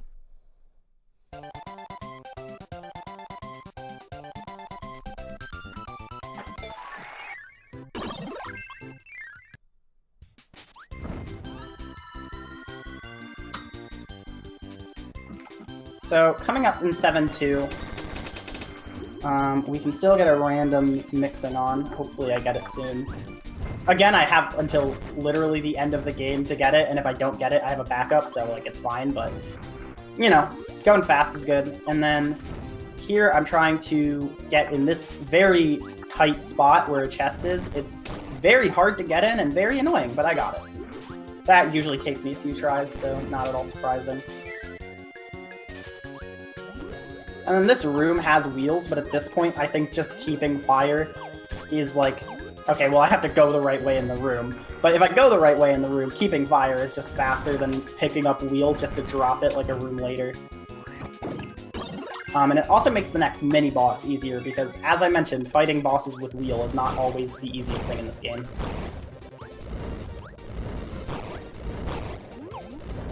I got exploded? Again? I don't know what's exploding me. Probably the bubbles. Probably the attack the boss uses. Yeah, it's the bubble. Is the thing that's hitting me, if I had to take a guess. But there we go, I beat the boss. There should be a heal soon.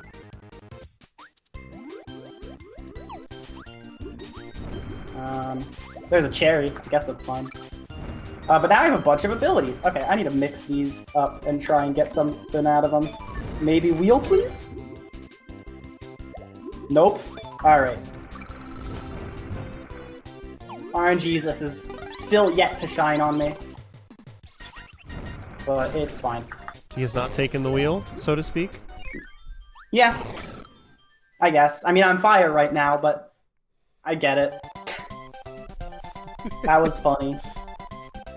You don't have to humor my bad jokes, it's fine.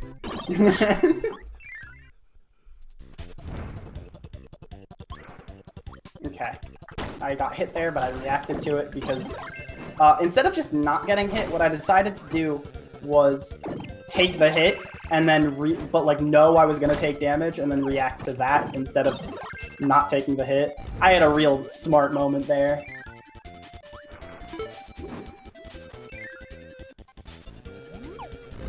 Where are the people telling speedrunner how to play the game? I need them right now. Oh, you need some... Just don't get hit. I need some foreheads backseating at my GDQ run right now, I'm gonna be honest. Well, what kind of backseating are we talking? Are we talking like don't get hit forehead or like... Yes, that one, thank you. Okay. That's exactly what I needed to hear. Okay. What did Spinny do there? He just kind of stopped swimming and just stood in space. Yeah, that was kind of weird. Hey, runner, can you just go faster? Should have dodged. Forehead. Just win, Kappa. There we go. There we go. Thank you. There's You guys the, really there's the get back me. seating. So you want to really hear a funny fact about the amount of chests I have right now? It's 101. I recently did a playthrough of this game with no copy abilities to see how many chests I could collect in the game without picking up a single ability, and I got 101. That's more than I would expect, actually. It's not fun. No, it doesn't sound fun. Because there are a lot of abilities where you need to like hit something through a wall, and so what you need to do, because you can't pick up bubble, you know the triple star that I used earlier in the run? Yeah. You have to do a question mark bubble mix, which is a 4-frame window, but it's actually random, unlike normal mixes. To get a triple star, and you have to do it so many times. Like, it's fun to try, but like, it's not. It's fun to think about. Like, it was fun to see how many I could get, but it was not fun to actually get them.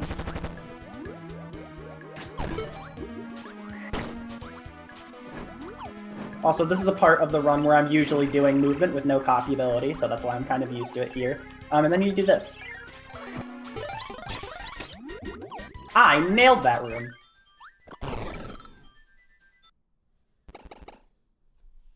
Nice.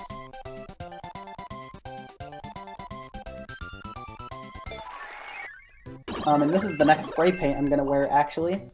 I just got Sapphire. 7.5 gives me a free wheel. That's all I have to say about it. It's just a free wheel. It's like if a stranger on the street was like, take $100. No catch, just $100. That's like how this level is. We don't That complain sounds about really those. creepy. Maybe you shouldn't take those $100, but you should definitely take the wheel. I mean, it depends on who it is. Maybe Like, if it's someone you trust. If it's certain YouTubers who are famous for walking around and giving people money just to see how they react, you're probably fine. If it's a mall Santa, you're perfectly fine. If you tell mall Santa, hey, I wish I had $100, and he takes $100 out of his pocket, are you gonna say no? I might be concerned, but Do you think Santa doesn't have, like, mad cash? I feel like Santa exists outside of traditional economics. Oh wait, He's, sorry, that's me giving the boring answer again. he's an economical outlier. You know when you make a graph in school and you're like, name 3 reasons why this graph could be incorrect. And one of those reasons is Santa Claus. Okay, I like that So, explanation. this is Meta Knight. This is Meta Knight, and for some reason, out of every boss in this game that you use an invincibility candy on, he's by far the nicest. He's by far the what? The nicest. Like, he's by far probably the easiest one to do the invincibility candy KO on, and as you can see, I still wasn't able to do it. Yeah, he was juking you pretty hard with some of those jumps. Yeah, I wanted to talk about how he was a nice and easy boss, and then he gave me the meanest pattern I've ever seen him give. Would you say that's ever happened before? I mean, it probably has, but... It doesn't count if I'm prompting you to say it. I wanted to. It's okay. I'll do something really stupid in the last 3 levels of the game. Which, speaking of, we're in the last 3 levels in the game. Because World 8 only has 3 levels in a boss fight, as opposed to the normal 5.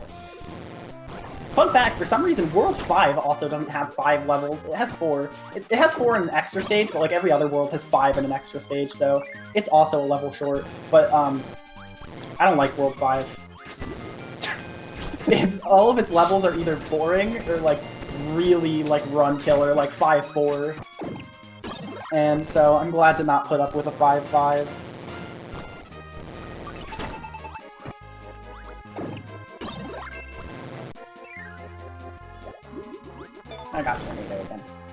don't want to be in the barrel. This level is a cool mechanic where you can hide in the barrels from the spiky enemies that hurt you, but I can also just wheel through them. Okay, so now there's this part of the level where there's 8 directions the cannon can shoot, and I need to go in the right doors. So I grab an invincibility candy from the door in the top left. I grab the chest in the door from the top, and then I want to get in the door in the bottom left, because it both has a wheel bubble and the second chest in the level. Which are 2 very good things to have.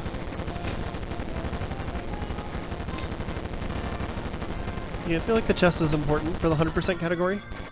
Potentially. I'm gonna wait in this room and use that heal before going into the next room, because I am low on health. This room also has a lot of pits in it, so I don't want to die. I am almost dead, and I'm not dead. I said I didn't want to die, and like I didn't, so we're fine. You had a couple pixels to spare there. Yeah, that was fine. I didn't get hit into the pit, and I also didn't have the pit, like a chest fall into the pit, both of which can happen. So like, I'd consider that fine.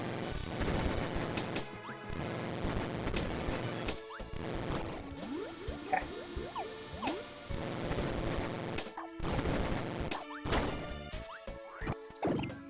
This level is a little bit scary because there are a good few portions where you can just get hit and it's like nigh impossible to get your wheel back.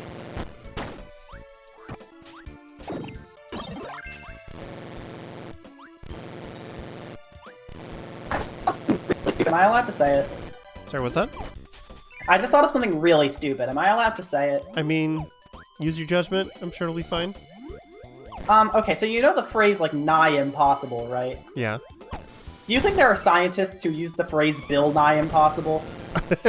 Probably, yes. Okay. Given that there's now an entire generation stupid, of... like, in a bad way. It was just like, I'm really upset that I came up with that. Probably, I mean, boring answer, you know, there's an entire generation of scientists who grew up watching Bill Nye at this point, so yes, of course some of them say it. I guess. But that's really good, and I'm gonna steal it, just so you know. The fun answer is John Mulaney, take notes on this stream. You're gonna need it. Actually, just, like, email me. Like, I'm down to help you.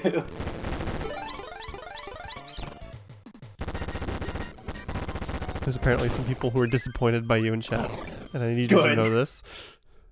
I'm trying my best to keep it that way. So, this is the last spray paint I'm going to switch to in the run.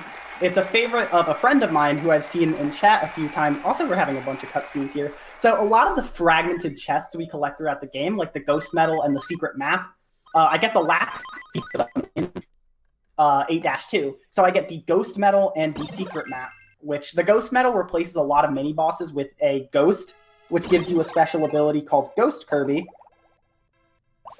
And then the secret map gives me access to this game's, like, ability room, which is a thing in a lot of Kirby games that just, like, you know, you get every ability in the game at your disposal, and you just get to pick which one you want.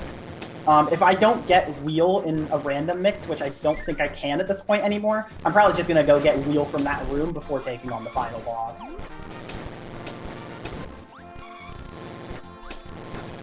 I actually am going to get rid of the Wheel, though, in order to take down that mini-boss easy. But yeah, I see my friends that I wanted to see excited for this spray paint in chat, excited for the emerald spray paint, so there we go. Yeah. It's a really good spray paint, and I do wish it was not in the second game. It's a better looking green than the Nickelodeon slime green. I like the Nickelodeon slime green, it's got its own charm.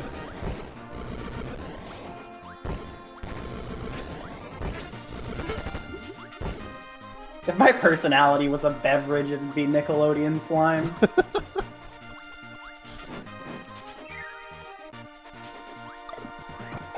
So this last level also has a lot of ability switching. It's kind of funny to see. So I had Animal for that one chest after using Laser for that mini boss.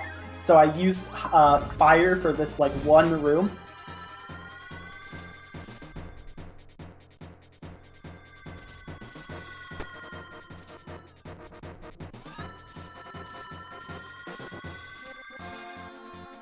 And after all this Warp Star usage, we get another ability to use that isn't fire. I pick up one of these high jumps, which is fun. I like high jump.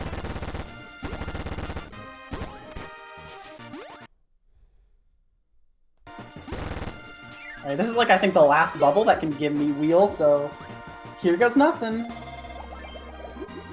Oh my goodness, I got it.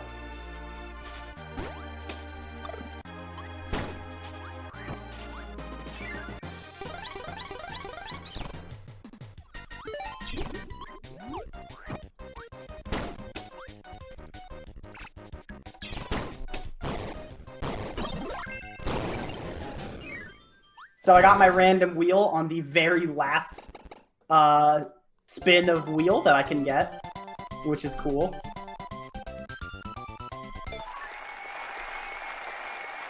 And now we're going into the final boss. It's like when you finish a game with 2 HP and you're like, hey, it's one more than I needed. It's fine. Yeah. I have the amount of chests that I need, so we'll be able to verify that at the end, but like, you know. Thanks for the mini Kirby game. So this is Dark Daroche, who is the same as normal Daroche, except his attacks are a bit bigger.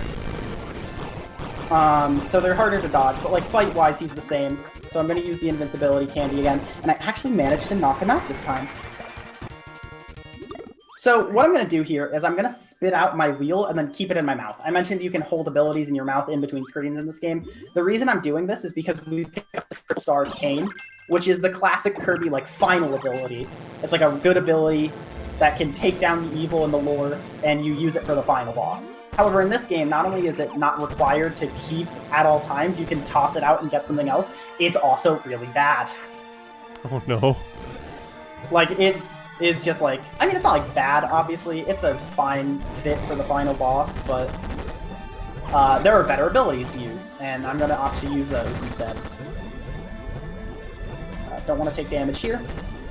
So that was Dark Daroche, and then we had a little interlude, and now we're coming up on the final boss. So I'm going to equip this cutter, which you saw me use for like a mini boss or two. As I mentioned with the scroll, is insanely good. So here we go with the final boss. This is Dark Nebula. He has 3 forms that he can switch between. The fire form, the ice form, and the spark form. Kind of like the 3 element. Okay, well, there goes my cutter. It got demolished instantly. So now I have to do this fight without an ability. Oh no. It's fine. Dark Nebula fortunately does give out like a good amount of like instances where you can spit a power-up at him. It's just very important. I'll be fine though. You get to see more of his fight. You also get to see my PC just stop trying to handle the game. Which is great. I really like to see it. Trust me, you don't want to look at this boss fight either. This boss fight is notorious for actually being like one of the worst Kirby final bosses there is. And I've got to agree with that general consensus. This guy is not amazing. Ice form is really not the form you want to see when you have no ability. But it is not stopping him. Oh, are you switching? Okay, he's switching. He's back to fire.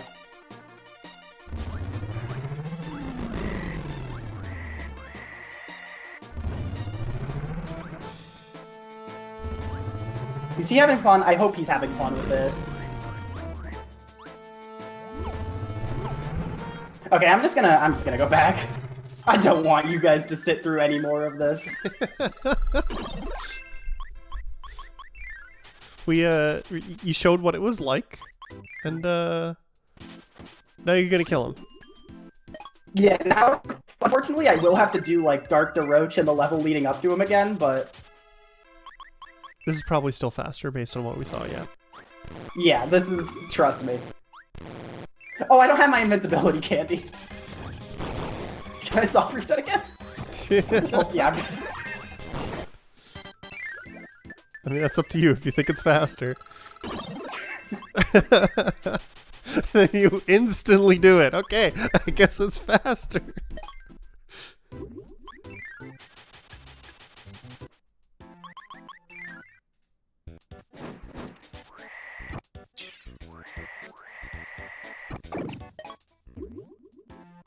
Alright, we have everything we need.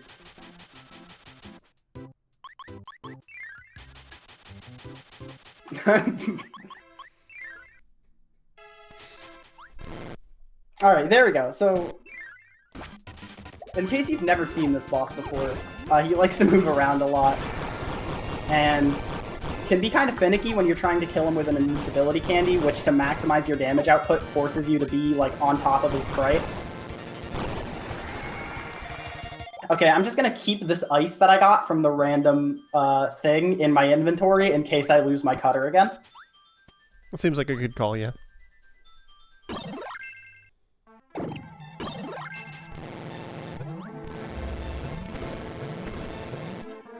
Also, I see a question in chat I want to answer while I'm doing this portion again. Nebula has a very long invincibility period, so it is not really beneficial to use an invincibility candy on him, because he just doesn't take that much damage from it, compared to something like Cutter, which is like perfectly within, like the interval at which you throw Cutter at is like perfectly the same interval as like his invincibility, so you're just able to do a lot more damage with it. Yeah, that makes sense. Yeah. And combined with how much this dude can move around, and like there's during certain animations where this dude is just completely invulnerable on top of just like, you know, his long invincibility frames. So it's just not that beneficial to bring a candy to this fight, even if you like are in an opportunity where I am, where you can grind invincibility candies. If you're doing that thing I mentioned earlier where you're trying to beat this game without any copy abilities, yeah, it's great. Bring like a inventory full of them to this fight. But in a speedrun, no. Okay, there we go. We beat him. So time is going to be when the screen finishes fading to white after he explodes.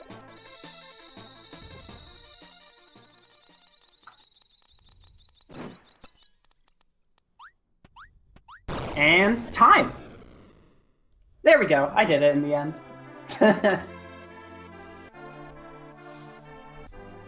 Yay! Hey. Oh, I tried to drink water and it splashed in my face. Oh no. Victory splash, we did it. Alright, so why don't you, do you have any shoutouts? Do you... Yeah, so that was... say here at the end? Shoutouts just to everyone for sitting through the end of that run. I decided to have fun with the video game. So it was kind of a messy ending, but we got there, we did it. Big shout out to the Kirby community, because I actually learned this game for the relay race that happened last year. They were like, we might need some people to learn a game in order to finish off our team. And they asked me to learn this run, and I did it. And it's a really fun run, so shout out to them. And then also a shout out I want to give is to the Rivals of Aether community, which is a game I play a lot of competitively, because I don't interact with too many of them about other games than Rivals of Aether, and I saw a lot of people hype in the chat from that community, so shout outs to everyone from there that showed up. Awesome. And for people who don't know you already, where can they find you? What games do you like to play? Like, promote yourself a little bit. So, yeah, my name's Laurie D. Bonykins. My Twitch name has been on stream almost the whole time, if not the whole time. I like to run just about any game I can get my hands on, quite honestly. I have fun trying all sorts of different things. So, you can find me there. You can find my Twitter at LDB underscore Speed Bunny, where I promise to ruin your day. You're already on Twitter. Your day's not great, you know. I vouch to make it that much worse. No, but in all seriousness, I just retweet a lot of art and really dumb stuff. And I have an original thought once a week. So if you want to see that original thought, make sure to check that out. Did we get that live with the Bill Nye thought? Yeah, I'll tweet that out. Good idea. That could be a banger. I could get a lot of likes on that. I'll be able to feed my family tonight. Well, thanks for being on the show. Thank you for having me. Yeah. In all seriousness, I had a lot of fun. Again, run went a little haywire, but I wanted to give you guys a fun show, and I mean, I had fun putting it on. So, sorry, not sorry. Yeah, it was fun. Thanks for being on. Like we mentioned a few times during the show, this was sort of our Women's History Month edition of the show. We had an edition earlier in the month for specifically International Women's Day, but the whole month is supposed to be about, you know, promoting women and such, so we wanted to do another show, bring on some more women speedrunners. We got an amazing response from people who would like to be on the show. Way more than we'd be able to show in just two shows. So we're going to be making an effort throughout the rest of the year to continue to show awesome women speedrunners here on the Community Spotlight. So make sure tune in, or if you speedrun games and you're a woman and you didn't get in touch with me earlier, feel free to let me know. There's the submission form on gamesdonequick.com/hotfix, and we'll see about getting something arranged. But make sure you tune in tomorrow for Random Number Generation. Starts at 7 p.m. Eastern. It's a show about randomizers, randomizer adjacent stuff like bingo, randomizer community. Sometimes they have devs on talking about stuff. It's hosted by Skybills. They're going to be doing Pokemon Emerald randomizer. So make sure you tune in for that. And of course, we'd really appreciate it if you would consider subscribing to us here on Twitch, as Hotfix is funded in part thanks to your subscriptions and bits. But thanks again, Lori and Ukuyo, for being on the show today. It was a lot of fun. And next week, we're going to have the game that will be revealed at the end of the Speed Seasons race. I can't tell you what game it is, but the third game for that series of races will be on the show next week as somebody breaks it down and shows people how to get into speedrunning it if you're interested. So tune in for that, and make sure you tune in tomorrow for Random Number Generation. In the meantime, we're going to take a short break and we're going to raid someone. So if you'd like to see some more awesome speedrunning content, stick around. We'll send you off to somebody who's speedrunning in just a few minutes.